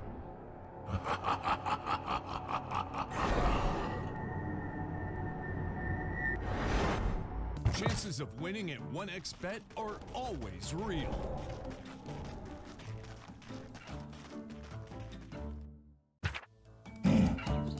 Join with me. At your service. Stealing Aegis from Roshan is very difficult.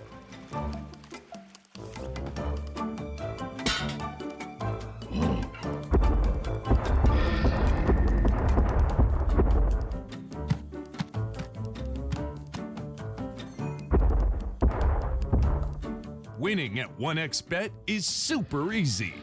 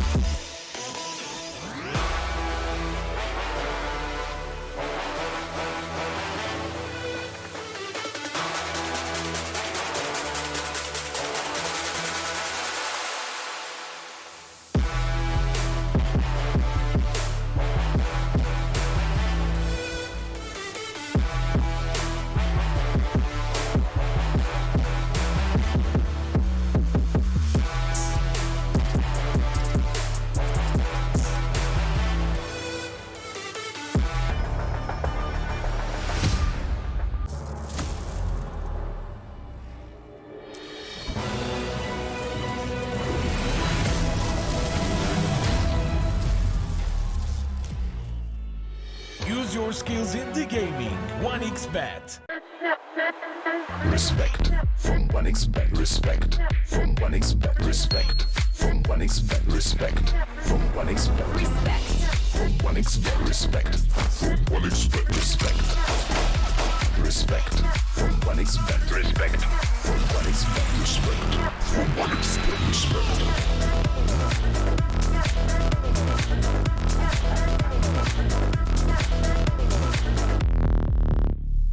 Hello, son. Hi, Mom. Pretty girl.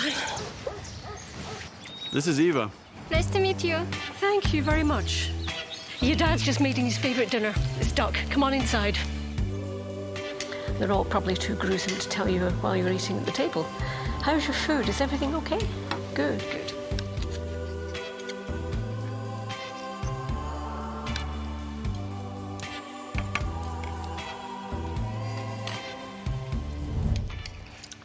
You seem to know each other. Yeah.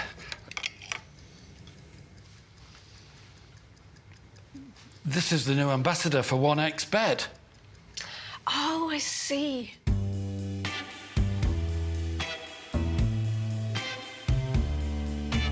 Everyone felt good when Eva Elfie became the new ambassador of 1xBet.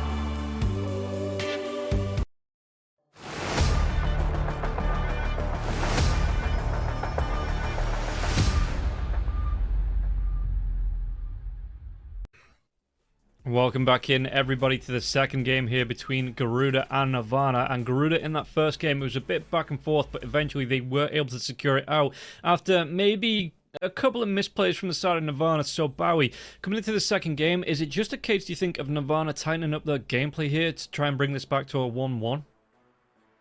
I think for the most part, yes. If there's a hero, I think didn't do as much as I expected. I think the Willow into the Witch Doctor is a bit of a controversial pick because the Willow is strong, but in terms of like actually killing other targets, it felt like she dealt no damage because of the healing of that Doctor. Yeah. So I think that is probably a hero. Like, you don't really need to ban the Doctor, but I think you have to go more towards a bursty type of lineup rather than trying to get damage over time. And yeah, overall, I feel like both teams played very close, so the draft should have a big advantage to whoever gets a better one. So hopefully we can see Garuda looking a bit more tight this time, as we actually did have a little bit of a problem with the lobby here, but hopefully it's not going to take too long to get into the draft. Yeah, hopefully not. It happened a couple of times yesterday here as well. Hopefully we'll be able to just get a straight connect in and get ourselves straight into this draft. And yeah, looking at it from that last game here as well, I mean, scoreboard-wise, the Chaos Knight, 18, 8, and 11, it felt like he got picked up a couple of times where, like you say, he was just away from the rest of his team. He got caught out and killed off. Candyloon 6, 12, and 34, so he was able eventually to get himself back into that game because he was something like, 0 and 8 or something like that. And it felt like it took him a while to get into that game. Once he got his heart up, though, the Shiva's Guard there as well, he was a lot harder to kill. Yeah, so maybe it's just a slow start there for the off lane. The fact that the CK was just being, like I say, just being caught out position a couple of times. And yeah, hopefully this time around, they're going to be a little bit more cohesive in their team fights coming through on the side of Nirvana. Yeah, I did get impressed by the Pango, though. I think that hero with the scary build looked so much better than the old Diffusal one. He still felt relevant in the team fights. He had so much right-click damage for the buildings. In terms of taking Roshan, the hero's a beast, right? Minus 12 armor. I think at some point he also had the neutral minus armor, so he was like packing minus 14 armor.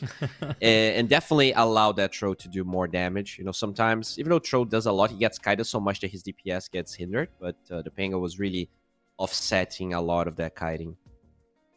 Yeah, and we're just waiting for team names to be set in the lobby, looks like, so we're not going to be too far away from getting into this draft. But, maybe that's why the Chaos Knight changed his mind, later on he was trying to go for that, the Arcane Blink, and, change his mind to go back for the AC. You saw Cannulin obviously pick up the Shiva's Guard there as well, just to be able to offer that extra armor to his teammates, where, because, the Pangolier was just able to rip through heroes when he got on top of them, so maybe that is something why they changed their minds, and, why the fight started to look a little bit better for Nirvana coming into that late game. And, yeah, we'll see if they actually let through the Pangolier again this time, because, what was it? It was something like 350 damage that he was doing per right click, and he had the illusions coming out. He was absolutely mental, that hero. Yeah, 350 with minus 14 armor. That's a lot of damage. But, yeah, I think, the Invoker seemed fine. He did get solo killing lane, which I don't think should happen. But the power curve of the hero is weird now. It seems like you rely a lot on the side of Vice. I was not a big fan of the eggs that he rushed, because they didn't have any instant initiation stun. Like, the center is very easy to read. Same for Dark Willow, same for the CK. So I felt like if he just went for a Vice, we could have seen a bit more of the power spike that lineup could have actually hit on Nirvana. But overall, I wouldn't be mad to see Invoker again. I think he definitely bounced back quite hard in the late game. Yeah, and we'll see if they're going to be going towards that one. As again, we look at the bans coming out. Apart from the Dark Willow, it's the same bans from last time. We'll see how they adjust into this one. The Shadow Fiend, the Clockwork, Brewmaster being taken away, Dark Willow, Venomancer being taken out. I forget what was the the second ban, because obviously that Dark Willow got through. I think Venge was banned by one team and Storm was banned on the other. Even though the bans are the same. The Doom. Instead of the Dark Willow, that was the ban. Yeah. Okay. So they actually ban the Dark Willow regardless of picking the Witch Doctor, which is interesting. It felt like the Witch Doctor did a lot against her. But Weaver's going to be the response here. Very strong hero. We saw a lot of that minus armor working with the Pango. So I do like a lot of that if they want to go back to the Pangolier route. How much do you like it as a support just in general, though, this Weaver? It seems like we're seeing it more and more, but do you think it's actually working, or is it more of a hindrance, do you think? I like it. I think there's some good combinations, but even when you don't have them, the experience facet seems very strong. Just get a lot of levels, and with the levels, it's easier to take fights, and you win the fights, and you get the gold. And, yeah, you don't really need to scale that much. The Vessel already does a lot for your hero. Yeah. Sometimes you can go for an Orchid route, but sometimes you just get a Lotus. And I don't know, the hero seems pretty good. I think the hero's in a good place right now. Okay, and we'll see how that Is it first pick material? I'm not sure, but I think the hero's good, yeah. Okay. Yeah, because it just feels like it is coming out every single draft that we see in Southeast Asia. So maybe, again, it's one of those heroes that we'll see early on, but when more things for the patch get figured out, we'll see some different heroes being selected. But it does, like you say, thanks to the extra XP that comes out for the Swarm, feels a little bit stronger here at the minute. And it is with that Mars to come through for Garuda here as well. So potentially seeing the off lane already here, the Weaver Mars being paired up in that off lane. And we'll see how Nirvana are going to respond to this. Yeah, interesting that Io gets ignored because it's Southeast Asia, and even if he wasn't, Mars very good against Io. So I think Witch Doctor Io used to be a thing that was very powerful. I think the only reason they nerfed Voodoo Restoration to not heal other targets is just because of the Io combination. So we might not get to see it here as the second phase Ursa. All right. Yeah, that's pretty Mars matchup. That's some confidence here to pick an Ursa like that one. They go for the Hoodwink here as well. A hero that we've not seen so far in the current meta, but always a strong hero. Not surprised to see it coming back like this. But how confident do you feel about this second pick Ursa? Because that is an early Ursa pick when there's a lot of potential for Kite to be brought in here by Garuda and really put the sword to this Ursa. I mean, I like the matchup, and unless Garuda is willing to play this in the mid lane and pick a different range offlaner, it is definitely hard. I guess you could if you're a South American team, you could play Phoenix offlane here, you play mid Mars, and you try to make it work. I think Phoenix Mars is a great combination. I think the Phoenix should, the attack speed's low on Ursa in the first levels. Just the peel that the Phoenix brings is quite annoying. But also you're playing against the Witch Doctor, so maybe that's not the brightest idea here.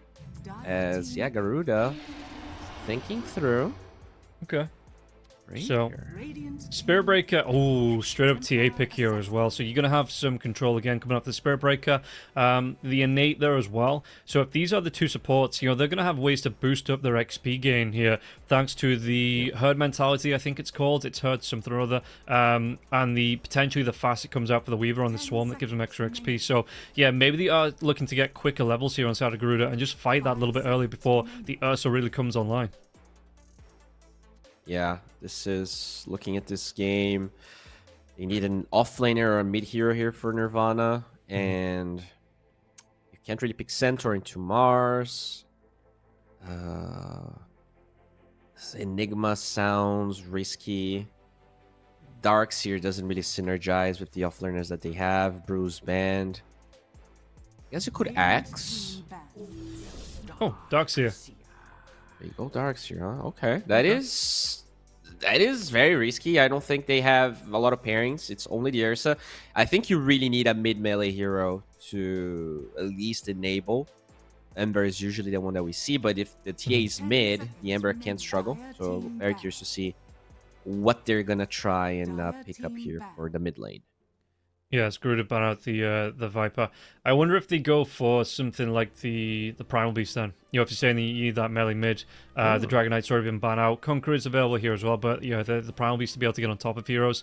You are interrupted a little bit though by the Spirit Breaker, so maybe that's something they have to consider if that's a pick they're going to go towards. I like the Primal actually. You do have 23, so maybe there's like one matchup that is awful for you, but with this Viper being banned, this is already one that could annoy you. I guess Lina is another one that we sometimes see really slapping the Primal's butt, but we'll see what Garuda wants to eliminate here. I'm assuming this is like mid-TA then, because they're banning some matchups that... I guess Viper could be in the offlane, but DP is way more of a mid-hero these days than offlane. Oh, Tony. Okay.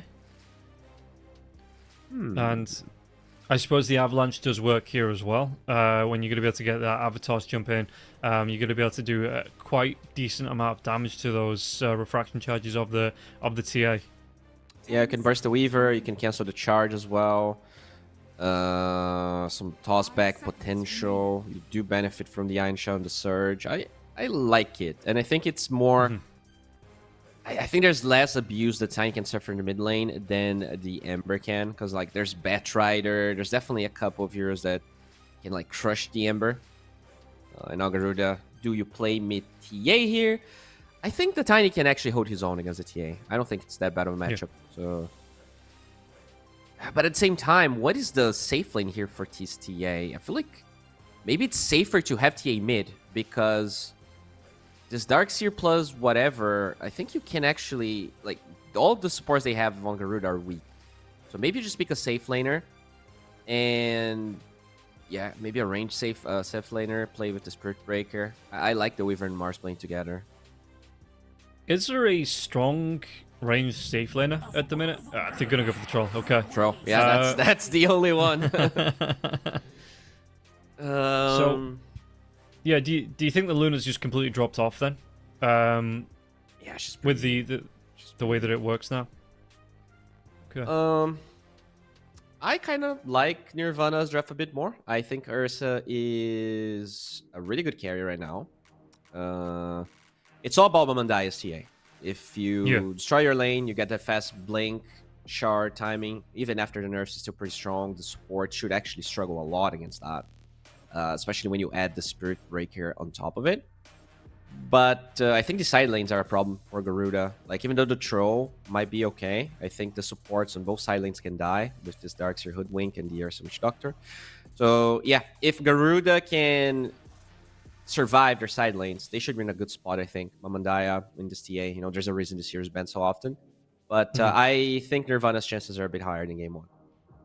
Okay, well, we'll see how it is going to break down as we get ourselves ready to get into game number 2. And, yeah, I think looking at it, maybe I prefer Nirvana's just a little bit. I think KOY on the Ursa is going to be pretty scary. The damage that they can do, Iron Shell as well, the Avalanche should be able to tick through those refraction charges.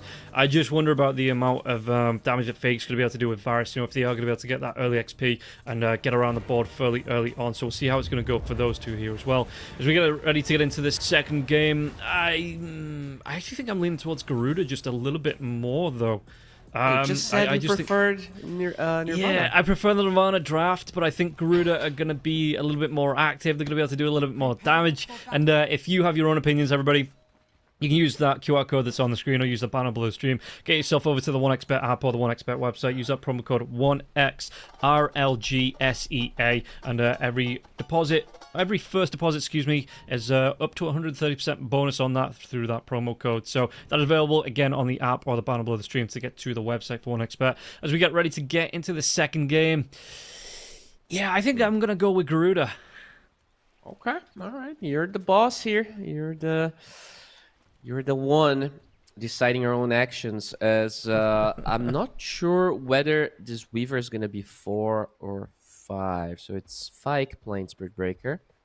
They have a lot of minus armor in the safe lane of Garuda, but it seems like a pretty squishy lane. And yeah, it looks like it is going to be the... Because Varus is the 5, right, on the side of Garuda, so it looks like it is going to be that 5 Weaver. Yeah, coming through. So, yeah, we'll see how it is going to play. Jikroy once again on that Troll Warlord coming through. We'll see if there's going to be any Rune Snatchers here as well. There's a bit of aggression coming out here for the side of Garuda, trying to get themselves on top of the Witch Doctor here. Damage coming through, but no charge from the Spirit Breaker. Actually went for the Greater Bash level 1, so won't be able to chase down and get any damage out. But it is just going to be that 2 for 2 on the Rune trade. As Varus, they might not... Okay, I thought they might not have given up just yet, but in fact, the Spirit Breaker Fake just trying to run himself away from this one. Yavi and Varus going to be here now as well, and Cry, well, they're not going to be able to get this creep wave. There's going to be 3 heroes standing in their way, so they do need to throw some harass back themselves here. Witch Doctor, meanwhile, the top lane, Jikroid's going to go down. First Blood being chased down by CZY as well as Candyloon. Great awareness. They see the 3 heroes bottom, and they're like, okay, this troll is just out of position. They get the Bushwhack, and the Iron Shell damage is enough. Usually, Hoodwink's not a melee hero, but if it's a 2 for 1, you can definitely just get that Hoodwink body on top of the troll, and I mean, that's a huge first blood. Yeah, and I like that this is what I'm seeing from the Darkseers, you know, obviously because you have that innate that says, oh, Mammothai taking a little bit of harass here from Suki, but you have the Darkseer innate, which is basically his strength can't go lower than his strength or his agi, so I think it's always the highest one. So we're seeing the Darkseers just build purely strength here and getting the mana benefit from it, which gives him the quick wit as well. Yeah, really benefiting from that one here. And yeah, Candyloon starts off with the 4 gauntlets of strength to maximize that strength gain as well. Okay, so mid lane, it can be a bit tough. Oh, okay, they find the Weaver in the bottom side, and this Weaver has no TP. So Jikroy, not only he feeds first blood, but now he's in a pretty bad position. Yeah, it was a great synergy here. The Bushwhack into the Acorn shot, and then as soon as that Bushwhack's wearing off, you have the Vacuum to come out from the Darkseer here as well. Does extra damage. Obviously, you have the Iron Shell going all the way through that one, and yeah, the Weaver just wasn't able to get away from it. The Nirvana side lanes are screwed. Fike's forced to drag creeps around, but look how far he has to go. Look how long he's walking here. He's gonna miss all of the creeps as they also steal a water rune. This is problematic. Not a good start here, and this is a great way to figure out who's got the Caster's Curse, right? You back in Nirvana, me back in Garuda, so we'll see who's actually going to be at fault for this. As Fake... No. Trying to get right back on top of the Witch Doctor. The Witch Doctor, though, yeah, level 1. He's got that point in the Voodoo Restoration. It's Festeration as well. So it is going to be that damage to come through on the Spirit Breaker.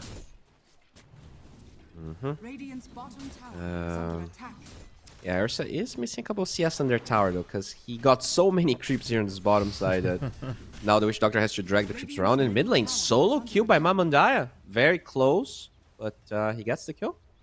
Yeah, makes that dive happen. The meld coming through, 2 points in the meld there as well. And the Tiny, obviously, 0 armor to start with. So Mammothai taking full advantage of that with the 2 points in the meld.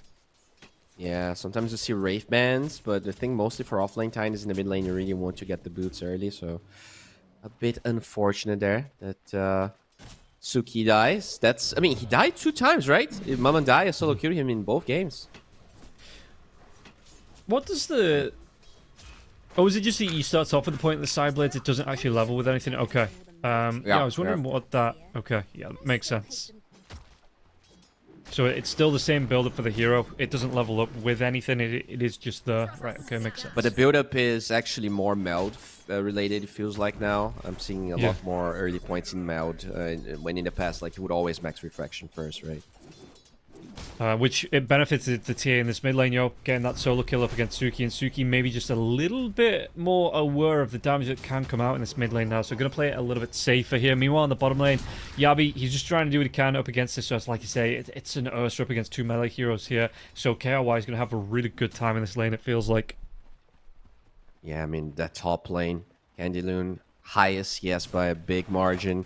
They have the level 3 timing with the Iron Shell as well. It's very scary. Oh, Bushwhack missing, though. Yeah, and look at that right click coming out from Mamang Dyer in the mid lane onto Suki. Suki loses about 1/3 of his health from that meld right click here on Mamang Dyer. And that was armor. without refraction charges, yeah. That's big. Okay, so... Pretty close game overall. Mid lane definitely on the side of Garuda here, and that's really the win condition that they have. You need this TA to be popping off, and so far, looks like the trajectory is correct here for Mamandaya. Yeah, and meanwhile, top lane, CZY going to try and contest this, make sure there's no full pull-off here as well. Candyloon moves in with the Iron Shell, so we'll be able to clear off this creep wave. How is it looking in terms of last hits here? Troll, he's going to be keeping pace with the Ursa. The Ursa getting a few more denies here, though. And CZY is going to be a good bushwhack coming through, but CZY, can he get himself away from this one? Blood Grenade comes through. Yeah, the Surge will be here. Mid lane, though. Suki, they're going to be able to get the kill onto Candyloon here. The toss back comes out in the mid lane, so the damage coming through onto Fake. Fake's trying to run himself away, but that Voodoo Festeration, and Suki will get the kill with the tree toss now. But Mamang Dyer, with those refraction charges 1 second away, he has them up just in time. Ooh. And Witch Doctor not going to be able to get through those, and Templar Assassin will live from that. That was so close, but yeah, good TP from the Witch Doctor. Saves the Tiny, they turn it around, but feels like Suki will be forced to walk back to the base, whereas this TP here allows Mamandaya to stay for the 6-minute rune. Yeah, KY getting the chase down onto Yabi, and okay, Yabi gets really darn low, but won't actually be able to get the kill here, KY, and Yabi's just going to go straight back to lane with the double braces here as well, but Witch Doctor moves in, the cast is going to be here, the Voodoo Festeration comes through, and Yabi's going to be taking a whole load of damage that he just healed up from that. Yeah, a bit unlucky with the bounces there, doesn't hit the Mars for the second time, but they will get a Lotus for themselves, and as you said, this Ursa having a pretty good time. Top lane though. Oh, that's here, top lane. Down. Yeah, 3 heroes grouping up onto him, and he just got caught in the Avatar zone, the bushwhack there. So it's going to be a really nice kill. Not level 6 just yet, wasn't able to keep himself ultimated or any ultimated up, as they do get the kill onto that Troll Warlord. Interesting to know that Candyloon going for the right-click facet, the attack speed one, rather than the move speed one. I guess you can break refraction charges faster, but you already have Iron Shell. Kinda interesting that he goes for that one rather than the move speed. KY, bottom lane. Oh, the Spirit does enough now on the Witch Doctor. 3 heroes about. Should be able to do damage, though, with the Blood Grenade and that Voodoo Festeration to get the kill onto Fake before he goes down. Yabi will get it after the fact, but not quick enough to save his teammate. Okay, I mean, this Mars is back. He was struggling, but gets 2 kills, even though his CS is low. His net worth is actually going to be pretty healthy, even ahead of Cry at the moment. And do you think that, because I mean they're both going to be going for the Battle Fury here, right? So it is going to be a big benefit for the Troll Warlord to be able to get that up a little bit quicker out. Mamang Dyer keeping Nirvana on the toss back. Fraction. Yeah, they're going to get that toss. 3 heroes around here. What can they do? The meld comes through, but they're going to have that reload. The reveal coming through with the sentries. Mamang Dyer still gets himself away with the help of Fake, though.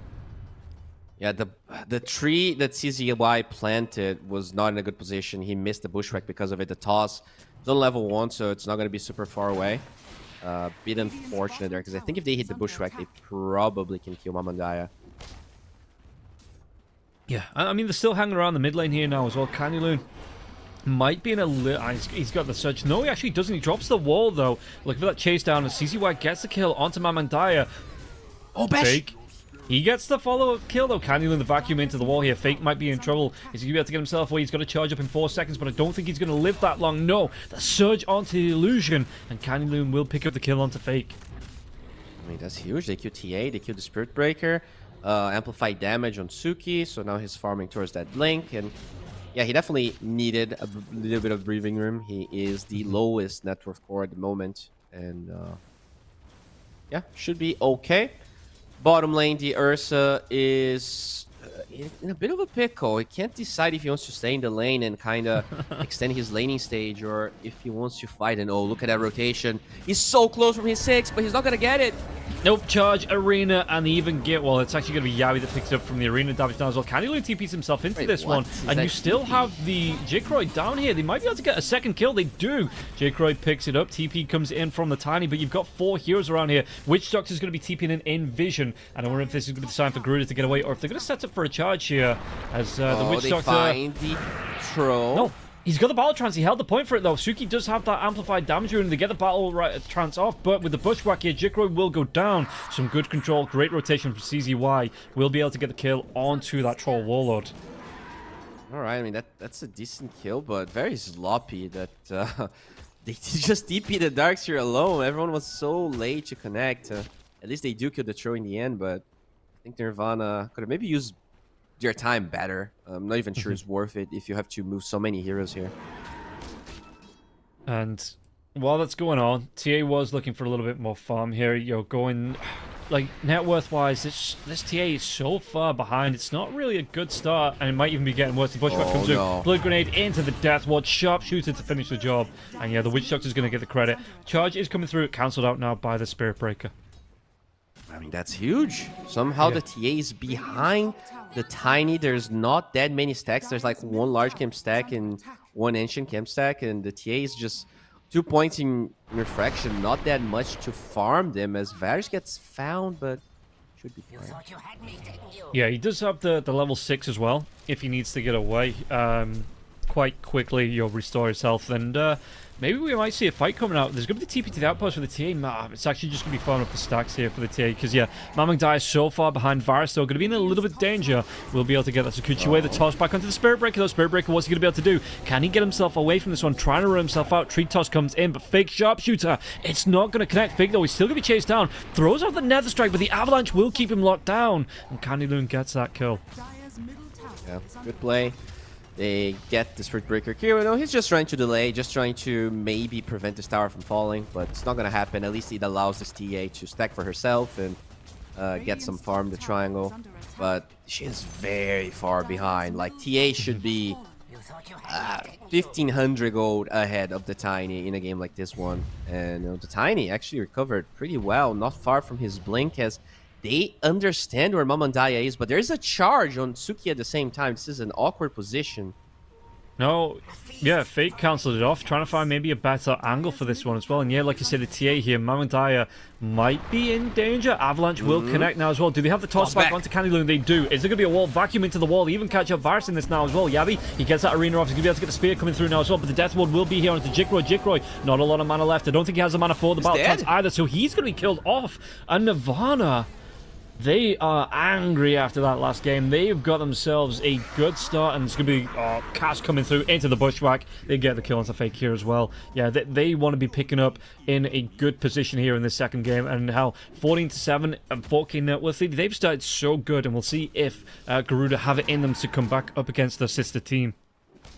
This Death Ball in Nirvana is so powerful. You just Surge and Iron Shell Tiny, and you can kill anyone. Like, just toss back a target, and there's no save. This Mars is just not ready to fight just yet. He's actually going for U-Scepter instead of Blink, and look at Suki, even without his Blink Dagger, looking for solo kills. Oh. I mean, he's still going to be on top of Varus Fake, where's that charge? And the charge is to the creep wave. He's just completely passing by the Weaver. He's like, that's your problem, dude. I am on my way here to find some farm, it looks like. And yeah, Fake trying to do his best, but he's got to be careful here. There's going to be a rotation, 3-man rotation here as well. Suki, does he go for this one? Trying to get in range, but Fake is fairly fast. Just trying to catch him up. The Darkseer goes the wrong way, and Fake looked like he might be able to get himself out. Charge in 2 seconds. Just needs to play away from the rest of here on the side of Nirvana. Yeah, he's going to be able to get that charge. No! Bushwhack? No! Just too short on the bushwhack. Yeah, so Fake will be away. By the way, Ursa, look what the build he's going for here. He's going for a Mask of Madness Ursa. I love this. You just want to get the attack speed to break through those refractions.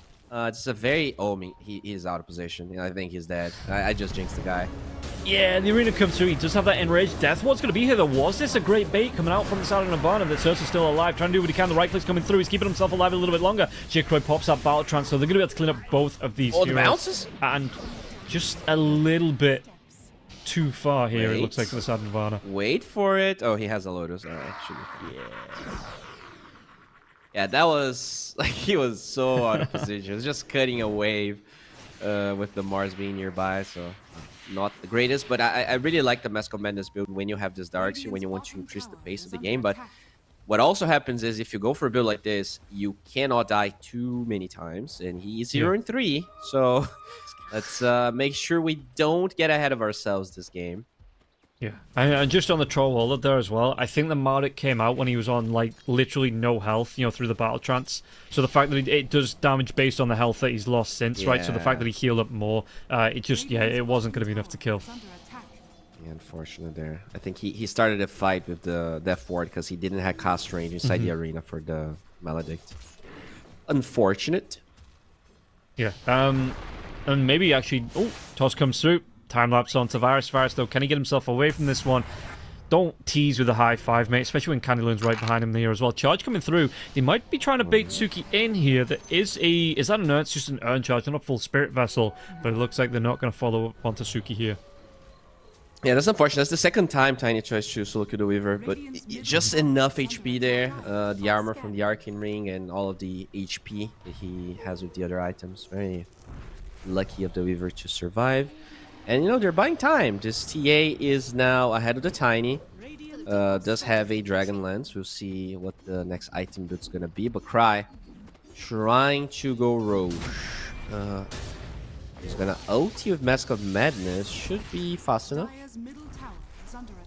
Yeah, he's barely lost any life here. He's stacking the damage up as well. So this Ursa should be able to quick Roche without really being too much under risk. Yeah, he's going to be able to get this one for free, it looks like, this Aegis. And while this is going on, you've got heroes stacking up on the side of Nirvana, maybe looking towards the Spirit Breaker. As KY, free Aegis, no worries here for him. What's he got coming in on his courier here as well? Nothing. Just sending it back, making sure it doesn't get killed off by Varus. Candyloon, a pretty aggressive position here, but they're not going to really force the tower. They're just going to try and... force the catapult to bring the heroes of Garuda nearby. Yeah, Malmangdaya still looking for this farm up. Has recovered a little bit here. I'm surprised. Actually, am I surprised this Darkseer's top net worth? No, I'm not. With the Iron Shell being able to rotate around, with him being involved in so many kills, 4, 2, and 5 already on the Darkseer, you know, he's having such a good time. I'm not surprised that Candyloon's so far up in terms of net worth. Huh, the Grizz is actually... I didn't know you can have the Grizz on the main inventory, so... Yeah, you didn't sell the Grizz, but okay. Yeah, it just can't go in the backpack, I guess, you know, which would be... Can you go in the courier, though? I don't think so. I think that's the same kind of thing. I don't think you can go...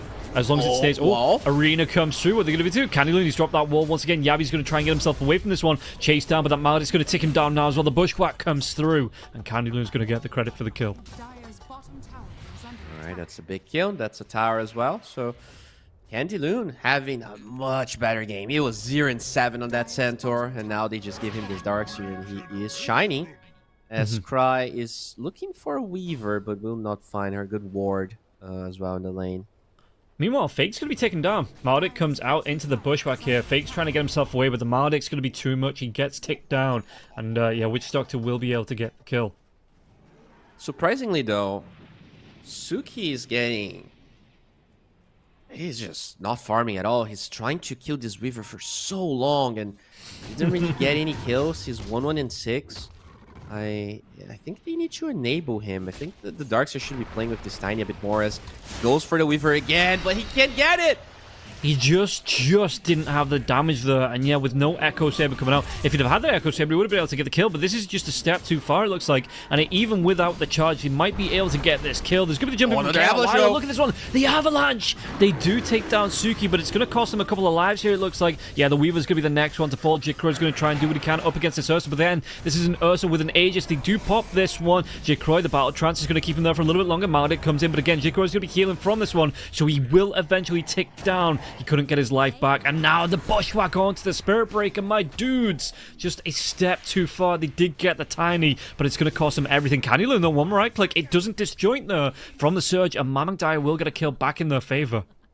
900 gold for Mamandaya, that's huge, but at the end of the day, you know, yes, the Tiny falls, yes, his network's still pretty bad, but you enable this Ursa, you allow the Aegis to be useful, so it's still a very good play from Mr. Suki there. Very selfless in his approach on this game, allowing this Hoodwink and even the Witch Doctor to get a lot of farm in the side lanes. Already a blink on the Witch Doctor, and he has 1,500 gold plus 600 of his Grizz.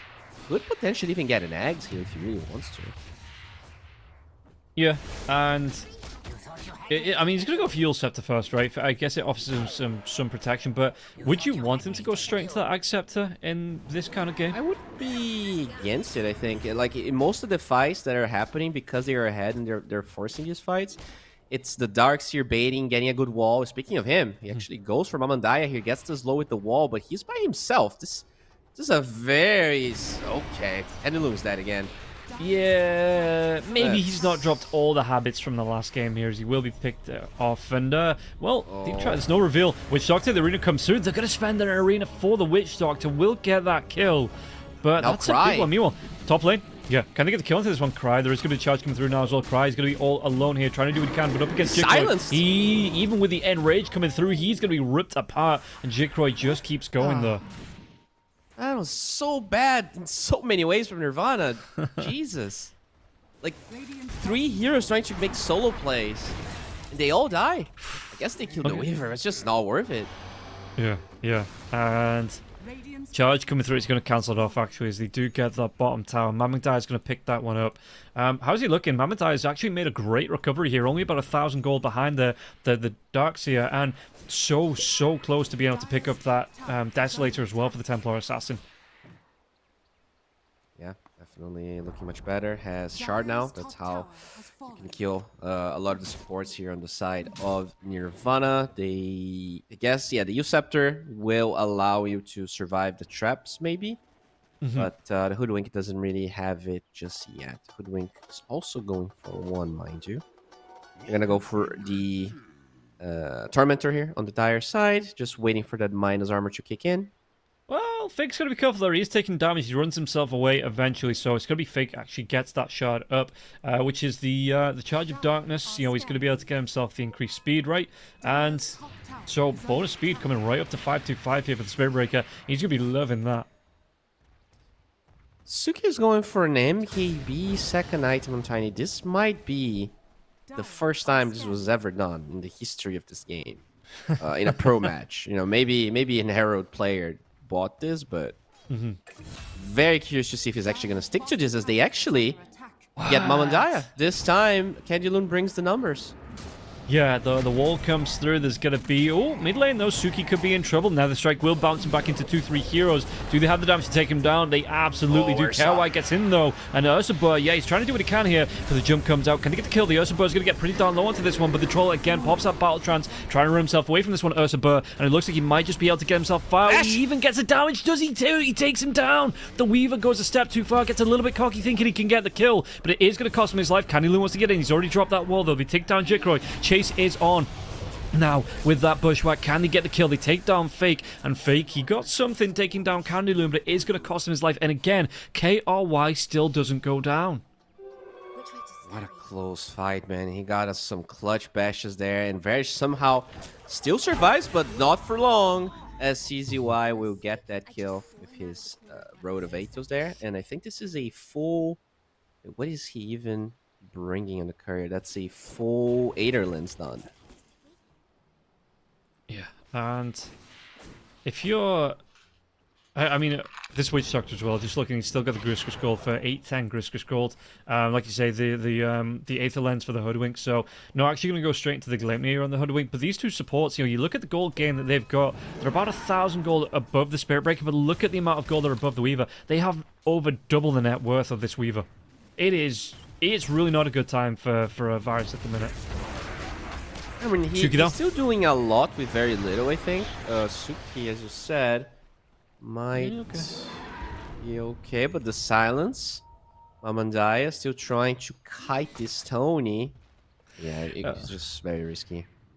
Everywhere he goes, the Suki just gets hit by a trap, and he's, you know, tiny. Not the fastest hero in the world anyway, just gets slowed right down. He's just like, I'm just going to stand there. I'm just going to wait for it to fade off and walk myself out of it. But there was no way for Garuda to take advantage of that. Maybe, though, they're going to be able to go on to the Witch Doctor. Wall gets dropped, and no follow-up comes through here. So, I mean, that's a wall down for nothing, though. That's a fairly big pickup. The arena comes through. They might even be able to get the kill into Suki. Suki, can he get himself away? One more right-click from anybody to give it over to Mamang Daya. And that is a fairly... Well, I mean, not even fair. That's a very good trade on the side of Garuda.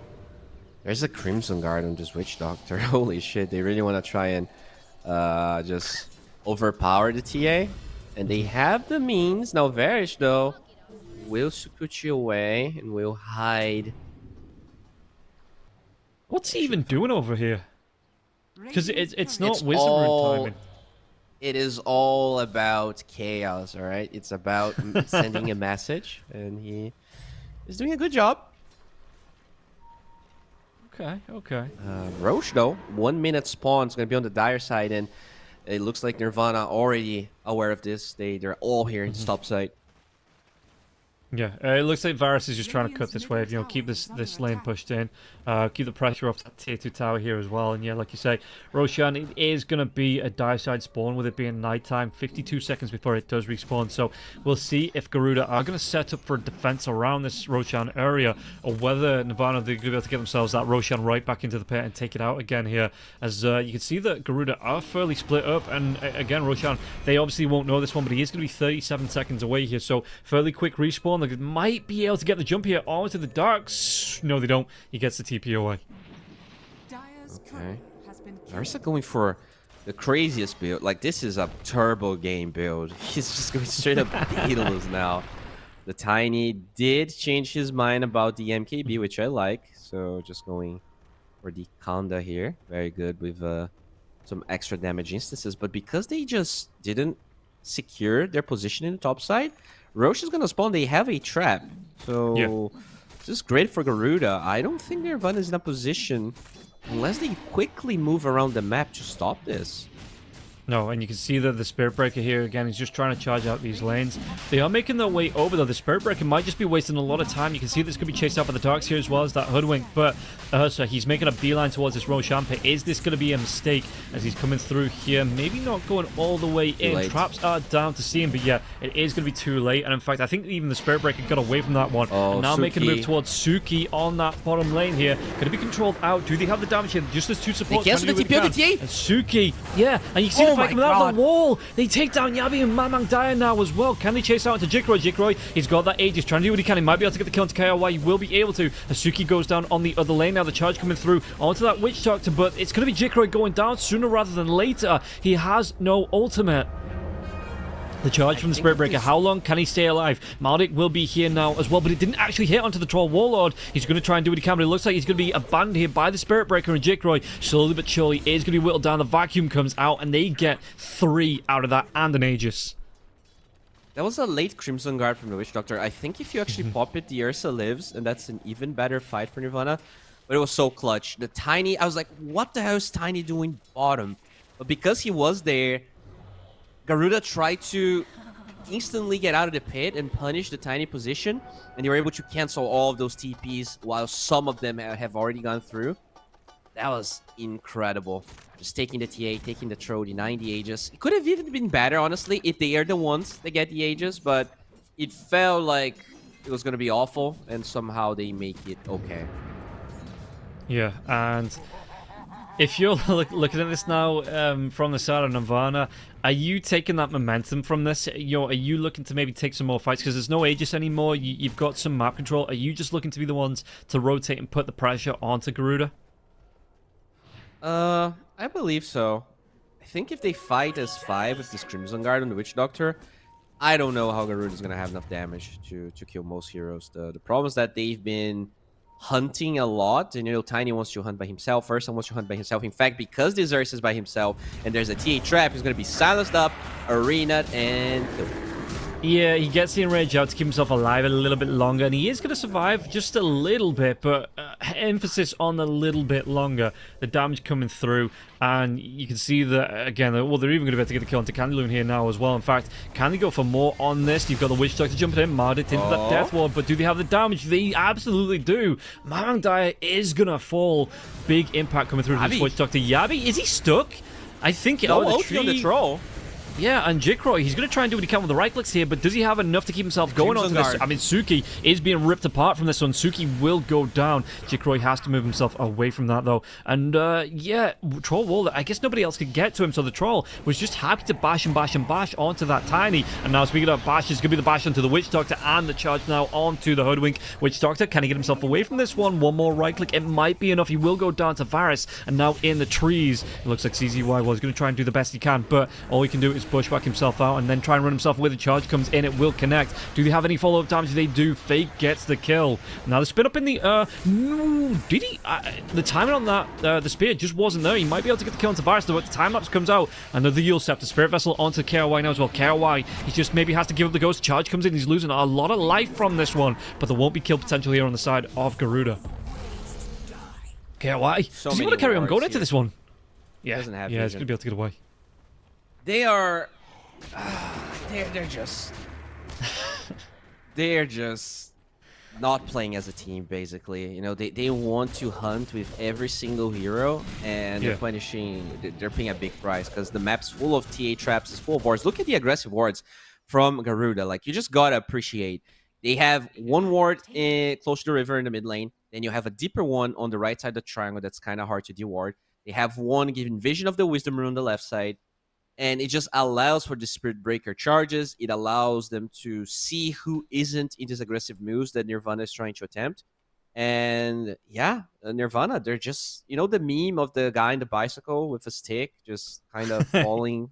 Like, throws it in his own spokes. Yeah. Exactly. Like, they had everything. Like, they absolutely destroyed the laning stage. They got the first Aegis. But slowly but surely, they're giving away advantages here when I think they have the better draft and they had the better early game as well. Well, we'll see how they're going to be able to, or if they're going to be able to come back into this one. And yeah, like you say, that maybe it might be just a step too far. I mean, they're still taking some fairly good fights. Obviously, they're going to have a bit of a reset time here with a pause as well, so they can talk about their battle plan. Darkseer getting close to the Ag, so the normal punches are going to start to come through as well, which is an extra scary tool in the side of Nirvana's arsenal. But yeah, Garuda, for the minute, they just seem to be the ones, and again, I emphasize for the minute, the ones getting the pickoffs, because these fights, they've been going so back and forth. Yeah, I mean, they're all over the place. There's just action everywhere, and both sides are able to abuse it, right? When you look at Nirvana, they have very mobile cores that want to assassinate people, and on the side of Garuda, you just have the Spirit Breaker. Like, the supports are really mobile on that side, so they can find someone and they set up for either the TA or the Mars to get the kills. Yeah, and if you're kind of approaching this one, I mean, it's a long time before the Aegis is going to respawn you, before Roshan's going to be coming back. So, do you think both teams, are they going to be looking towards this like next 4 to 7 minutes as farm time, or do you expect one team to carry on being aggressive in this match? I think they lost all the momentum on Nirvana. I just want to see this Ursa farming a BKB. Like, the amount of times he jumps in and gets Yule Scepter, just kind of annoying me, to be honest. I think, yeah, because you're going to be farming the Ursa, might as well finish the Eggs on the Darks here. And this should be everything you need, honestly. Like, the supports are already really farmed. And the Witch Doctor is going for a Bloodstone. That is very interesting. I guess you can heal yourself with the Restoration, so just heal through the Bloodstone instead. Yeah, and I suppose there's the AoE bonus that's going to benefit from the the Voodoo Restoration as well as the Maldic there as well. So it's going to be a little bit better in the fights, and he's already got that. Because he did go for the Maldic AoE. Oh, Haven't died as well. Yeah, and bigger AoE Maledict as well, right? That's pretty good. Yeah, they find it. Oh, yeah, the wall's going to be dropped here now as well. Can they get this quick kill onto him? He's going to be bounced around. He will be killed off. Yabi, though, the death will come through. Yabi's going to go down as well. No way he gets away on just barely any health now. Charge coming through, but it looks like the Spirit Breaker. Does he actually want to go to this one? Has to walk himself through the wall. Going to be slowed down here now as well. The TP's come away. It's Jikroy. He gets the kill onto the Witch Doctor fake. He's after battling with his own illusion. Yeah, Jikroy takes the long way around the wall now. What else can he do from this? Because the Weaver just have that Gleipnir available, and they're not going to be fighting anyone near the wall. The Bushwhack, it doesn't connect to Jikroy. He's still got that BKB. He still has that battle trance if he needs it. Gets a slow down onto the Hoodwink. The Hoodwink, though, Yule Scepter does come through. Trying to save himself as long as possible. Jikroy pops that BKB. Battle trance not going to come out just yet. Does he want to be thrown out? And now he will. The Enrage wears off into KRY. KRY, he gets ripped apart here. This Ursa Burr just straight up disappears underneath the troll. Yabi, he didn't go down, so he's able to heal back up, come back into this fight. Gets himself the Arcane Rune now as well. So he's going to try and go for the TP. Avalanche, does he cancel it off? He does to get the kill onto Varus, but it's going to cost him his life, as Yabi will be able to take him down. Like, I don't understand why Deserts is taking this fight over BKB. It's just really painful to see. Like, he had such a good game, and okay, Darks are still alive, but now he's gonna feed maybe with the Tiny. They don't have the damage here.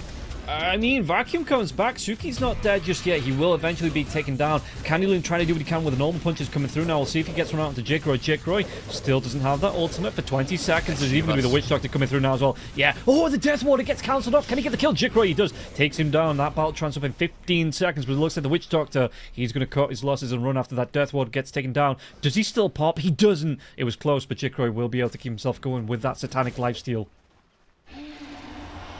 Yep. Just it's the same thing over and over and over again. They just can't seem to take good fights and wait for the right timings to take those fights. And now they might not even be able to get Roshan for themselves. Like, look at the difference in levels here. Cry. This is brave. brave. You want to fight this troll? Just immediately pops the battle trance now as well. The Enrage will be coming out. He's got that Massive Manus going now as well. But the Troll Warlord, he's already used that Satanic. He's going to have backup from Mamang Dai. He just solos him. He's like, I'm going to man mode. Oh, you're approaching me? I'm going to take you down 1v1. Of course he does. It's almost twice the net worth of Deserts. He's behind Yabi's Mars. Like, this is a game. If you want to play this build, you have to be so patient, so clinical with your performance, and unfortunately that has not been the case for the Ursa. And honestly, for the entirety of Nirvana.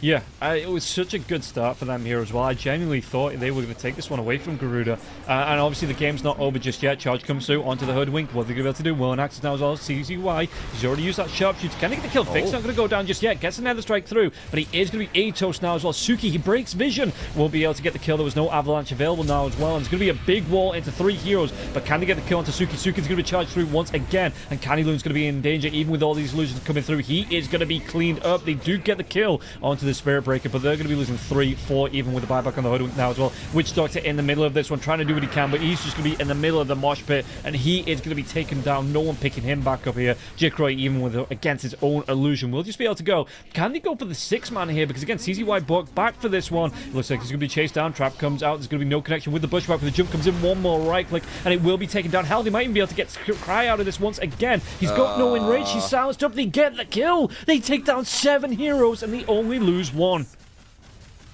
That is, yeah, that's a painful way to go down. Yeah, but you know, at the end of the day, I think we both had Garuda as the better team, let's say, and they proved it. Despite suffering very hard in the lanes, they were patient. They abused some of the plays here from Nirvana, and they were able to bounce back. And GG just comes out. Yeah, should have put a beer on the result, right?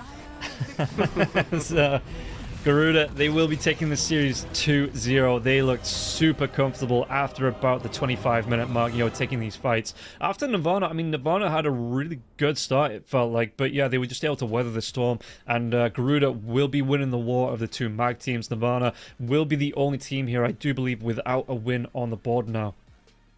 Yeah, I mean, Garuda, they are down here in the points, but when you look at their losses, they played Execration and Neon. They are two teams that are doing very well, so... and they also won one Outcast, which is a team that's kind of middle of the pack right now. I think that's probably what I expected from them. And, they played well. I think their dress were good.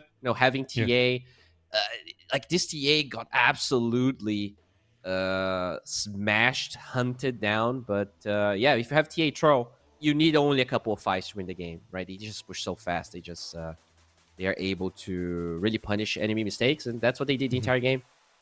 Yeah, and that is going to be it for the second series of the day. We are going to take a quick break, and then we'll be back with the third and final series of the day. Neon Esports versus Yangon Galacticos. Don't go anywhere. It's coming up right after this. 1xBet and Eva Alfie present betting on all esports events on the website and in the 1xBet app. 1xBet. Play with Eva.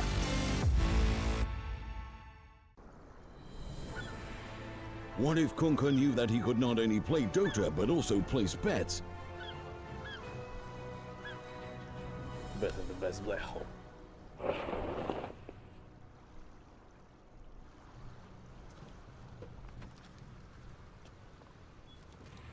1xBet, bookmaker company.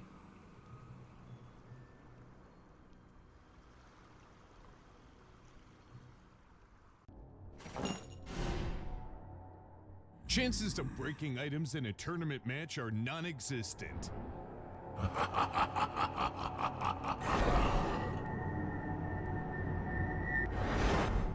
Chances of winning at 1xBet are always real.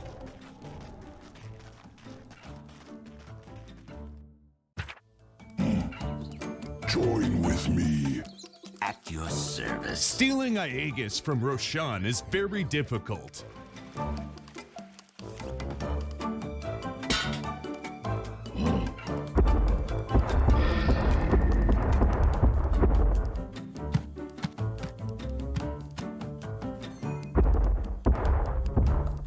Winning at 1xBet is super easy.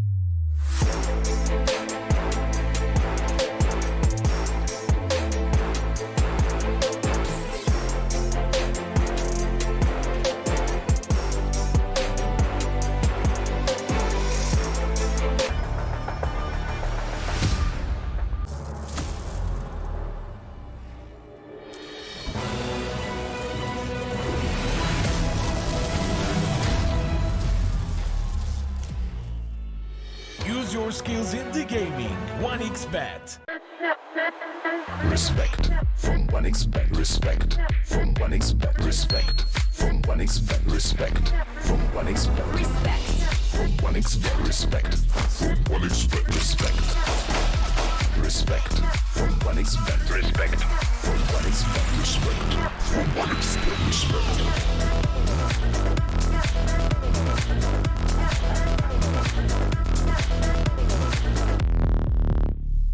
Hello, son. Hi, Mom. Pretty girl. This is Eva. Nice to meet you. Thank you very much. Your dad's just making his favorite dinner. It's duck. Come on inside. They're all probably too gruesome to tell you while you're eating at the table. How's your food? Is everything okay? Good, good.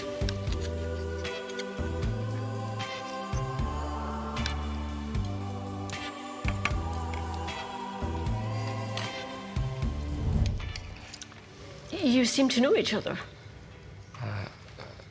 Yeah.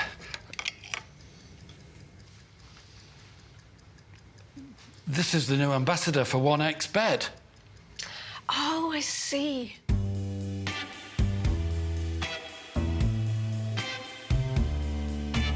Everyone felt good when Eva Elfie became the new ambassador of 1xBet.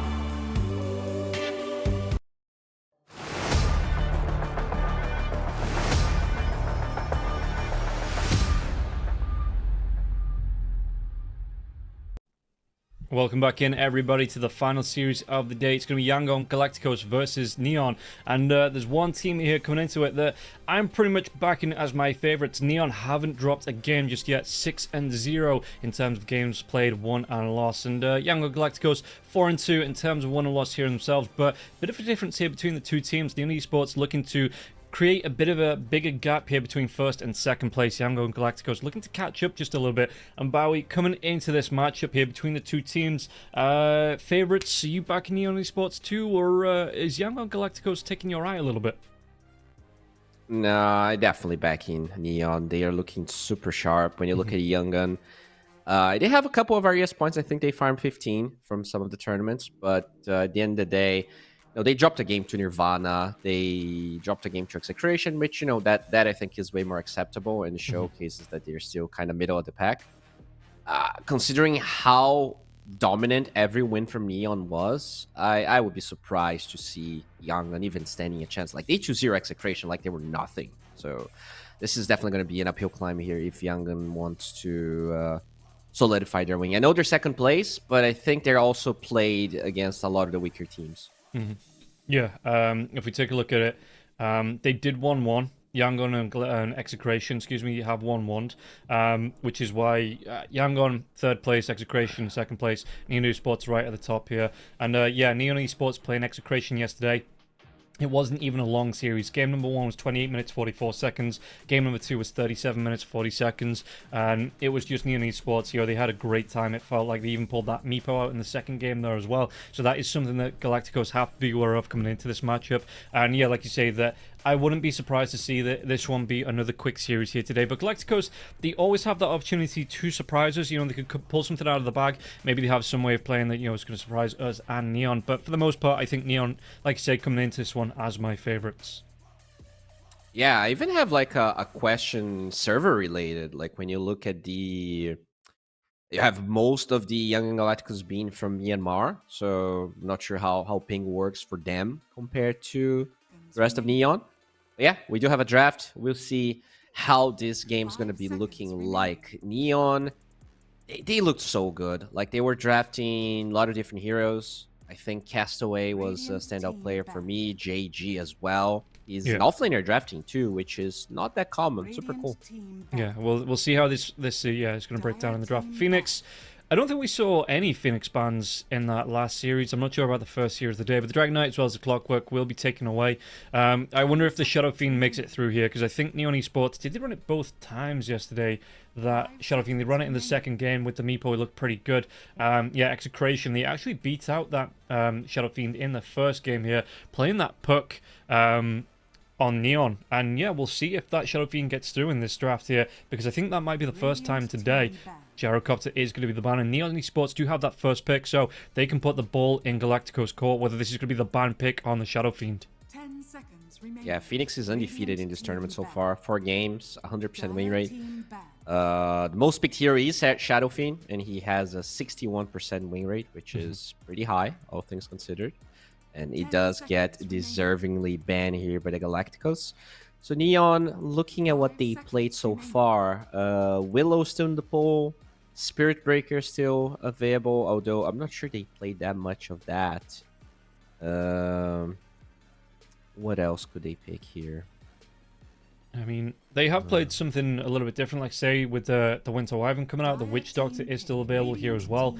Yeah, they're going to straight for the Witch Doctor. They ban out the Weaver, not letting that one go over to Galacticos, because it is a little bit hard to get those Weaver kills as the Witch Doctor if you are going to be that support on support, violence kind of thing, where once he hits the 6, the Weaver will just be able to time-lapse most of the damage off and then Sakuchi away. So Neon Esports are like, no thank you, but we will pick up that Witch Doctor. Alright, yep, definitely a hero that's looking pretty strong.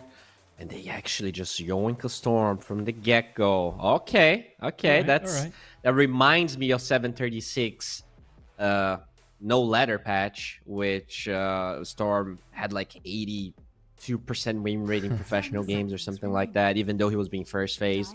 The hero got some deserving nerfs. How well can Neon counter this? Yeah, that's interesting because, I think Anti-Mage right now doesn't look very strong. I think he looks all right, but do you go the Anti-Mage route? Do you go the hard lockdown Batrider type route? Very curious to see how they're going to try and counter this. Yeah, Neon Esports ban out that Grimstroke, good combo with the Storm Spirit being able to jump in. With the Inkswell on, you get some good stuns off early on before, again, the protection for the BKBs start to come out. So, yeah, Neon Esports just want to take that one away. Yango and Galacticos, what is their next ban going to be? And again, there is still that wide range of heroes open. We'll see if it is going to be maybe that AM ban, if they fear that here. But Galacticos can take some time. They've still got a full 2 minutes, 10 seconds to think about this next ban, and then the next phase of picks here as well. Yeah, I mean, they could go Shaman. I think that's a hero that's still kind of decent. Has that control for the Storm. Axe is pretty good. I think CK, just having that burst damage, the Blink Orchid build seems very strong against Storm. A lot of the times now, we see Storm skipping BKB, going something like Kaya Shroud. And yeah, I mean, CK doesn't really care about the magic resistance. He just yoinks you. You think if that CK comes out that you'd see the Storm Spirit go for like a quick Eul Scepter or something then for protection as the Meepo gets taken away? It's a possibility for sure. But you gotta remember, if you actually get hit by the Chaos Bolt, the Eul Scepter doesn't do anything, right? True. Like, yeah. You might just die through the Orchid before you even get to pop the Orchid, so the Eul Scepter. So it's still a bit tough. They banned the Meepo, which I think it's smart. They have 18 on Neon, so you just need to eliminate that threat, which means, the CK we talked about, some other heroes are definitely going to go through. Okay, well, we'll see what Yangon Galacticos here want to be picking up, what the idea is for this second, because, I mean, you first locked that Storm, so if you wanted to here, this next pick could be a support hero before Neon Sports get the double pick. You don't really have to give too much away here on the side of Galacticos, and yeah, the Dark Willow is still available if that's something they feel like picking up. The Witch Doctor is there, but that's a hero that we're seeing a little bit more and more. Crystal Maiden still available here as well. Hasn't actually seen a lot of action that last series. Vengeful Spirit still available, so there are still options if you want to go for this next pick support. I think you need to enable the Storm. So you need like either something that gives him mana, either something that like an Oracle. That's why Grimstroke was such a good ban. Like, he just enables Storm to get a lot of kills, which is how he snowballs now with all of the galvanized stacks. I think Willow does have the Bedlam you can throw on the Storm, but it's definitely not as strong as Grim. So also we saw Willow not doing that much against the Witch Doctor. I think they thought a lot about this pick, and that's the best here they could find. I'm not sure it's good enough. Okay. And they just get a puck. Yeah, and like that you're going to be playing up against that Storm Spirit in the mid lane, so you can you don't have to give a lot in terms of your side lanes away. You can just pick up the puck for the mid lane. Maybe go for your second support here and look to see what Yango and Galacticos pick up, and then maybe opt into the off lane. Well, depending on what Galacticos do pick, you can then counter pick right back here as Neon. So what do you pick here? I really like... Okay, they go Hoodwink. I was going to say Batrider. But the Hoodwink is... I mean, literally the same combo we saw looking pretty good at the beginning for Nirvana and eventually just fading away. But this are top tier supports for sure. Yeah. And how do you then look at this if you're Galacticos? You're giving away another support and picking a lane. Would you rather give away your off laner here, or because you've got last pick as well? Yeah. Do you want to be seeing what the off lane pick for Neon is going to be before you lock in your carry?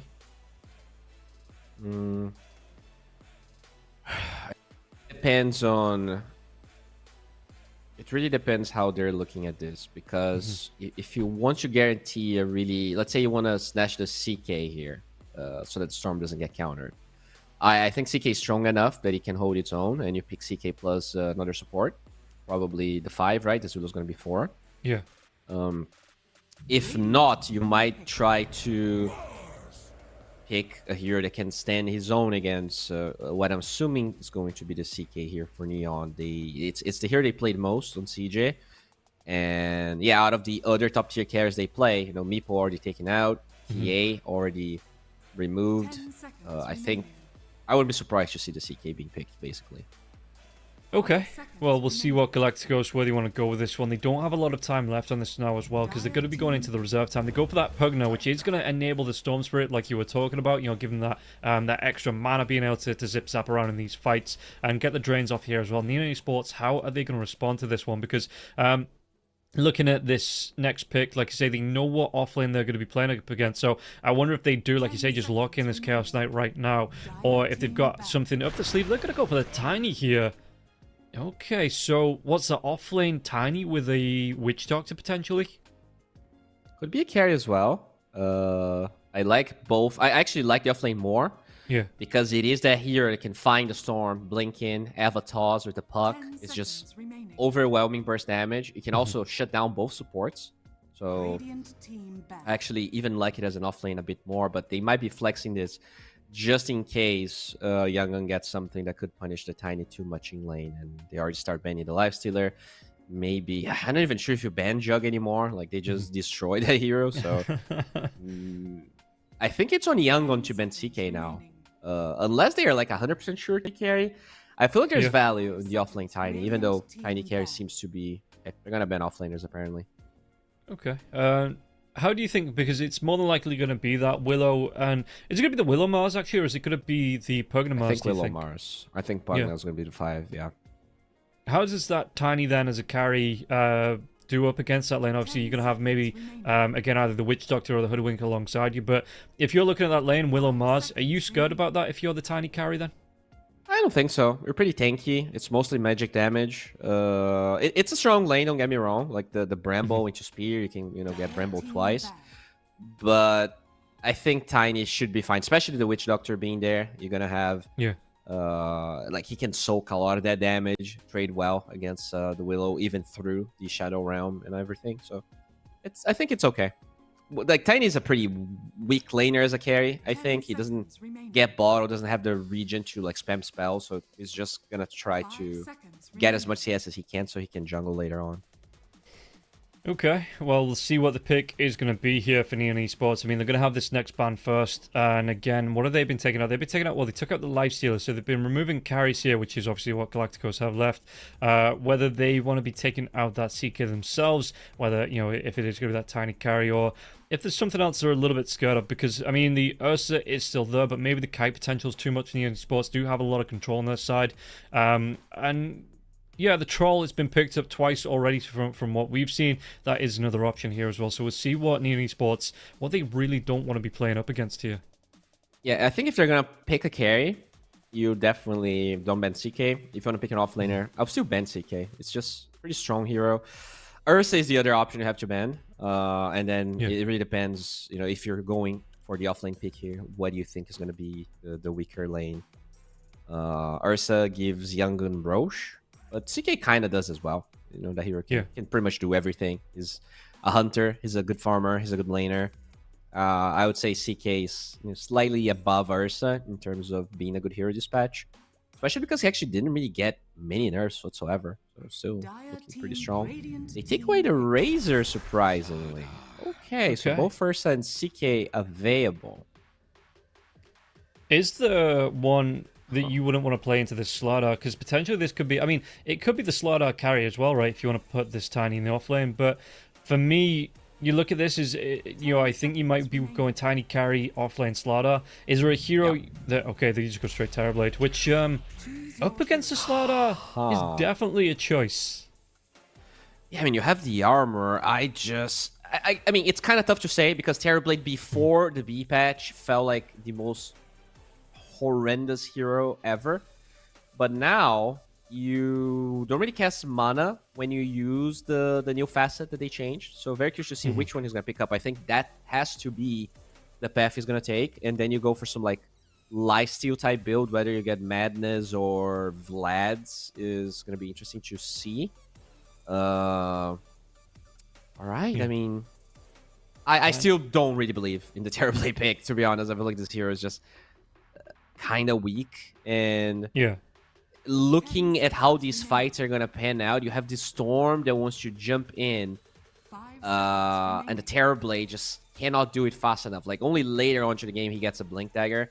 I feel like the fights are going to be awkward. And if the Terrorblade is the one posturing, he might just get killed before he even gets the Sunder off. Because you have Eva toss, bashes, and, you know, Hoodwink burst damage. It's a really scary game. And for a 24 pick on the TB, I'm not that big of a believer, to be honest. No, and I know you said that he has the armor, but does he really have the armor coming up against a Slardar here that's going to have the Corrosive Haze? You're probably going to be able to get off like an AC at some point here as well. You look at this, maybe even Bombi gets himself, just goes for that casual Blightstone just to be able to reduce it even more. And KSH, I really don't know if he's going to be able to man mode here. He might be able to get off that Sunder, because there's the no minimum health thing that you can do now. But it's just to me, I think JG might be able to burst him down a little bit quicker. And just be able to fight through it, especially if KSH gets behind a little bit in the lane too. Yeah, it's definitely kind of a scary game here.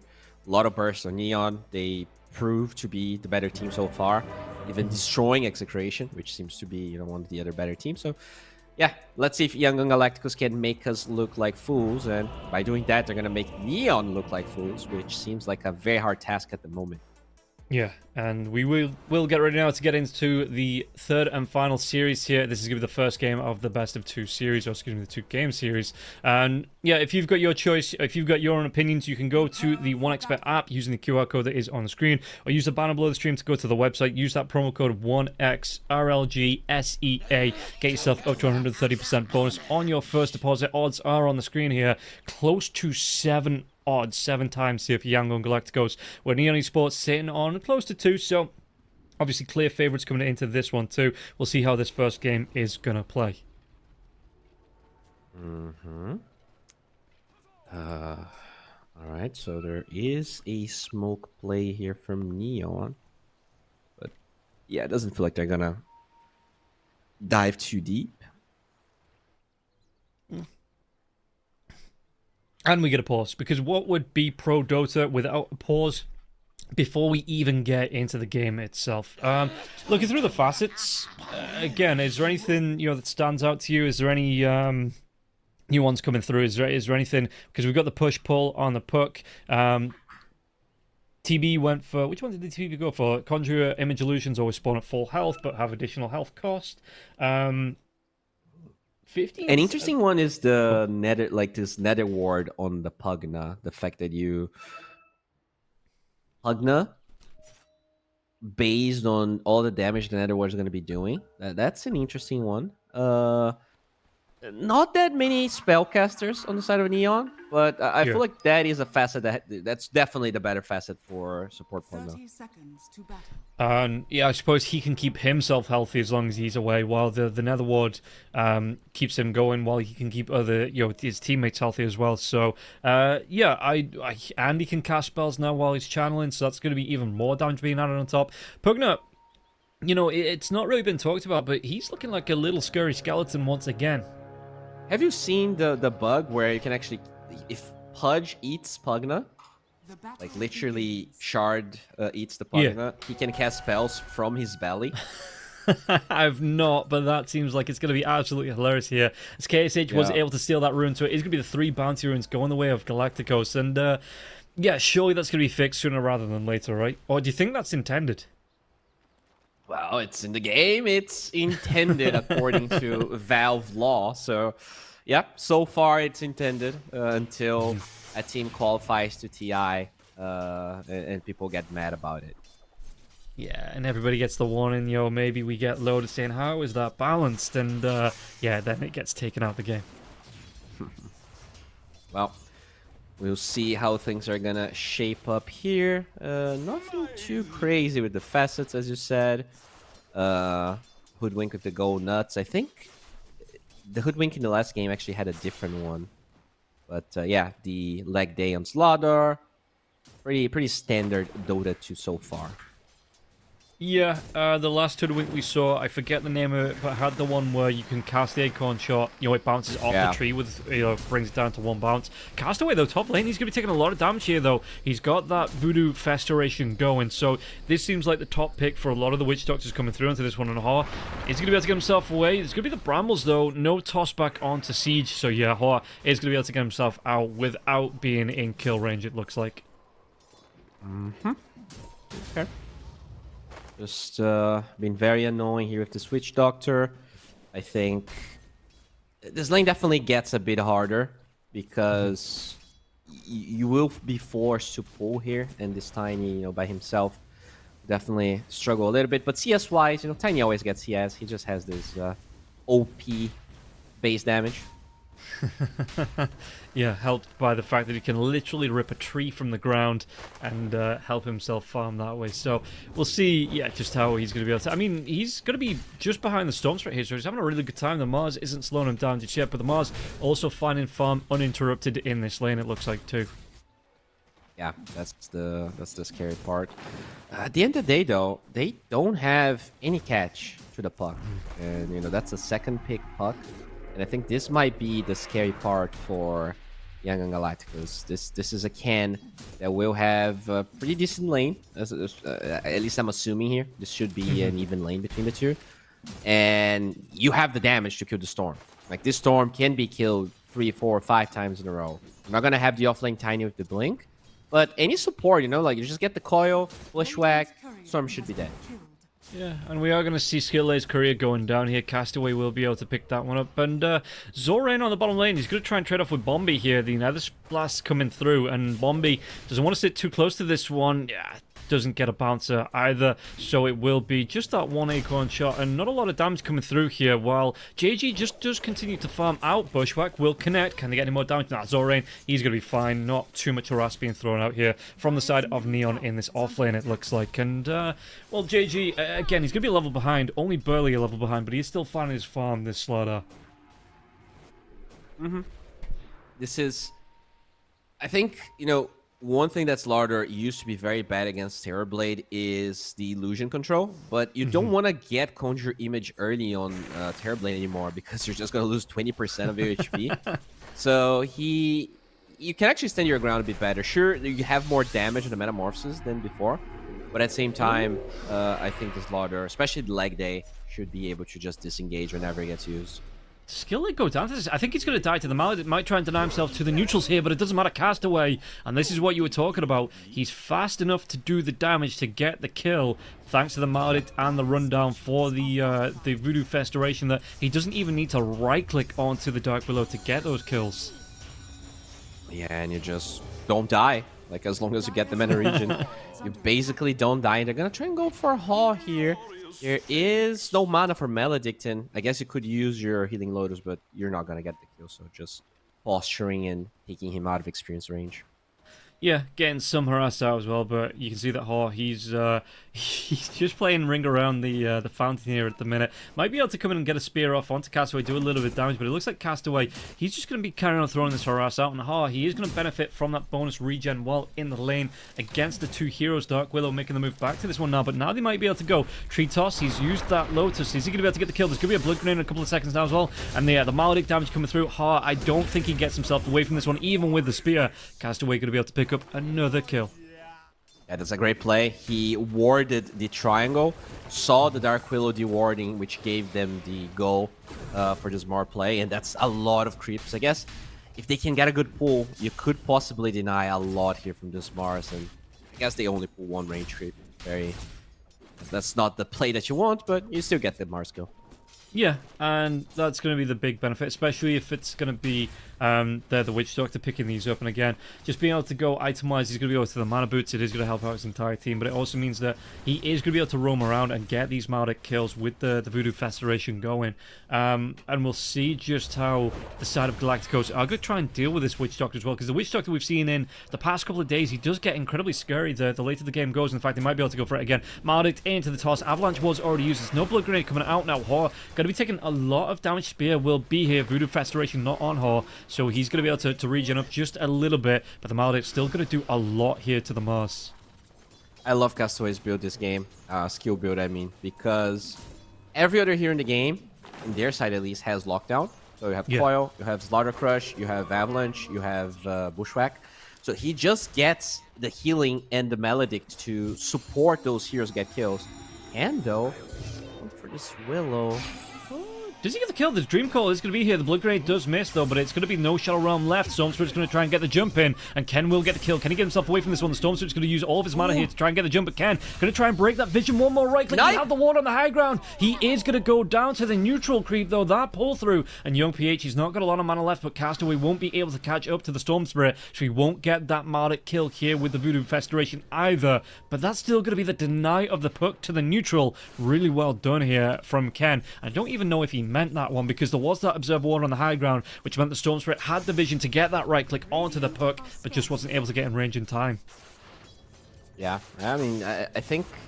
Was he even going for a stack there? I don't know how the creep even aggro, but yeah, regardless, Ken does... maybe the orb that he threw got the aggro, I'm not sure.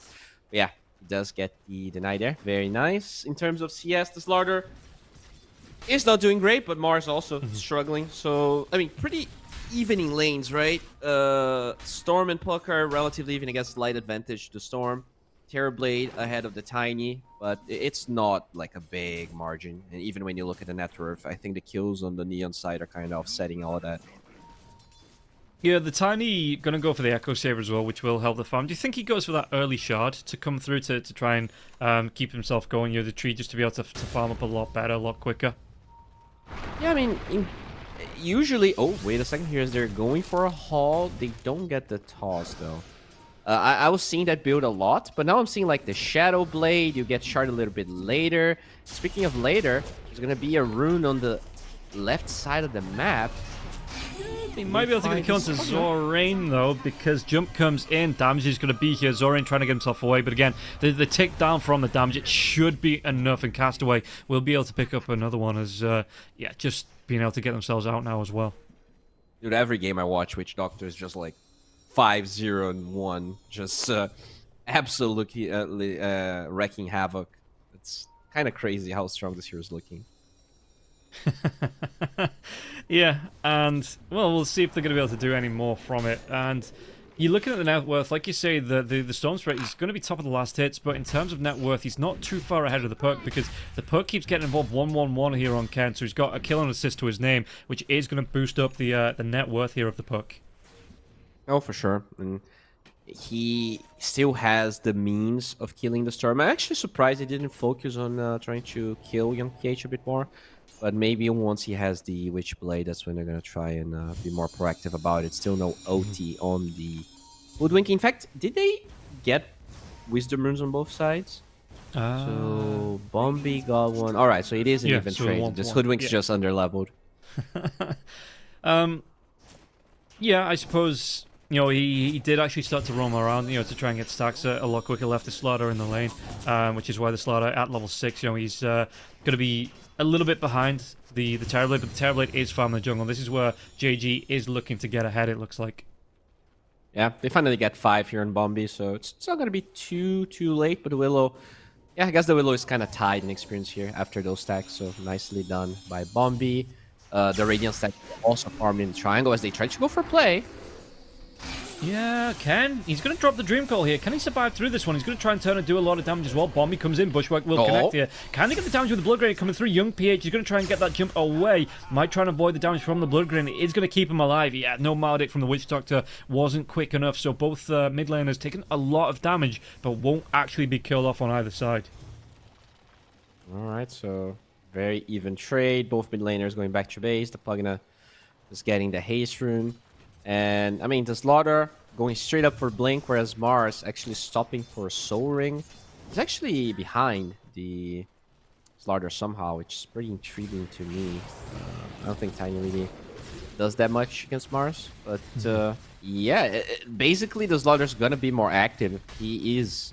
I don't think he's gonna die here in the bottom side, and he is getting pretty close to Blink.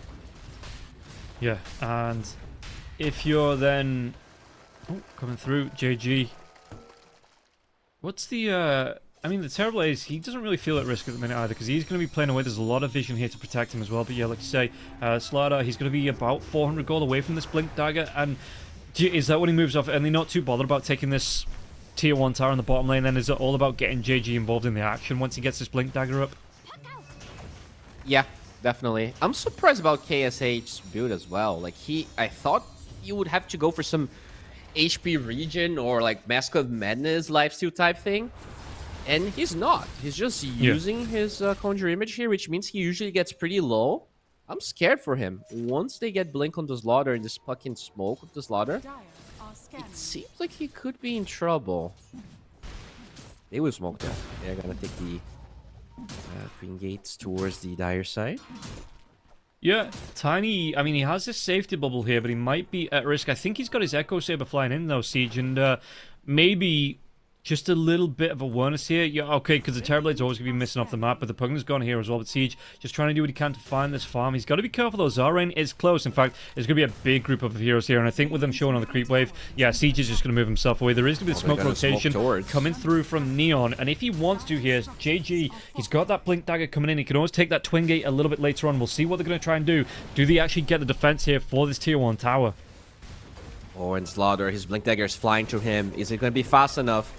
Yeah, we'll see. Siege walks himself in. He's going to be caught in the brambles here now. There's a lot of damage coming through from this Terrorblade. The arena just get dropped. And I think Siege might be dropped here now as well. He will go down. Count on the back lines now as well. What can they do? Castaway. He's going to be the next one to go down. And it looks like the chase comes on. Even that Dream Call, it wasn't enough to get the control out. Now the Storm Spirit jumping around left, right, and center. There will be the Blink away here from the Slaughter. TP'd himself up to this one, but won't have an impact in this fight so far. Can he get this Blink? I mean, the Blink's going to be on cooldown for another few seconds here. PH trying to do what he can. The Terrorize will come out. They've got the control on the Hoodwink as well as Ken. Ken will go down. The Hoodwink will follow. KSH picking up all sorts of damage here, as well as kills on this lane, and that was an absolute nightmare of a fight for Neon.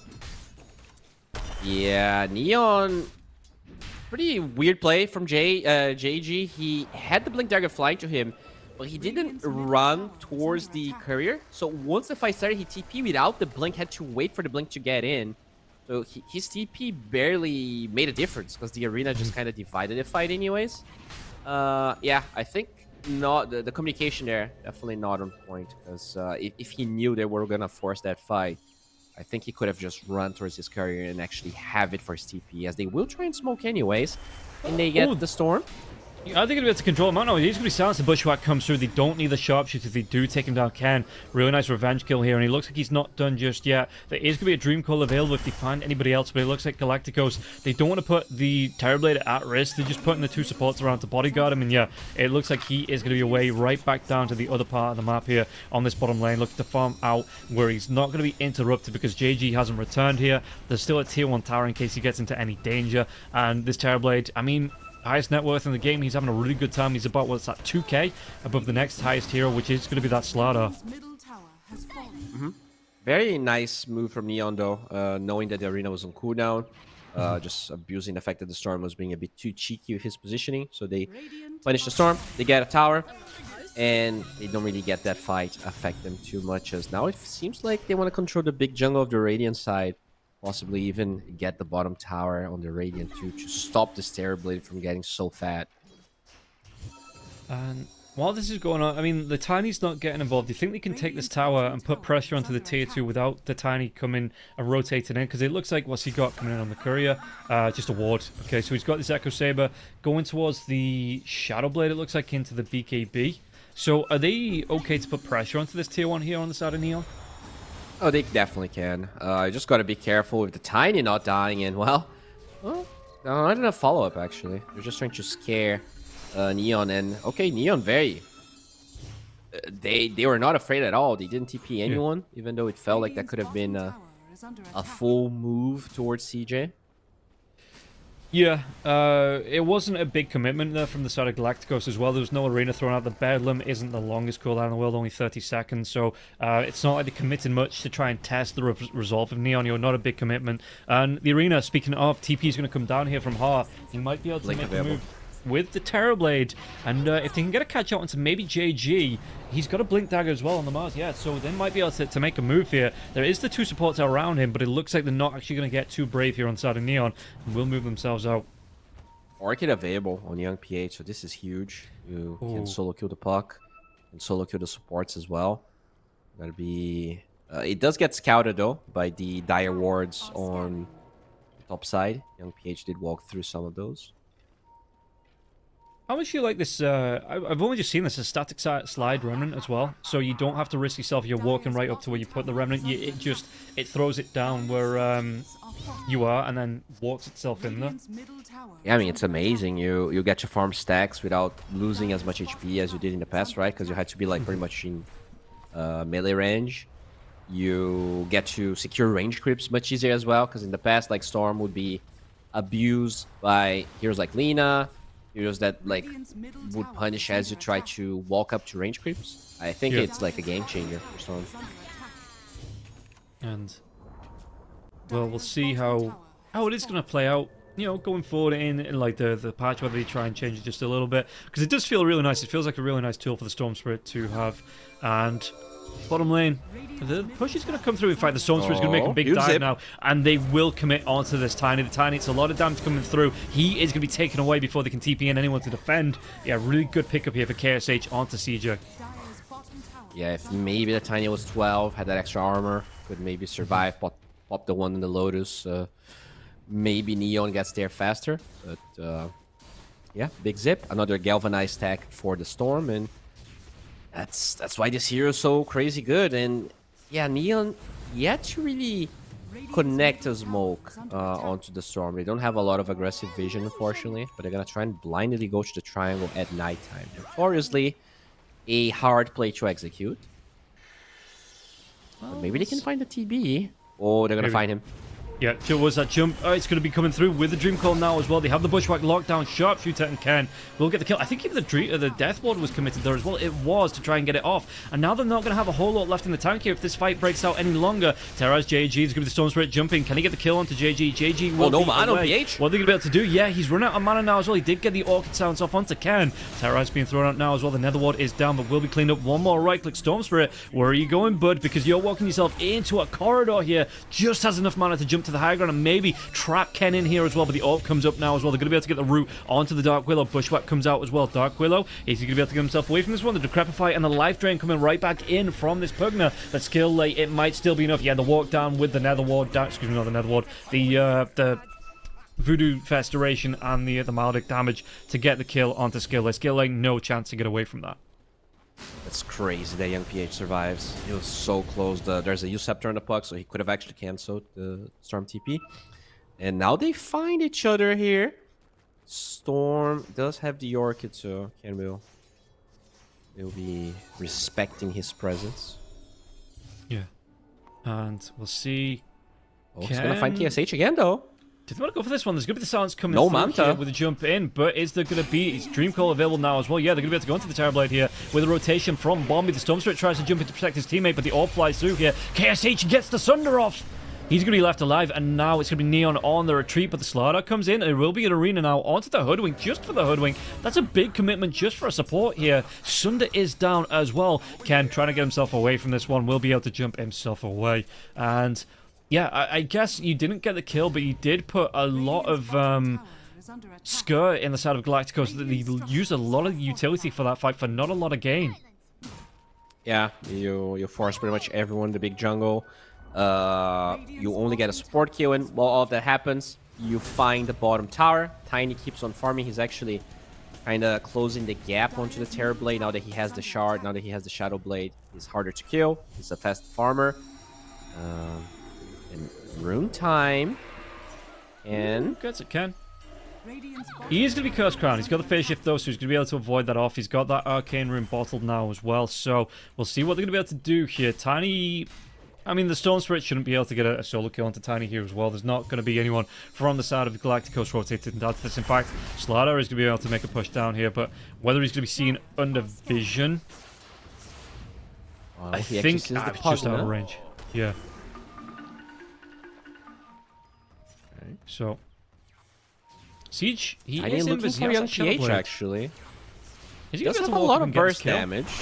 Oh, that's not enough damage to get the kill, though. Surely the crush comes in, though. The silence onto Tiny. They didn't have the control on the Storm Spirit. Just going to be able to get the jump away. Why was Slardar's crush on cooldown if he was going for that play? That's so weird.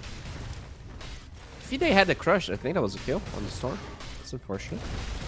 He might have but that's still a tier 2 tower. Yeah, that you get for free. Okay, so Neon Esports, they've settled the nerves. They're calming it down a bit. They're slowing it down. They're finding the pickoffs. They're putting some fear into Galacticos right back. But it's still a Terrorblade on the field for Galacticos. And yeah, I don't know if that carry Tiny late game is going to match up. So do you think with this Terrorblade on the field, is Neon on a bit of a clock to try and win this game before Terrorblade hits his peak? I think Tiny can definitely outcarry TB. Really? It does depend on the build, though. I really like the Scotty that they're going for. That attack speed slow is definitely very strong. The thing is, it's not only Tiny, right? It's Tiny plus Slaughter. So that minus armor definitely makes CJ as carry force. And okay, they're going to force this mid tower here. Well, we'll see if there's a defense coming in here. The Witch Doctor is close, but it looks like nobody else on the side of Neon really gives a hoot about defending this tier 1 tower here. And Chaos H with his illusions will just be able to do a big chunk of damage. Look at that there as well. For one Conjure Image, it wasn't even max health, but it was still 226 health cost here for the Terrorblades. And like you say, if you're using those in the fights, you might be able to get the Sunder off to keep yourself going, but you are going to whittle yourself down, not let alone the damage coming through from the enemy team if you are constantly casting those Conjure Images. Yeah, at least you get a bonus health regen from Demon Zeal now, which is probably why he bought the shard. I think in the past that was just not an item Terrorblade cared about whatsoever. So, because you don't have that much HP, you do heal a very high percentage of your total HP. But yeah, pretty slow game here. Not a lot of kills considering this SEA game, 22 minutes in. But we are approaching a point where both sides could probably force Roshan. I think it's easier for Neon. So very curious to see if they're going to wait for nighttime to do that. And yeah, whether... who do you give the edge over here? You're trying to take this Roshan. Who do you think is the better position to move into this pit and look to try and steal it away from the other team? Definitely Neon, I think. Slaughter is just such a good hero to do that. Whereas for Young, and you're gonna have to maybe commit Metamorphosis. I think you have to. Oh, wait a second here. JG taking a lot of damage to the top side. Yeah, Terrorize is going to come out now as well. He doesn't actually walk himself into the brambles, but he's going to get low in those Terrorblade illusions. Do they have enough damage to get the kill onto him? He might. No, he gets a crush off, so he's going to be staying alive from this one. And the Dark Willow, he might go down in revenge here. The damage is going to be way too much. He will eventually go down, and now they take down KSH as well. Yeah, they've got two heroes. Nighttime is a minute and what's that, 10 seconds away, and Maybe this is an opening here that Neon need to defend this Roshan point in the dire side of the map to try and take this away from the side of Galacticos. Yeah, that's the thing. They have so much jump on the Terrorblade, and even though he has 2.3k HP, it is a lot of burst damage. The only save is the Pugna, but yeah, like a lot of times the Pugna cannot react fast enough. It's just way too much burst damage, so they will get this tier 1 top tower. And yeah, I think the move is probably just wait for Roshan here and try to secure it for herself. Okay, well, the big man is 30 seconds away from going to his second residence here. We'll see if that's where he wants to be moving now. Excuse me, that's where Neon want to be moving. Of course, that's where Roshan is going to be moving, going towards his holiday home. And yeah, it looks like you see the Slardar coming through the Twin Gate. They are grouping up here. Only Ken not available. And it looks like they might just move themselves in. You're going to have the minus armor coming through from the Slardar. A lot of damage coming through. Actually, they're looking for a pickoff, maybe. They might be able to jump on Young PH before they go for this one. Oh, yeah. Yeah, but he has BKB. This is a hard kill. They're going to scout it out. Yeah, scan comes out from the Radiant. The Spidey senses are tingling here. So they're not going to be able to find this kill here on the side of Neon. But nighttime, Roshan up at the top. Do they want to try and convert this here on the side of Neon? Or maybe even put pressure onto the tier 2? Yeah, they can try and force Roche. It is a bit scary, but, you know, they did push the lanes very hard. Does he get a solo kill here? There's no drain available thanks to that phase shift out, and it looks like the Perk trying to do what he can. One more, yeah, Ken.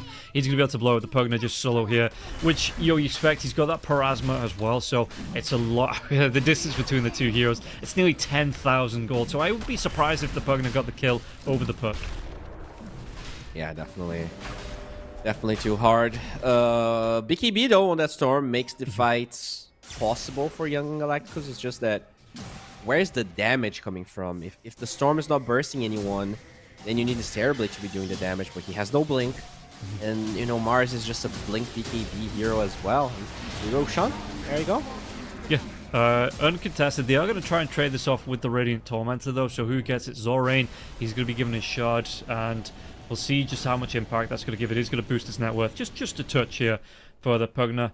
But yeah, you have the Aegis now. Surely this is where Neon, they're going to be looking for more objectives and maybe looking to put the pressure onto this Terrorblade as well.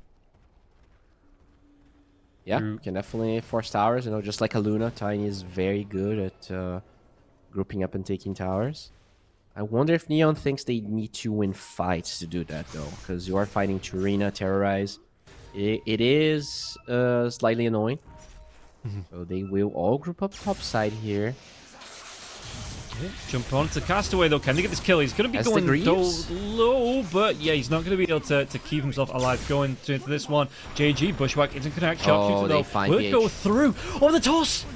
They still get the kill onto Young PH, but the toss, it tossed him out of that sharpshooter angle. They do still take down 2 here, only for Castaway. So, with this pressure coming out, they've got the tree toss coming out, the tree grab coming up in 3 seconds. I wonder if Tiny, do they want to put pressure onto this tier 2 tower? As it looks like Puck is hunting through the mid lane. He's got the shield room going now. It's only about half duration through.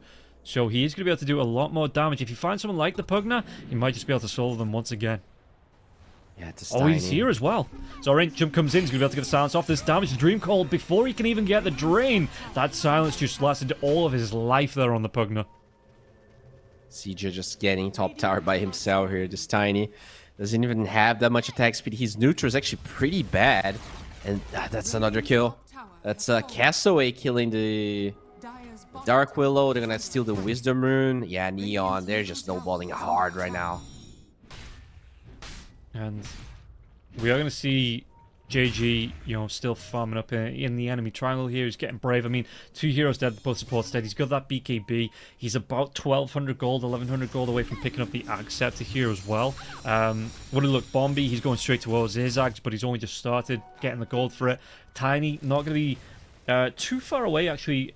Whether he wants to go Blink first, because you've got this Aegis going for another 2.5 minutes, so do you use that time to build up the full gold for the Daedalus here, or do you want to be picking up that Blink Dagger first, do you think?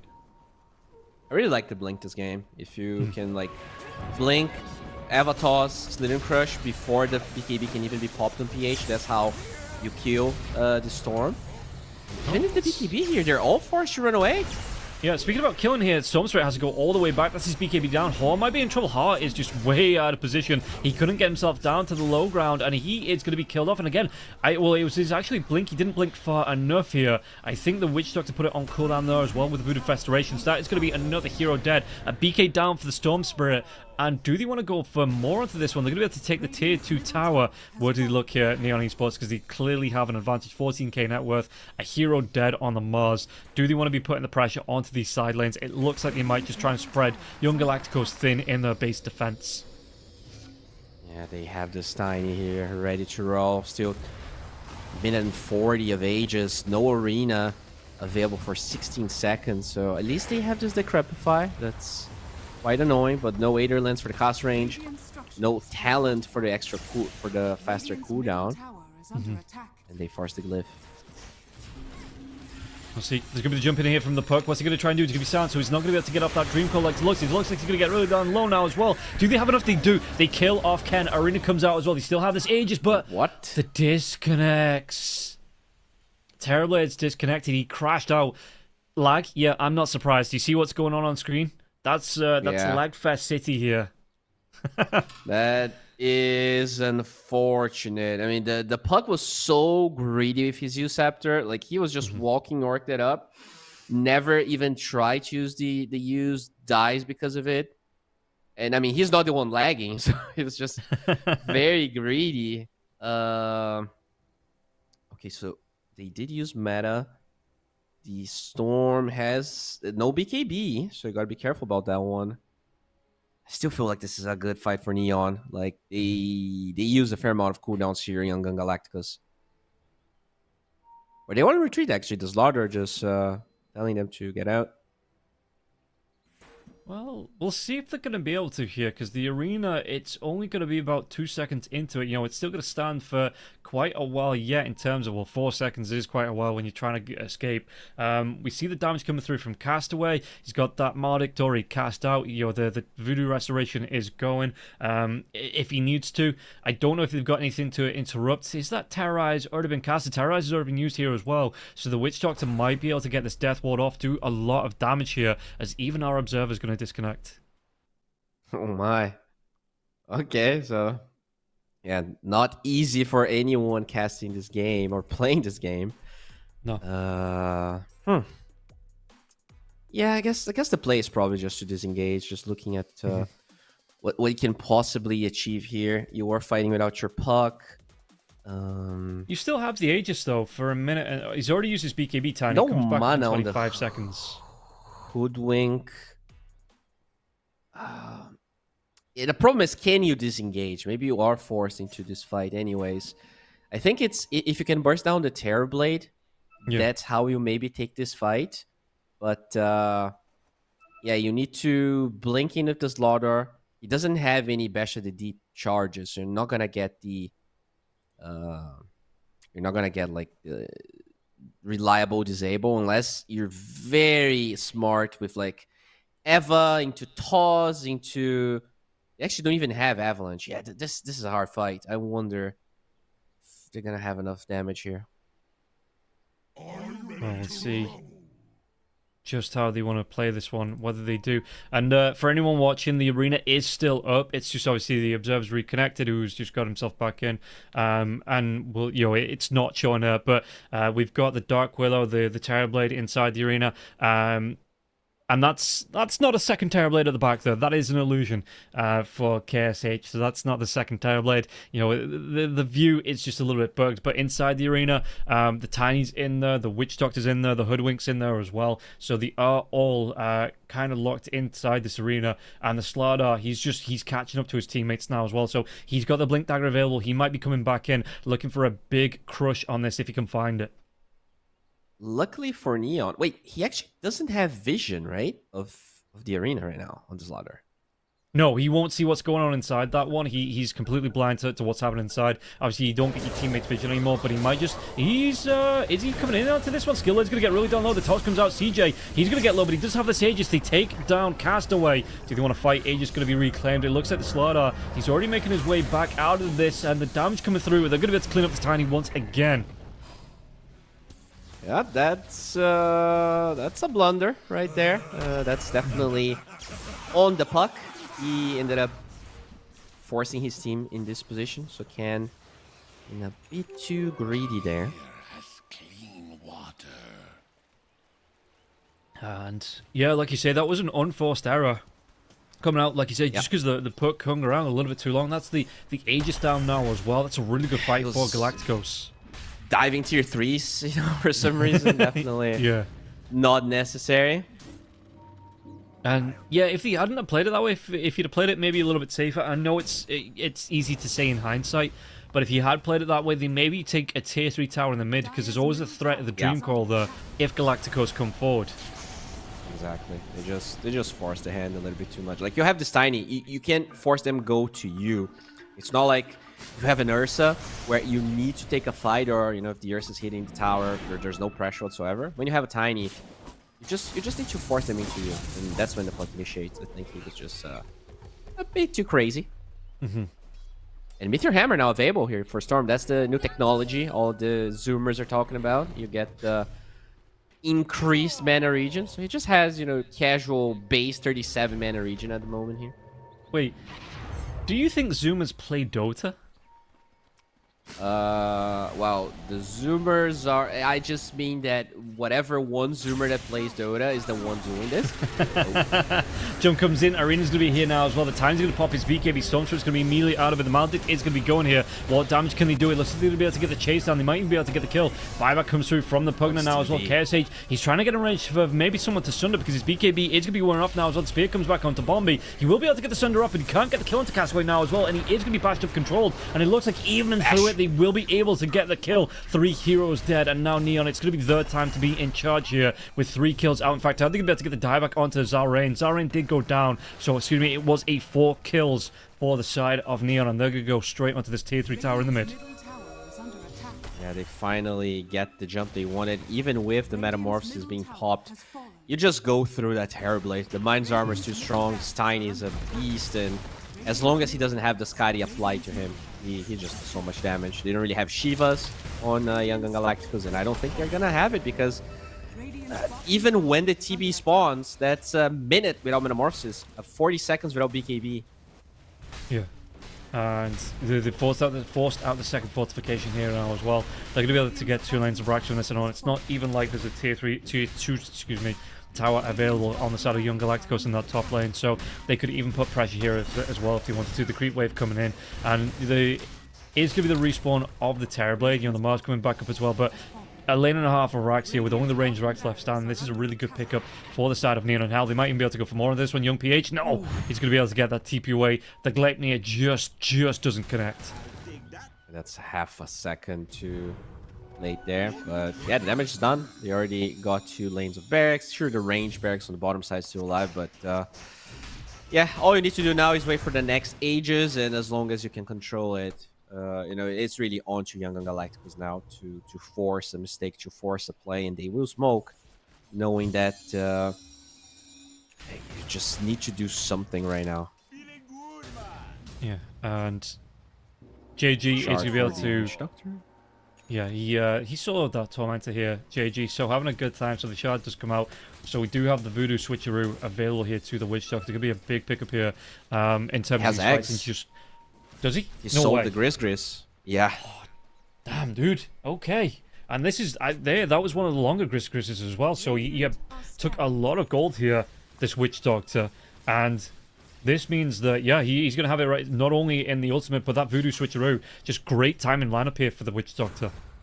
And that's also Nocturine's Ladder, so those puddles, that fight's going to be a swamp here for Younggun to walk through. And 40 seconds for the row spawn timer. They control the high ground area. They control a good spot, but no wards just yet, which is pretty interesting. I guess they're holding on to the ward in case the fight starts somewhere else. The only ward they have is in the lane, but Slaughter's in a good position. Yeah. Oh, they're gonna see the ward. Creep wave. So, yeah, like I say, the ward's going to go down. There's Arena jumping, but it's only going to be onto the Hoodwink here. It's not a great catch. Even has that Yule Scepter coming up, so going to be able to keep the Hoodwink alive a little bit longer. But yeah, you're going to be able to jump on the back line here. And Young Galacticos, are they going to be able to survive through this one? One swipe, Young PH loses about a third of his health at Siege. Needs to run himself away from this one inside that Shadow Blade. The BKB will be wearing off. They get the kill on the skill. Zorain goes down now as well. Can they get the kill? They take down the Terrorblade. He didn't get off the Sunder, and now the Mars is going to be the next victim to go down here. The Crush, the damage Siege, he lives through thanks to that Shadow Blade. 3 heroes dead. 1 buyback on the Dark Willow, but this is going to be big because this is 2 lanes of creeps pushing into your base here, and they might not even go for this Roshan. They might just look to take the stud and final lane, push you to mega creeps before they go back for the Rosh.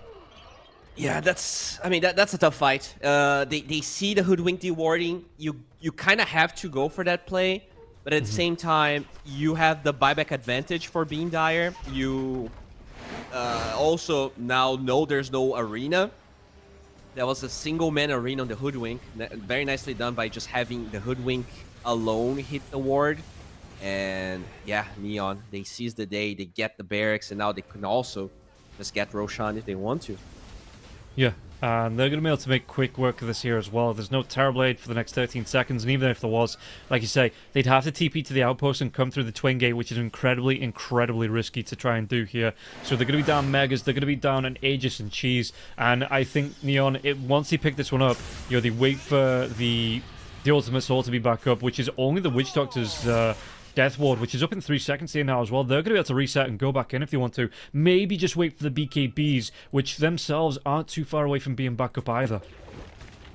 Yeah, exactly. And now that's a level 19 Witch Doctor. He's getting close to his 20. He has Zags. Like, this is the dream. All the timings are hitting. And yeah, deservingly so. 100% win rate according to Dota Plus, which is pretty much what you would expect from a game like this. Yeah, they're looking to push in 37 minutes in here, and we might not make it to 40 with how Neon are posturing here. They're letting the lanes push in, looking to find maybe another pick-off that signals they're going to be able to go into the base. Buyback-wise, there's not a lot left here. In fact, there's only the Mars has his buyback available on the side of Galacticos, so they've got to be so careful on this position here for the side of Galacticos. The tiny Arena 3. Arena, yeah, BKB's going to be here for Ha, but Ha's still going to be taking a lot of damage. A really good spear, though. He's going to be able to pin 2 of them to the wall. This one, Castaway, is going to live through this one. They're going to have a lot of damage coming through, and Ha's BKB is going to be wearing off. The damage now. Jump comes in. They take down the Witch Doctor. They take down the Tiny. Tiny has the Aegis. Going to do the buyback on the Witch Doctor now as well. They've taken the outpost, so the Witch Doctor can come right back into this fight. Dream Cold comes through. Going to be able to get the stun onto PH. PH going to be stunned up into the Ken. Doesn't have a lot of life left. Young PH, he has no mana left, and the damage is going to be more than enough to get the kill. And they chase in. They're going to be able to get the stun onto KSH there. Now, Terrorize. It's onto the Tiny, but they turn themselves around. The damage, the bash, the kills. They take down absolutely everybody. The last man standing is the Dark Willow, as the GG is going to be called. I mean, that was honestly a pretty good fight from Young Galacticos because they had the ward in the high ground there for the triangle, and you got a 3-man arena. You actually forced a lot of kills when the Slaughter wasn't in the fight. Yeah, just too massive of an advantage, and Neon, I think, with the better draft as well. Just having this tiny Slaughter, such a strong combination, and yeah, they played really well, as expected. Yeah. And I don't think we were expecting anything else. Like you say, the Neon Sports, there was some good timings for Galacticos, especially when DSK, the Storm Spirit got that Orchid up, but he just wasn't able to take full advantage. Some nice arenas as well. But once it all came together for the Neon Sports, it really came together, and they were able to take game number 1 here away from Galacticos. And Galacticos, again, they looked okay in the early game, but it just felt like Neon Sports, once they got themselves rolling, they just took complete control of this one. So we are going to take a quick break. We'll be back with the second and final game of this third series right after this.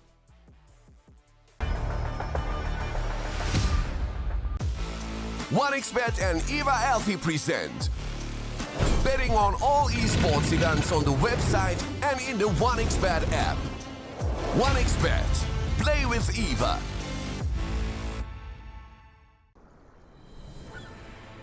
What if Kunka knew that he could not only play Dota, but also place bets? Better the best black hole.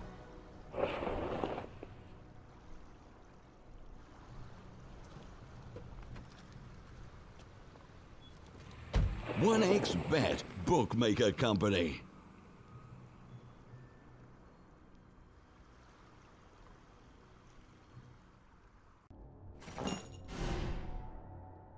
Chances of breaking items in a tournament match are non-existent.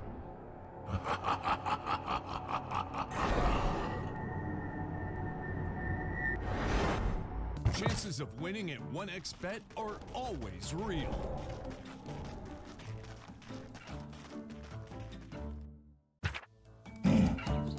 Join with me. At your service. Stealing Aegis from Roshan is very difficult.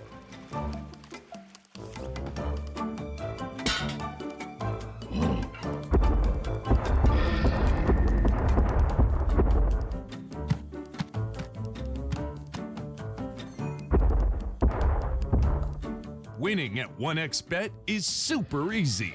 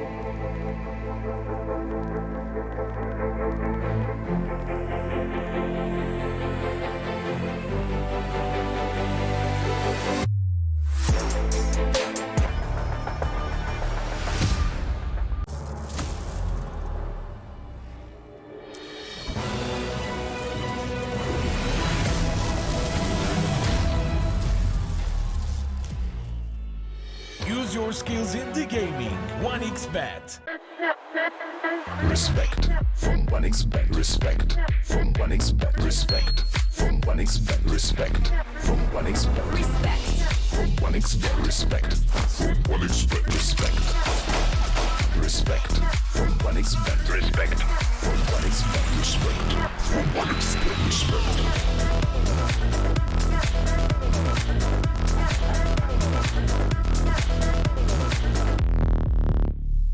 Hello, son. Hi, Mom. Pretty girl. This is Eva. Nice to meet you. Thank you very much. Your dad's just making his favourite dinner. It's duck. Come on inside. They're all probably too gruesome to tell you while you're eating at the table. How's your food? Is everything okay? Good, good.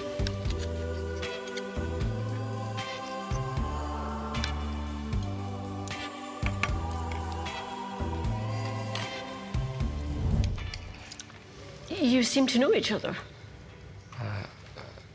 Yeah.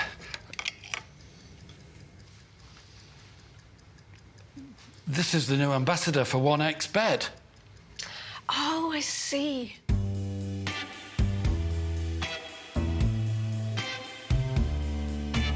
Everyone felt good when Eva Elfie became the new ambassador of 1xBet.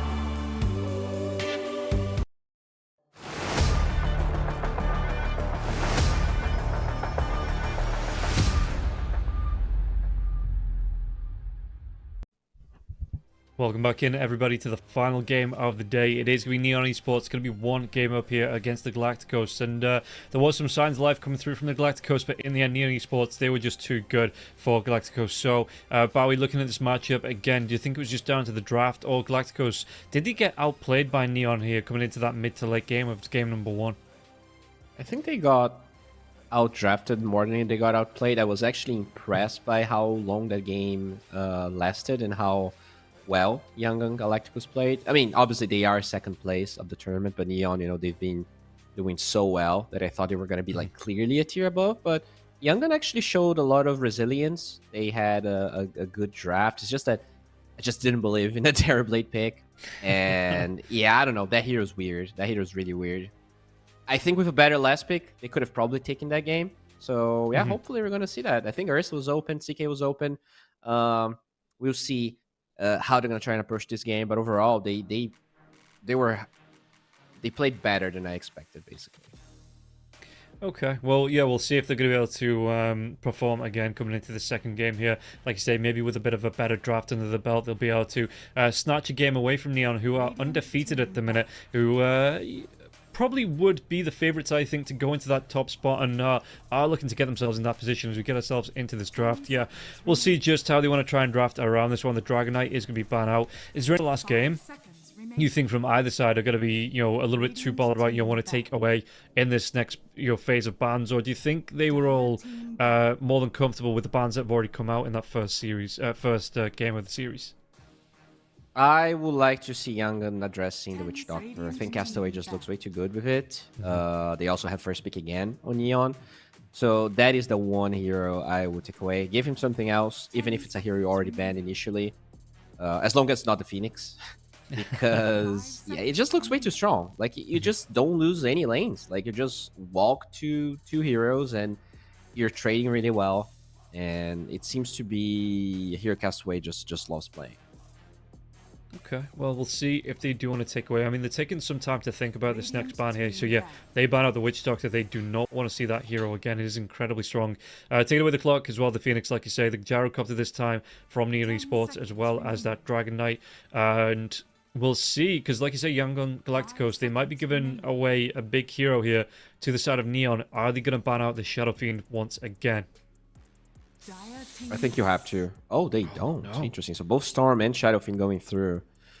Will Neon take the bait? Because it feels like if you're banning Venomancer over Shadow Fiend, you kind of want them to take it. Yeah. What would be the response here the Young think that they would be able to get? You banned Storm, pick Shadow Fiend. They actually banned the Batrider. Oh, okay. Okay. Now, I need to check this. I need to check this before I confidently and incorrectly yesterday, Neon gave away the Shadow Fiend game number 1 to Execration, and they still beat it with the Ken puck. So this could be a context where they're saying that we can take the TA, we can put it in the safe lane, and we feel good enough to beat out the Shadow Fiend. Hell, they could run the TA against the Shadow Fiend if they really wanted to. Yeah, from the games that I watched, they play TA mid, carry, so they could pick that puck you were talking about. We'll see if Younggun will bend that one hero out, and in that case, if Neon's flexing the TA mid, or if they're gonna find something else for Ken to play. I guess Storm's still in the pool, and now that you can throw your Remnant forward to get CS, it might be fine to lane against Shadow Fiend. I think in the past that was a really hard lane, but it's probably a bit easier than used to. The Zeus is still there as well. We saw the Zeus beat out Shadow Fiend yesterday as well, so that could be another option. Again, the stories of the demise of Zeus may be greatly exaggerated here because he's still being picked up in SCA and still being effective. It's just the right-click thing is no longer a viable option here for the Zeus, so we're seeing a lot more casters, a lot more magic build Zeus is coming out. I don't like TA Zeus as 2 cores, though. I think it's too... they don't have any control. They're both really squishy. I think I would like something else since you already picked the TA. I like the puck a bit more. I don't hate like a Primal Beast even, especially because a lot of these team fight offlaners were already banned by Neon. I think it would be hard to find a hero that can team fight for them. They actually get this Tiny. Probably going to be a support here for the Galacticos. Okay, and yeah, an alright answer. We've already talked about it in the other series. You know, it's an alright answer to the TA's refraction charges. You just burn through those with the assistance of maybe something else just alongside to be able to quickly burn through. But the TA will see again. This, I mean, would you think of maybe matching that up mid if it is going to be the mid TA and put the Shadow Fiend in the safe lane? I don't think so. I think you actually lane against the TA. I mean, it depends on player preference, of course, but I think the Shadow Fiend should be able to stand his own, especially now the TA doesn't get that many points in fraction and also has less defensive charges. So it's very easy for you to like poke her twice, get the raises off, and still kind of threaten the lane. They go for this Wyvern, which is pretty interesting. Very strong against Tiny carry. So if there was any chance for Younggun to like force this very early, now it might be smaller. But Neon committing to the center means Younggun can pick the Slardar we saw in game 1, and that is a lot of minus armor with the Shadow Fiend as well. Do you want to pick that one up though, with the Winter Wyvern already being picked up? Is that something that you think the Slardar, would you still be comfortable here in this match for Galacticos to go for that? I think if you have this Slardar, like you with a Shard and Blink, you jump crush the Wyvern, you bash her with 3 hits, you probably kill her before she even casts any spells. So I like the burst aspect. I feel like Cold Embrace is good, but if you have the jump to kill the Wyvern, which they will, not only by this Tiny eventually, but also the Shadow Fiend, most of the builds we're seeing is magical, right? So you just go in, use Scepter, shut down the Wyvern. Stampede's not going to help. Okay. And Galacticos gonna go for the Beastmaster again, and if he does want to go for that Helm of the Dominator build, they did change it in 7. Was it B? Where the Helm of the Dominators now give the XP bounty as well as the, you know, it's the gold bounty that it already had. You get the XP for dominating the creep as well. So yeah, you won't lose out on the XP. You will get the benefit from that fully. But we did see the Beastmaster go drums in that last series. Yeah, just going for the eggs. It seems pretty strong. I do like that. The thing though is the Beastmaster doesn't give attack speed to nearby heroes anymore, right? It's only him that benefits if you go for the facet, I think. So I'm not sure how much I like this, because like if they wanted to like play SF Tiny Beastmaster cores, the old Beastmaster would be a really good pairing. I wonder how good it is when it's like by itself like this. Yeah, and does it, I mean, suppose beast mode, does that only give to, I mean, it only gives to you and your unity controls, but I think beast mode, yeah, okay, so they both give to you and units control, okay. But yeah, like you say, it doesn't give to allies anymore. As the Jakiro comes out, Rubik immediately picked up here for Neon Esports. So what do they want to be stealing? The Raw is good. The Requiem, if they can get it. Macropire. There is some big spells here for Galacticos if they can take away from the Rubik. Jakiro, huh? That is an odd one. Very good against TA, obviously for the refraction. Kind of good against Code Embrace as well. Very out of the box drafting here with this Jakiro. And yeah, I love the Rubik response. They have the two supports already on Neon, so they need either carry or a mid with the 23 pick. And Galacticos, they need either a carry or support. I'm assuming this is going to be support Tiny just because you know, the 24 pick could have been probably wasted. And what's still there? Lifestealer, CK, two big ones. Ursa's still there. Troll Warlord, which you've seen a couple of times today, all still there, all available. Especially if CK gets banned out. Yeah, it's a bit weird. Lifestealer is interesting because you have Radiance and Eggs against TA. I don't hate Lifestealer, especially against the Centaur. Yeah. 10 seconds remaining. Ursa. We take away the Razor. Okay. Ursa could do the same, right? In the up against the Centaur in the lane. Even though Centaur is a big tanky hero with the Fury swipes, you are just gonna be able to burst down through the Centaur's health. So that might not be a bad pickup here for Galacticos. They actually leave the Ursa, banning the Monkey King. That's interesting. I had, you know, a feeling that Ursa was just had better win rate, but looking at this tournament so far, 0% win rate on the Ursa, and I'm gonna get a Pango with the TA being a mid hero, scary hero. Sorry. And seeing that Pango come out, you know, have your feelings changed since you saw the Echo Saber Pango that we saw a couple of games ago, or are you still on that Pango hate train? No, I changed my mind. Oh, okay. Okay, carry Pudge. That is nice. Yeah, and this again, I've not seen a Pudge since 3.6, never mind 3.6B came out, so I'm looking forward to seeing how KSH is going to be able to play this one.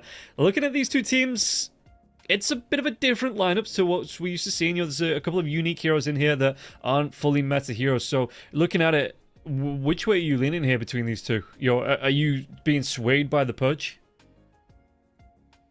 All right, let me go lane by lane. I think Shadow Fiend should stomp the Pango.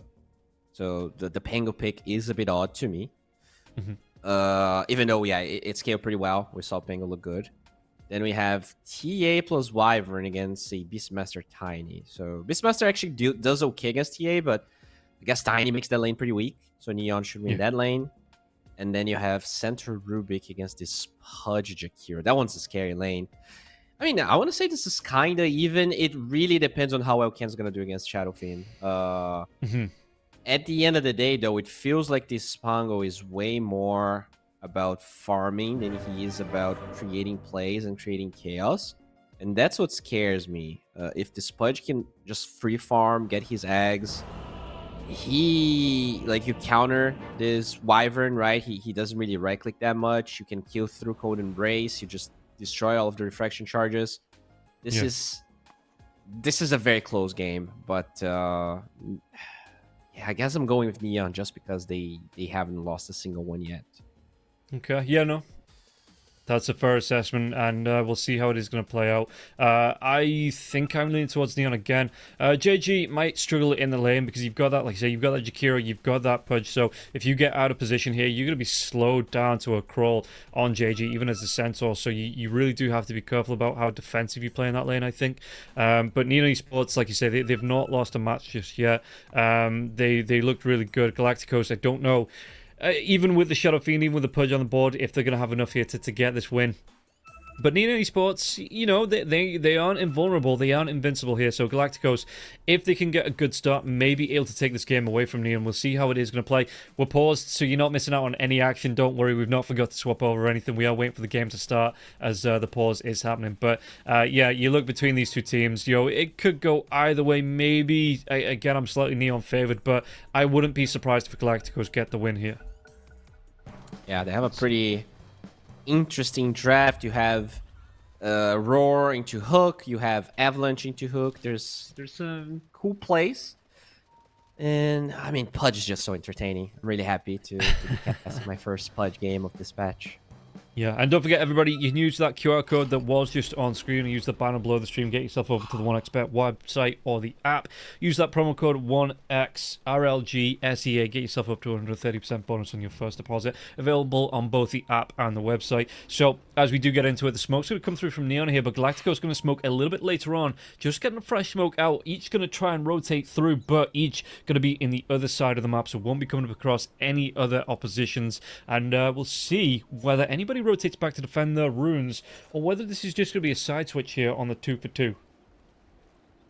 Yeah, for now it seems to be the case. Maybe you can get like a ward in the triangle. They do have a TA on Neon side, so you might be wanting to scout for wards, but they're going super deep here. Ooh.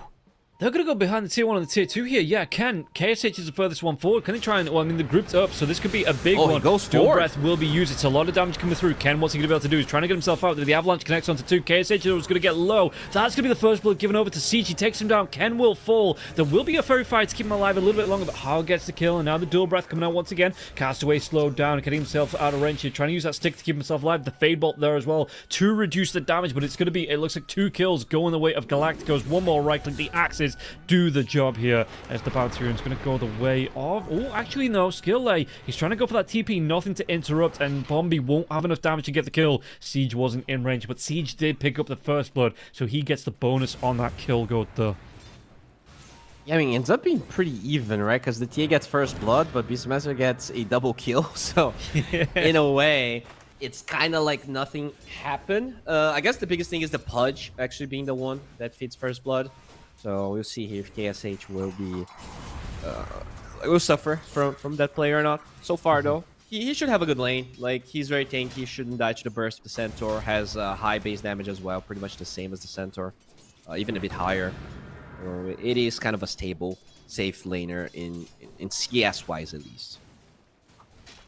Yeah, and I think that, I mean, of all the heroes, like you say, that Pudge going down first, it means he's not going to get, because the Flesh Heap now is the innate, so he's not going to get any benefit from that straight away. You know, if it had been there surviving through on the 2 kills, he would have got himself the extra strength coming through on that early on. Might be just nice in the lane to have, but yeah, like you say, he went down first, and that's going to be a really good pickup for the Templar Assassin, give him that early boost to be able to get his boots out.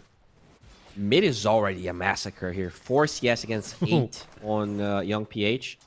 That's definitely like super scary because I mean they picked this Pango into the Shadow Fiend. To me, that was probably the most bold decision here of Neon. So we'll see if it's gonna pan out. Skill Light, though, taking a lot of damage. There's not going to be the body blocks coming out from CG. He's going to eat a tango, but one more right click coming through from the TA should be enough. It will be there. And Castaway going to be keeping himself alive. In fact, the boar might even be picked up for Siege. And you've got Hall with the Hawk, you're flying around overhead, but there will be those refraction charges out, so not doing too much here to the Templar Assassin. Going to be able to shrug off that stun, get himself back into a good position. Though. Meanwhile, in the mid lane, you can see that Ken, I mean, he dodged off a couple of those raises from Young PH. He wasn't able to get damage out here, PH, and Ken does get a couple more last under his belt. But like you say, 13-5 here on the Shadow Fiend. He is running away with it early on. Yeah, I mean, you can definitely kill the Shadow Fiend later on. Like, one support rotating plus Rolling Thunder is probably enough to kill the SF. They don't really have any saves besides, like, a Hulk or something. And I don't think the Pudge is going to be TPing into the mid lane. But yeah, the lane itself is just a massacre. There's no way around it, honestly. And how are you looking? Because we not really spoke about the Pudge lane after the start as well. Zorain, he's trying to do the damage out to JG. You know, he's getting the force back, but Bombi is going to be here in the lane now as well. So, if you're looking at this, are you too bothered about this if you're the Centaur? Because the Pudge shouldn't have a really bad time as well with the Jakiro backing him up. But is this going to be uncomfortable for JG at any point either? Oh, good hook comes in now. There's going to be Castaway gets a kill to Horn in the top lane, but as this is going on, Pudge, KSH should be able to walk himself away. Like I say, he's, you know, the Pudge, big tanky boy, should just be able to walk himself out and even get a couple of damages from the rot as well if he really needs to. The real timing of this lane is level 3 on both Jakiro and Pudge, which they just hit. That was level 2 on both Jakiro and Pudge when they, Pudge when they went for that play. If they had Rot level 2 as well as level 2 dual breath, I think that's a kill. And oh, there you go. Oh, he tried to be cheeky with that planted tree, and young PH had no way to break it, but he had the raise. He just held his ground. He just said, you know what, give me a second. I'll get you to you eventually here. And yeah, it's going to cost the Pango not only his life, but a branch there as well. Very similar game to game number 1. Neon struggling a little bit in the lanes, and obviously this time it was kind of their choice. So we'll see if they're going to be able to power through this advantage, because the Shadowfiend, highest CS at the moment. He's also doing pretty well in net worth. At least though for Neon, CJ is having a hell of a game. Oh, toss back onto the Beastmaster. Yeah, Castaway, is he going to live through this one now as well? So a lot of damage coming through the telekinesis. Castaway, he might have just thrown away his life here to try and get the kill into Skill Lay. Skill Lay, he doesn't go down. Oh, he does. Oh, was that the blood grenade that takes him out? Yeah. Yeah, it was. That double 10 damage there. As, hopefully, I think we've got another disconnect here for Uwu. We might, yep. Oh no, Uwu. So, okay. yeah, back to us as we get time. ourselves.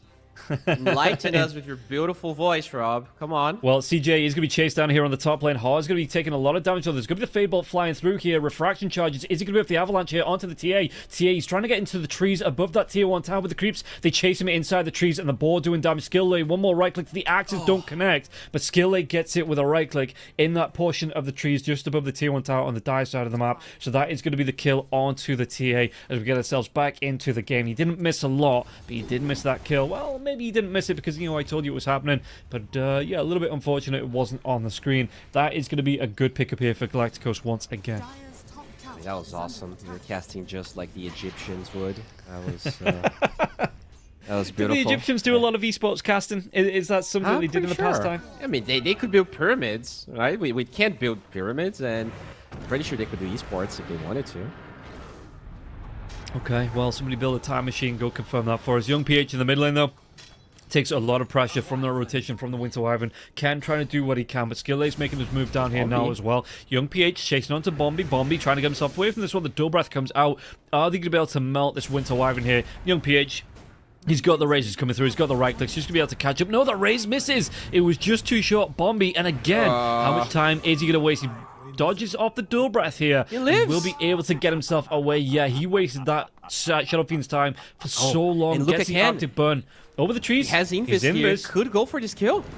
Rolling Thunder into the shield crash. Yeah, he's going to be able to bounce himself right back onto this one. And it's just the perfect position above the steps so he can get it off. The Avalanche, it's not going to be able to connect. And Ken, he gets the kill. He does have a lot of damage coming through. Castaway's going to try and do what he can. Telekinesis though underneath the tier 1 tower. Zorain rotates in. Dual Breath comes through. Castaway, can he get himself away from this one? He might just tick down Bomb. He's trying to do the best he can now as well. Behind enemy lines here. Skill Lay won't be able to get the kill onto Ken, and neither will the tower. He's got the wand. He's got himself, well, Zorain's got himself a double kill. That's what he's got himself. But at least Ken gets out alive after getting the kill on the Shadow Fiend.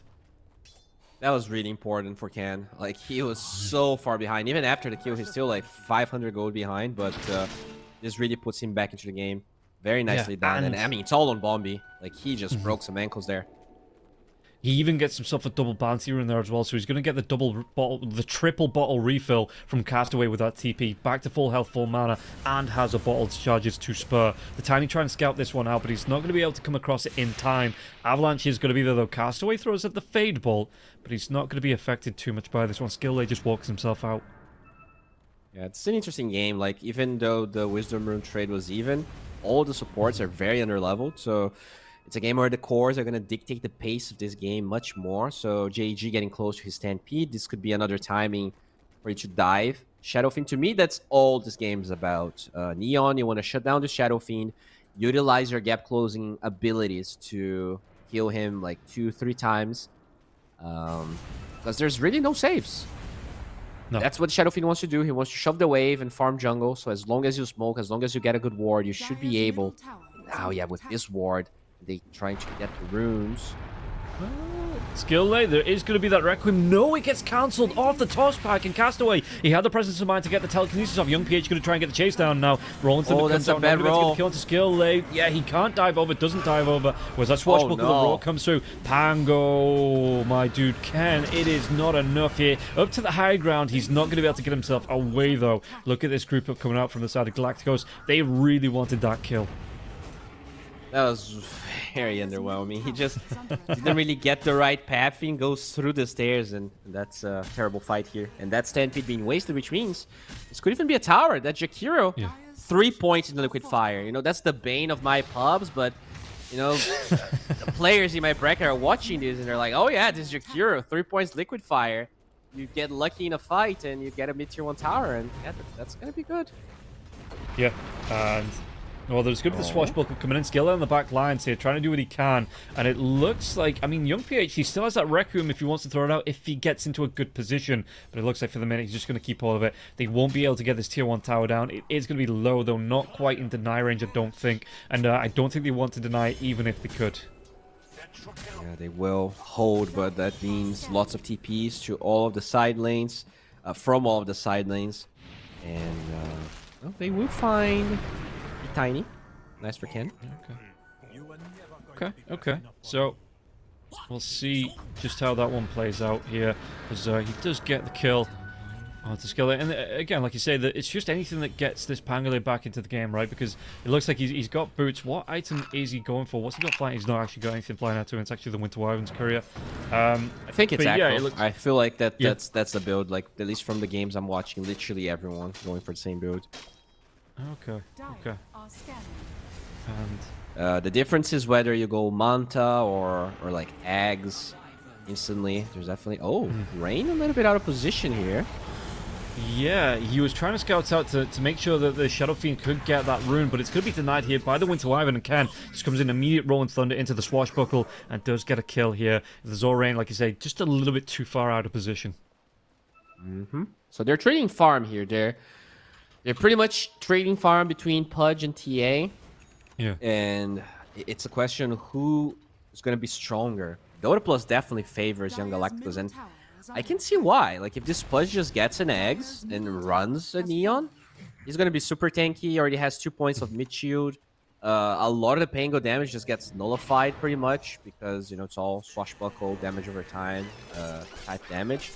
The minus armor situation is really the scary part, but so far 0 points in lucky shot from Ken. So once he has the level 10 talent plus 4 points of lucky shot, Pudge is a low armor here and could struggle against, you know, a Deso plus minus 12 armor, but that's only happening in maybe 10 minutes. Like, it's just not happening right now.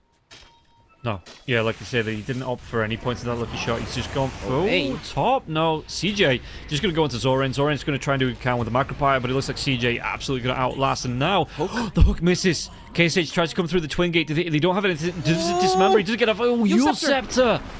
And this should be, 4 heroes grouping up. CJ, he just couldn't get at the TP out in time. I think he was half a second away from that one. But 4 heroes grouping up here for the side of Galacticos will get the kill. Look at PH. He's already setting up. They have another TP here. Can they get this fight? They won't, but they defend the tower, and they're in position for the mid rune as well. Very nicely done by Galacticos. Once again, giving Neon a run for their money here. Yeah. But while this is all going on, like you say, the net worth is being kept close. 12 minutes in, it's only a 1k net worth here for Galacticos, and it's still wild that, because I mean that was 4 heroes for Galacticos, so they offered up 2 lanes to get that kill onto Siege, and Siege still got a kill before he went down. So he got a bump of net worth even before he was killed, and yeah. Neon, even though they didn't do the best in the lane stage, still absolutely keeping it close here in game number 2. Yeah, definitely doing really well, and I mean this is really important, right? All of these teams are in the TI qualifiers this year, so this is kind of a showing what could happen there. This is also a showing for who will qualify for the Brelog LAN with all of the RES points. A lot on the line here, morally, mentally, and maybe physically.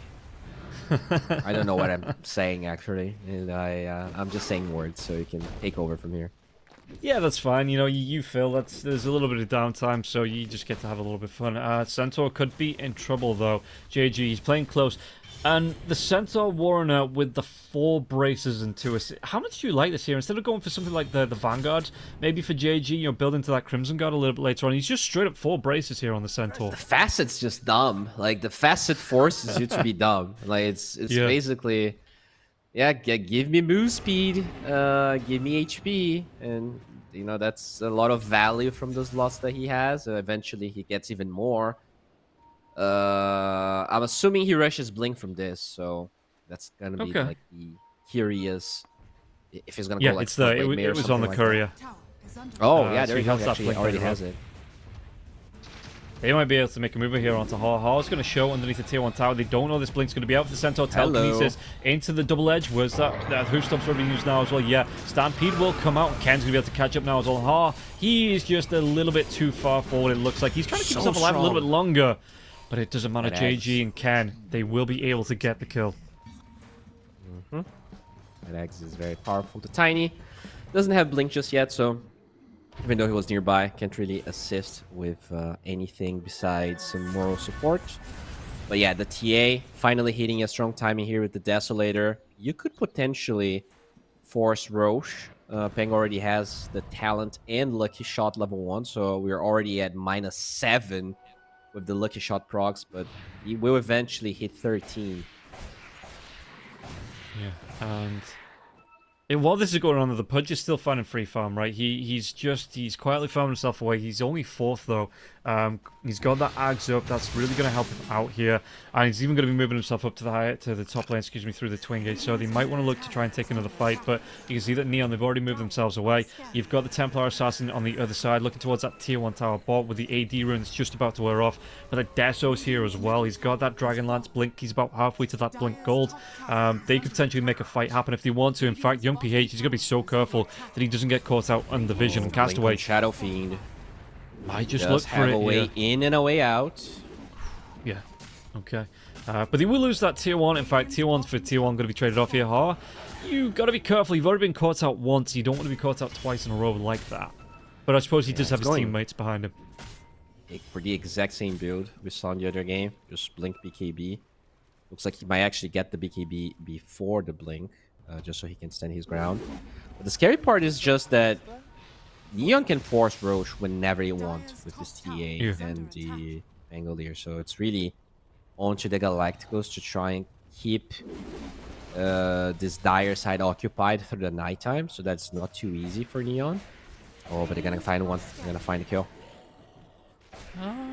They're trying to make a move onto this one. Yeah, Skill 8 is going to go down. And did they want to go for... They don't want to go for any more here. They're going to be able to find out this Arcane Rune here as well for Ken to bottle up. Siege, he's just happy to be found. In fact, that's his Blink down coming out for the Templar Assassin now. And yeah, this is...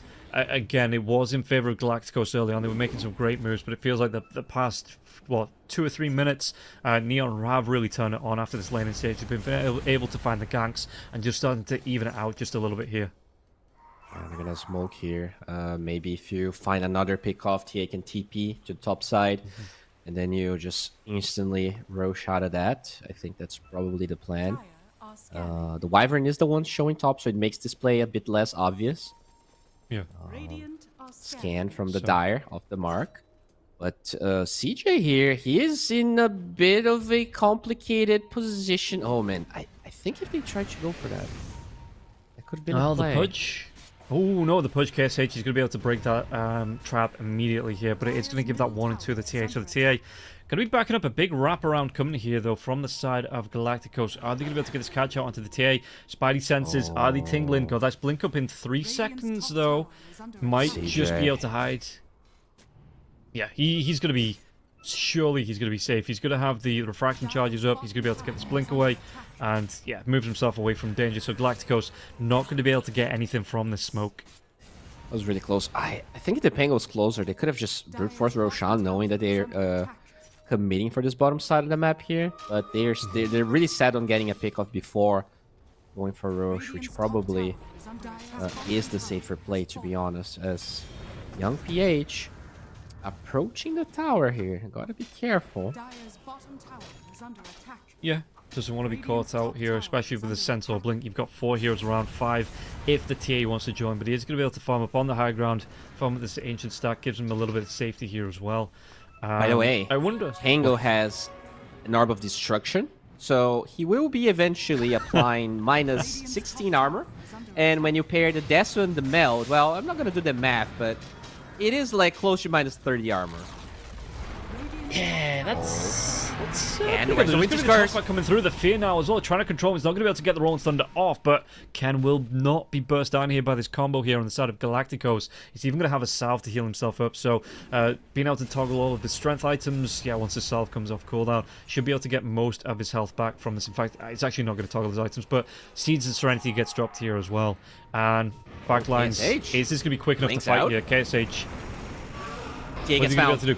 Oh, they have the roar, they have the hook, they have the control, but the Winter's Curse, it's going to be here immediately, and the Templar Assassin is going to be able to wear it off. Doesn't have the refraction charges, so he will go down. KSH with that macro power doing a lot of damage here. KSH will be the one to get the kill onto Siege, and Siege now, with a pop young PH. Can they go for any more into this one? Heart on the back lines. What damage is he going to do? Ken is going to be controlled through, slowed down now as well. The dual breath doing a lot of damage. Skill lay, he does get the kill onto Ken. They take down Castaway now as well. Winter Wyvern Bombi will be the next one to fall, and only the Centaur gets out alive.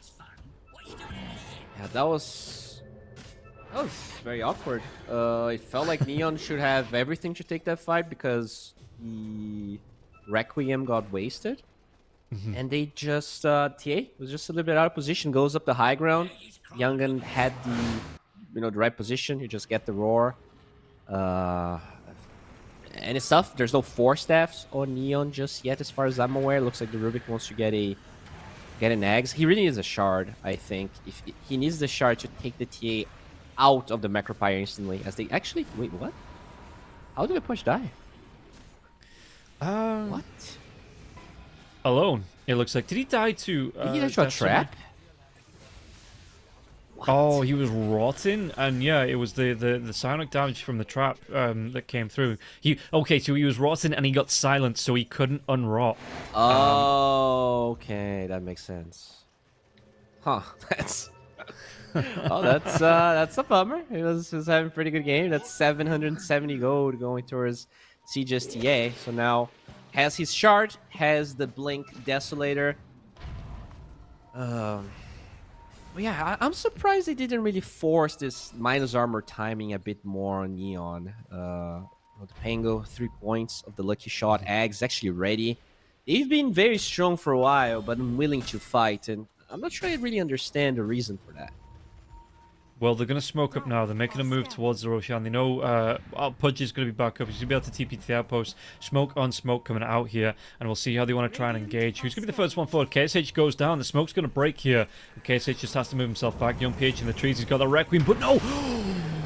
That quick fingers on the blink away from the stomp, but Young PH, Rolling Thunder comes through. They take down Skillet. They might try and chase him more here on the side of Neon Esports. Yet the Stampede does come through. Get themselves on top of Zorain. Zorain tries to drop the ice path. The right clicks come through from the TA to get this kill, and it's going to be the Requiem cancelled once again by that telekinesis of the Rubik now. Hard trying to do what he can on the backlines. He takes down Bomb. He's going to be dismember onto the TA. The TA will fall. Toss back in JG. He's going to be the next one to go down. Buyback from Skillet. He's going to be able to turn this fight, and they do lose 3 on the side of Neon. It's 3 down for the side of Galacticos, but they have Roshan control if they want to try and do something with it. Yeah, I mean, Neon, surprisingly here, just not able to fight into Young'un. They have this blink on the Pudge. 7th. Okay, they will cancel the blink. So Castaway should be alright. And do you jump comes in, come back toss to back. second here. They're gonna find Ken. Can he get himself away from this one? Has that AD rune coming through? He is gonna be, was that a stolen hook? It was onto Ken just to keep himself going. They've got the silence now from the trap onto the tiny telekinesis comes through. There's not gonna be an ice path to keep him locked down because he was gonna be tossed away from it here, Ken, but Ken still taking a lot of damage. The Winter's Curse to get the kill onto Skill Light, and it's Ken. He's gonna live. Young PH wants to get involved. The Requiem's gonna come through onto the Rubik. The Rubik taking a lot of damage. The hook drag back. They get the kill onto Castaway. So they don't go home empty-handed, but they do lose that tiny first, and it's a few ultimates thrown out here from the side of Galacticos to get that kill. I mean, I'm surprised that at the end of the day, they actually dragged the Young'un away from Roche. So it's not like Neon definitively have lost control over the first one. But at this point, it's very clear that these fights aren't supposed to be taken. Like, they just cannot find a good way. So I think you just need to assume and accept the fact that, you know, give them the ages. Try to hit harder timings here. I think the BKB on this TA is so necessary against the Jakiro. Another big one is probably Ags on the Centaur. that's gonna be hype if he gets to it. Oh, we'll see if he does get to it and what he's going to be able to do with it if he does. As we look, I'm surprised that they've not made a move here. I mean, what's the Pango? The Pango's got the 4 points of the lucky shot now as well. Like you say, he's got that orb of destruction. They've got the meld. Maybe they're waiting for the rotation back to the top lane, but I'm surprised that Neon Esports haven't tried to make a play for Roshan. And maybe it's just because, like say, it's daytime and Galacticos have been able to come out even, if not ahead, in a couple of fights down here. They might just be waiting for that nighttime timing, but Galacticos, they're grouping up here around the Roche pit. Are they even going to give it to them? Yeah, surprisingly though, this is still like very even in net worth. The win probability is for sure on the side of the Radiant, and they will also get Roshan, which might increase that even further. But yeah, I just want to see Zags on the center. I think if you can get there, this TA is literally invulnerable, untargetable. You like, it's still like such an absurd amount of minus armor. Like this Jakiro is gonna be minus 25. The Pudge is gonna, I guess the Pudge now has a fair amount of armor. Just have like 20. We'll get more of the Shivas. But okay, they're actually smoking here, Neon, despite the ages. Maybe they want to see if they can get someone out of position. Can you melt inside the cart for the Centaur? I assume you can do anything inside the Centaur. Like, it is literally no physical boundaries are holding you back. And like, that is literally your highest potential is revealed inside that cart. Just because I suppose you are moving, but technically you're not moving, the cart is moving. So, yeah, the TH have you seen, like, if you're walking towards a black hole and there's an observer outside looking at it, once you're about to hit the black hole, it seems like you're not moving, but in fact you are moving. So maybe the cart is just like a black hole. For the viewers, it seems like TA is moveless, but for TA, she is attacking and doing damage. Okay, well, yeah, we'll see how it works. I guess, like I say, she is just on like solid ground technically still, and it's the cart that's moving. It's the wheels, not the cart, that are moving. I think I can test this out since we're paused. So, can I demo here? I guess I have to disconnect. Let me test what happens here. Okay. So let's demo the Centaur. Let's get a TA. Because you can definitely attack, and you can attack like inside Chronosphere. You can attack like stunned and everything. So I'm assuming.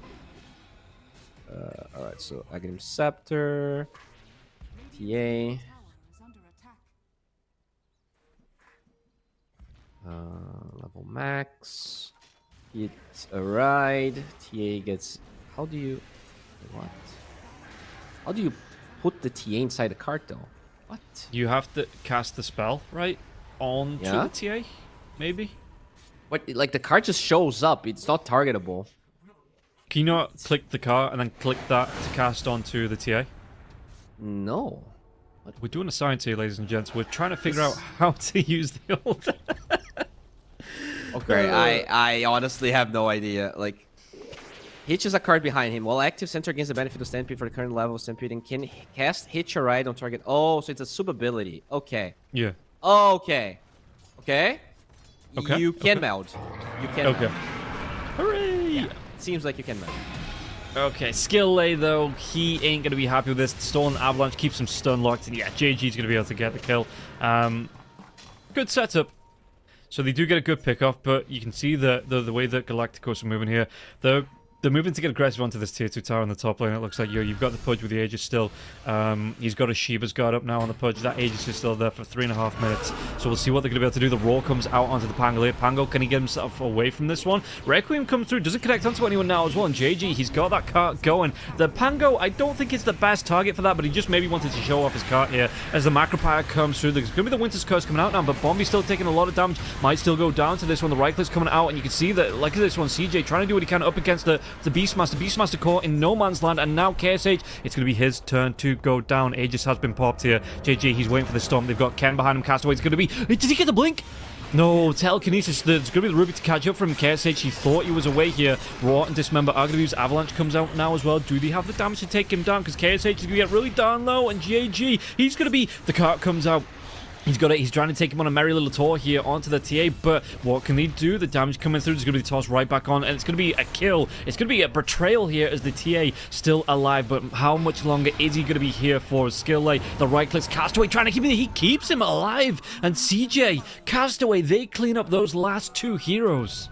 And it's just going to be... I mean, it was a great fight for either side, but being able to get those kills onto Castaway with CJ helping out, going to be a great boost of gold here for the Templar Assassin of Hell. They took down the Pudge Aegis as well. That is just a massive pickup for the side of Neon. Yeah, and guess what? Roshan is up, my buddy. So they can potentially... No, they're not. No, it's not. Well, Aegis is almost not. It's because you reconnected, yeah. It's because you reconnected after demo mode. Okay, well. But see, he's melded up. What can he do here? Hard trying to do his best. The Raw comes out. He has those refraction charges. Is he going to live through this one? Yeah, refraction charges come through. The Stampede once again. The Hawk's going to stun him up here. But Siege should be away. 2 seconds on that Blink Dagger. No, the jump forward. He's got that BKB going now as well. He went way too far. He got the kill onto the Jakiro, but he was just way too out of position here, and he will be able to get the kill onto the Templar Assassin. Well, that's very unfortunate. Not worth all that trouble for the kill. But how's the Pangolier looking? Already level 18. Aghanim Scepter and the Lincoln Sphere coming through. So he's going to be doing a lot of damage in fights. I think he... I really want to check the damage after the game's over, because I feel like he might be the highest damage in the entire game. Yeah, it would have been nice if that was like a a stat that you could have on the sidebar just to quickly check too. Yeah. But you get what you give him. Of course. As KSH looking for something here. This should be a tower for the Galacticos, and since I can't really, check the respawn time of Roshan, where are we here right now? At least 3.5 minutes. We're still on the red clock, no gold clock just yet, and 3.5 minutes on the respawn here. So, yeah, like you say, it is going to be this tier 2 tower going the way of Galacticos. No respawn on the TA just yet, so he's not going to be back for that tier 2 tower going down. In fact, it looks like Galacticos moving towards that tier 2 tower top, but the creep wave is pushed up closer to the tier 1 tower of the Galacticos side here on the top lane. So, I wonder if they go for the pushback onto that one and look to try and take this tier 2 tower top. I really like the item build of Bombi this game. I feel like he's been, he was kind of a silent winner of game number 1, and just having the Mage Layer against Shadow Fiend, against the Beastmaster. If you reduce the damage he's doing, you're gonna reduce the healing, and like that here is all about the healing right now with the eggs. So I really like what he has going. I mean, even the Pudge, all 3 cores there are spell damage based heroes. Yeah. And do you look at this now that both... I mean, okay, there was an overstep here from the TA. He got taken out by 4 heroes, but do you think the only spots, are they still ahead in terms of fight potential as well? Are they still going to be able to wrangle this game just purely on aggression over the next few minutes? Yeah, I mean, I think they are definitely in a better spot despite the TA death. But, this next couple of fights with Roshan approaching, they are really important. And I think Neon even has the advent. Well, as I jinx them. Yeah, as you were thinking it. You were thinking it now. Can he get the Stampede off now as well? It's a lot of damage coming through. They take this Centaur down. The Rolling Thunder, though, Ken is away. Buyback available on the Centaur if they desperately need it. No Roshan for another minute and 44 seconds at least. So it's still a good time in here for Neon. They don't need to fight around this Roshan pit. But still, losing the Centaur, though, really does suck. Yeah, the Ken couldn't hit the Dismember Pudge instantly with the Rolling Thunder. So that's why Centaur couldn't even get the Stampede off. I think that's one of the downsides of the double jump. Sometimes you actually, if you're too close to the target you want to hit, you actually kind of go through it. Yeah, still fine, as you said. The respawn timer of Roche is not going to be a problem. That's just your Centaur dying. They are scaling here, especially. I mean, this Wyvern has a lot of potential. Once you have a Dragonlance and an Eggs, and you're just applying all of that Mage Layer onto everyone, the fights, I feel like Young Galacticos is going to lose a lot of their punch. Does the...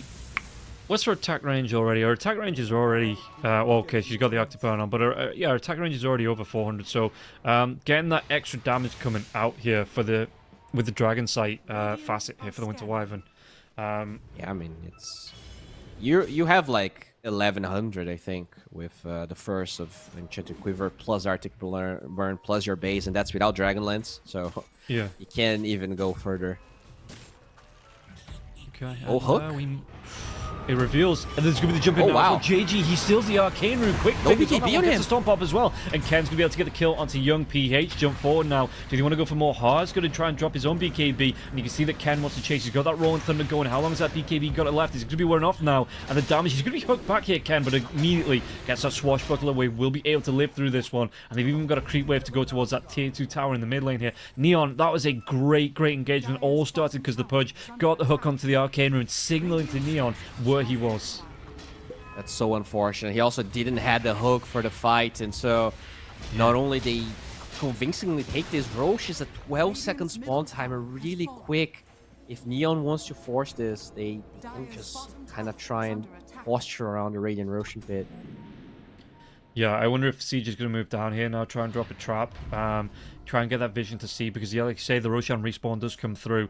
It looks like they're going to posture for this as well, moving the Centaur back to the top lane to push this lane out, the creep waves out. Rubik's moving down as well. Siege is going to be able to farm up through the jungle, and surely someone is going to check it here while they're all around this bottom lane. Alright, so... yeah, Roche will probably be Neon's here. This Shadow Fiend's going to spawn with no soul, so even posturing to take a fight is going to be bad, because, you know, the Shadow Fiend is all about getting that OT with the souls, and without them, he just doesn't have the burst damage, I think, to commit for a fight. And he also doesn't have BKB. It's so easy for this Mango to get on top of him, you know, no save. Yeah. I don't know, just I'm still figuring out why there was such a steep swift towards the Magic Shadow Fiend, whereas, you know, in 736 base, everyone was just going for the right-click Shadow Fiend. There's going to be the smoke out coming through from Galacticos now, though, and we'll see if they're going to be able to contest this Roshan. And they did scan the Roshan pit, but nobody was inside it here. You can see that Neon, though, they're setting up for this fight, expecting it to come through, but it looks like it's going to be a big wrap here for Galacticos. Oh. You still have JG and Siege holding that high ground here. BKB on the Centaur, this is huge. Yeah, and look at this one. Siege, he's waiting on the high ground melded. He's waiting for somebody to come in and show. And JG, does he have the backup here? Who's going to jump in that smoke? It's not going to last too much longer. The sentry goes down. He's going to be able to get the toss back. TA, he gets low. Is he going to be killed off now as well? They do have the hitch ride. It doesn't matter. He's going to be still alive. The right click's coming through. The TA has the platform. The right clicks, the stuns, the rolling thunder. They take down 2. It's going to be 3. They don't lose anybody. JG perfectly saves him out. And that hitch ride might have just saved the game here, or saved this fight for Neon. They're able to go for a quick Roshan if they want to, and then immediately push down this bottom lane. Yeah, it's official. Hitch ride is officially a great spell now. Like, that was... like, how... it is literally impossible to kill the TA for 6 seconds, and then you get your BKB after that, and, you know, with these high DPS heroes like TA, it's just insane. It's such a good boost of DPS. Now they have the Aegis, and yeah, Young Galacticos, very similar game, right? They actually win the early game, and they control the game pretty well, but feels like Neon, when the fights really matter, they're great at understanding exactly what needs to happen for them to get the advantage. I love this as well. They let the 3 heroes push down the bottom lane. Winter Wyvern on the top lane to get some solo experience and solo gold, while the TA farms up that Radiant Triangle, takes the Ancient Stack, and now they can go into the tier 2 tower top as well. So fully splitting up the team to maximize the resource potential here, and they're definitely going to benefit from this one. Going to be able to get 2 tier 2 towers out of this one, and even some pressure onto the tier 3 tower in the mid lane thanks to the creeps. Yeah. Still a high ground defensive for Pudge, so you have to respect it. Any hook could put you out of position. There's toss backs. There's like a lot of things that can go wrong for Neon. So even with the 19k goal lead, still a sizable chance for the Young Galacticos to defend. But Neon, like, at least in the last 15 minutes, they have been very crisp. Yeah, and if you're Galacticos now, because you're not taking, well, apart from that last one where you got absolutely ruined, but you weren't taking bad fights before that one, but there is now an Aegis onto Neon, so what's the game plan here for Galacticos? Do they just have to play defensively? Do they have to turtle up, or are you looking for a quick smash and grab on one hero and then just try and do your best to get out? As the Stampede comes through, are they going to be able to get this rolling Thunder? Oh, yeah, they might be able to go for a little bit more. Telekinesis, it comes through onto the Beastmaster. Beastmaster going to be stunned up for a little bit longer. Has to pop his BKB, goes for that TP out. Anyway, to cancel it out. They do. They get the bash on the Pangolier, and now Heart is going to go down. That is a great pickup. He has no buyback. He's dead for the next 75 seconds without BKB2 when he comes back. And they see the tiny top as well, TA, with the TP in the outpost. Oh, can they go for KSH? That's kind of a hard one. It's going to be the jump in here for Siege. Siege pops that BKB to make sure the ice path doesn't connect. They got the sounds onto the Purge. Purge could have taken all of the damage now as well. I don't know what Toss was about. And yeah, he doesn't. The 2 cores down here, they're going to lose at least a lane of racks from this. Hell, they might just lose Megas from this. Try to toss the Pudge, tosses the Jakir instead. Oh no, no tier 2 towers, 60 seconds no Pudge. All of the threat of that hook is gone now. And you still have 2 lives on the TA. This might be the beginning of the end, Rob. It's not looking great here for the side of Galacticos. They're going to try and go for that second fort to come out. The Shadow Fiend trying to do his best as well to cut. Well, he's hiding it out here after cutting the wave. But there's going to be another creep wave to come in. You're going to have this mid wave here as well. You're going to be able to take this tier 3 tower. And it's going to be another lane of racks. It looks like. And again, 30 seconds until the Pudge is back up. They might just go for mega creeps here to really try and force this pressure out onto the side of Galacticos. Yeah, that seems to be the case. Like, there's no reason not to. Still gonna have Aegis once the Pudge spawns. Is the BKB even... Yeah, okay, this Master's BKB is still on cooldown, so he can't even commit. Like, you can't start an earlier fight. Usually, you would like to at least spill, maybe see if you can get the fight with the Pudge alive, but if you jump now, you might just die. Oh, okay, Neon actually respecting Galacticos quite a bit here. Yeah, you had that Tiny hit from behind as well. In fact, Tiny has to go for a big retreat because he was looking for an easy jump in if he could find it here. But Skillet, they never really found that angle. Like you say, Neon Esports maybe putting some respect onto Galacticos here. Back themselves up before it gets too dangerous. But still, they've taken down all 3 tier 3 towers. They've taken down 2 lanes of racks as well. And Young Galacticos, I keep calling them Young Galacticos instead of Younger Galacticos. But the Galacticos team, you know, this might be their last defense. This might be Butch and Sundance time coming out. On TA now. Oh, damn, dude. Look how quickly he's going to be able to rip through these buildings. Skill Lake comes in. Yule Scepter will be here, though, onto Siege. So that's going to get rid of it now as well. But Skill Lake, Hook comes in. They still have this Aegis. Even if he does go down the first time, he's not even going to go down. He just walks himself out. The Taxi, yeah, you can see that he's got that stun onto him. But the Taxi man just comes, takes him out. And Siege will be able to get out. 11 HP of the range barracks. Oh, stolen ice bat, that's huge. He misses! Can you uphill miss on buildings? You can, and that's exactly what it is going to be. And now they get the lockdown, though. Skill, he goes a little bit too far forward. He finally cleaning up the building. That is going to be the Mega Creeps coming out now as well. Ice Path stolen. So the Dual Breath onto Zorain. Zorain having his arsenal turned right back against him here. Or he's maybe looking. Has he got that roar available? He does. The buyback comes through. Skill, trying to do what he can. They're going to be getting a little bit of damage onto Bombi, but Bombi, he throws out that Winter's Curse, and everybody going to be onto this Beastmaster here. What are they going to be able to do? JG, he throws out that. He doesn't even need the Hit Ride coming through. Young PH is going to get low. He's going to get taken down. He's going to be cleaned up. Everybody going to be cleaned up, even though, well, the Dismember stopped by the Stomp. They take down 3, technically 4 with a buyback of Young PH. Young PH trying to do what he can. Takes down that Winter Wyvern, but I think the rest of Neon Esports, they are going to be stacking up, trying to do what damage they can to take down and end this game. They have buyback on Pudge, so maybe they're trying to bait a good hook here, but where is it? It's off the mark is where it is here, and that's going to be 2 cores up against the 4 heroes here from the side of Neon Esports going towards these tier 4s. In fact, they're going to be diving into the base. The stolen toss back as well onto PH. That is the dieback here onto the Shadow Fiend. They've lost nearly absolutely everybody. The Hitcher Ride comes through into the base. It's Member in the hook. They get the kill onto the Centaur, but the GG has been called here. Yeah, Pudge, as good as the hero is, I don't think he's going to be able to triple team this one, and that is going to be game number 2. Neon Esports are unbeaten in 4 matches. Yeah, man.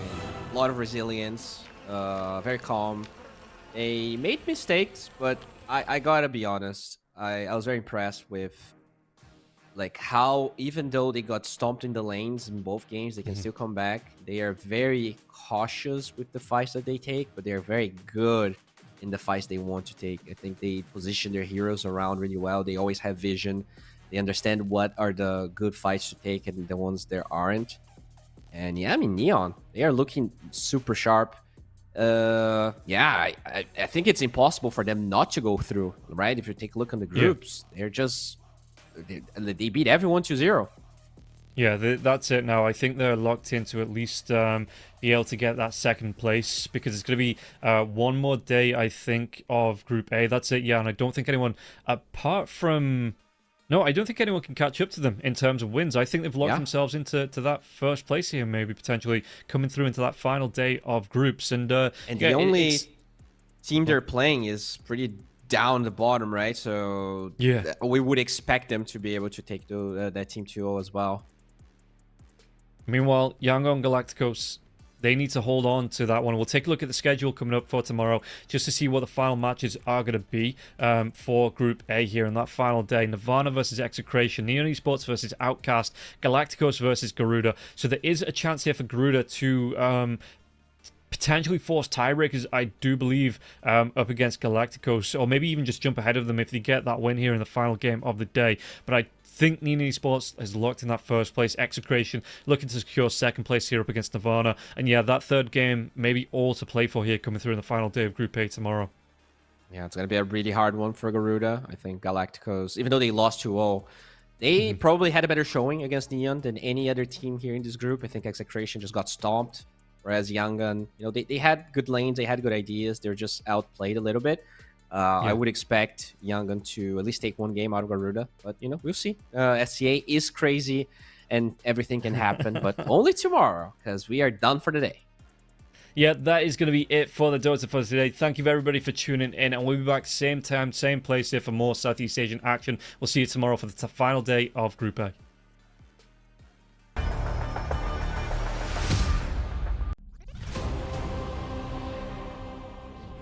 It's hard to imagine a match without first blood. Drink it. Check it out.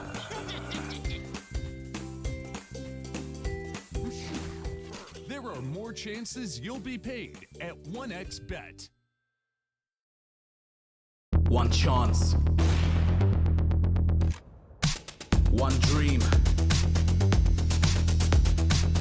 One match. One energy. One fight. One aim. One action. One hope. 1xBet.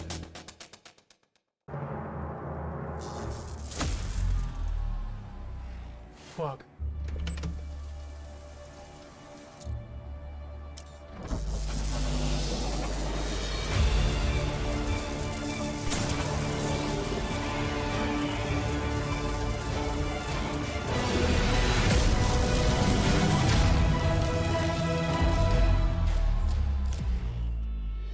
Use your skills in the gaming. 1xBet.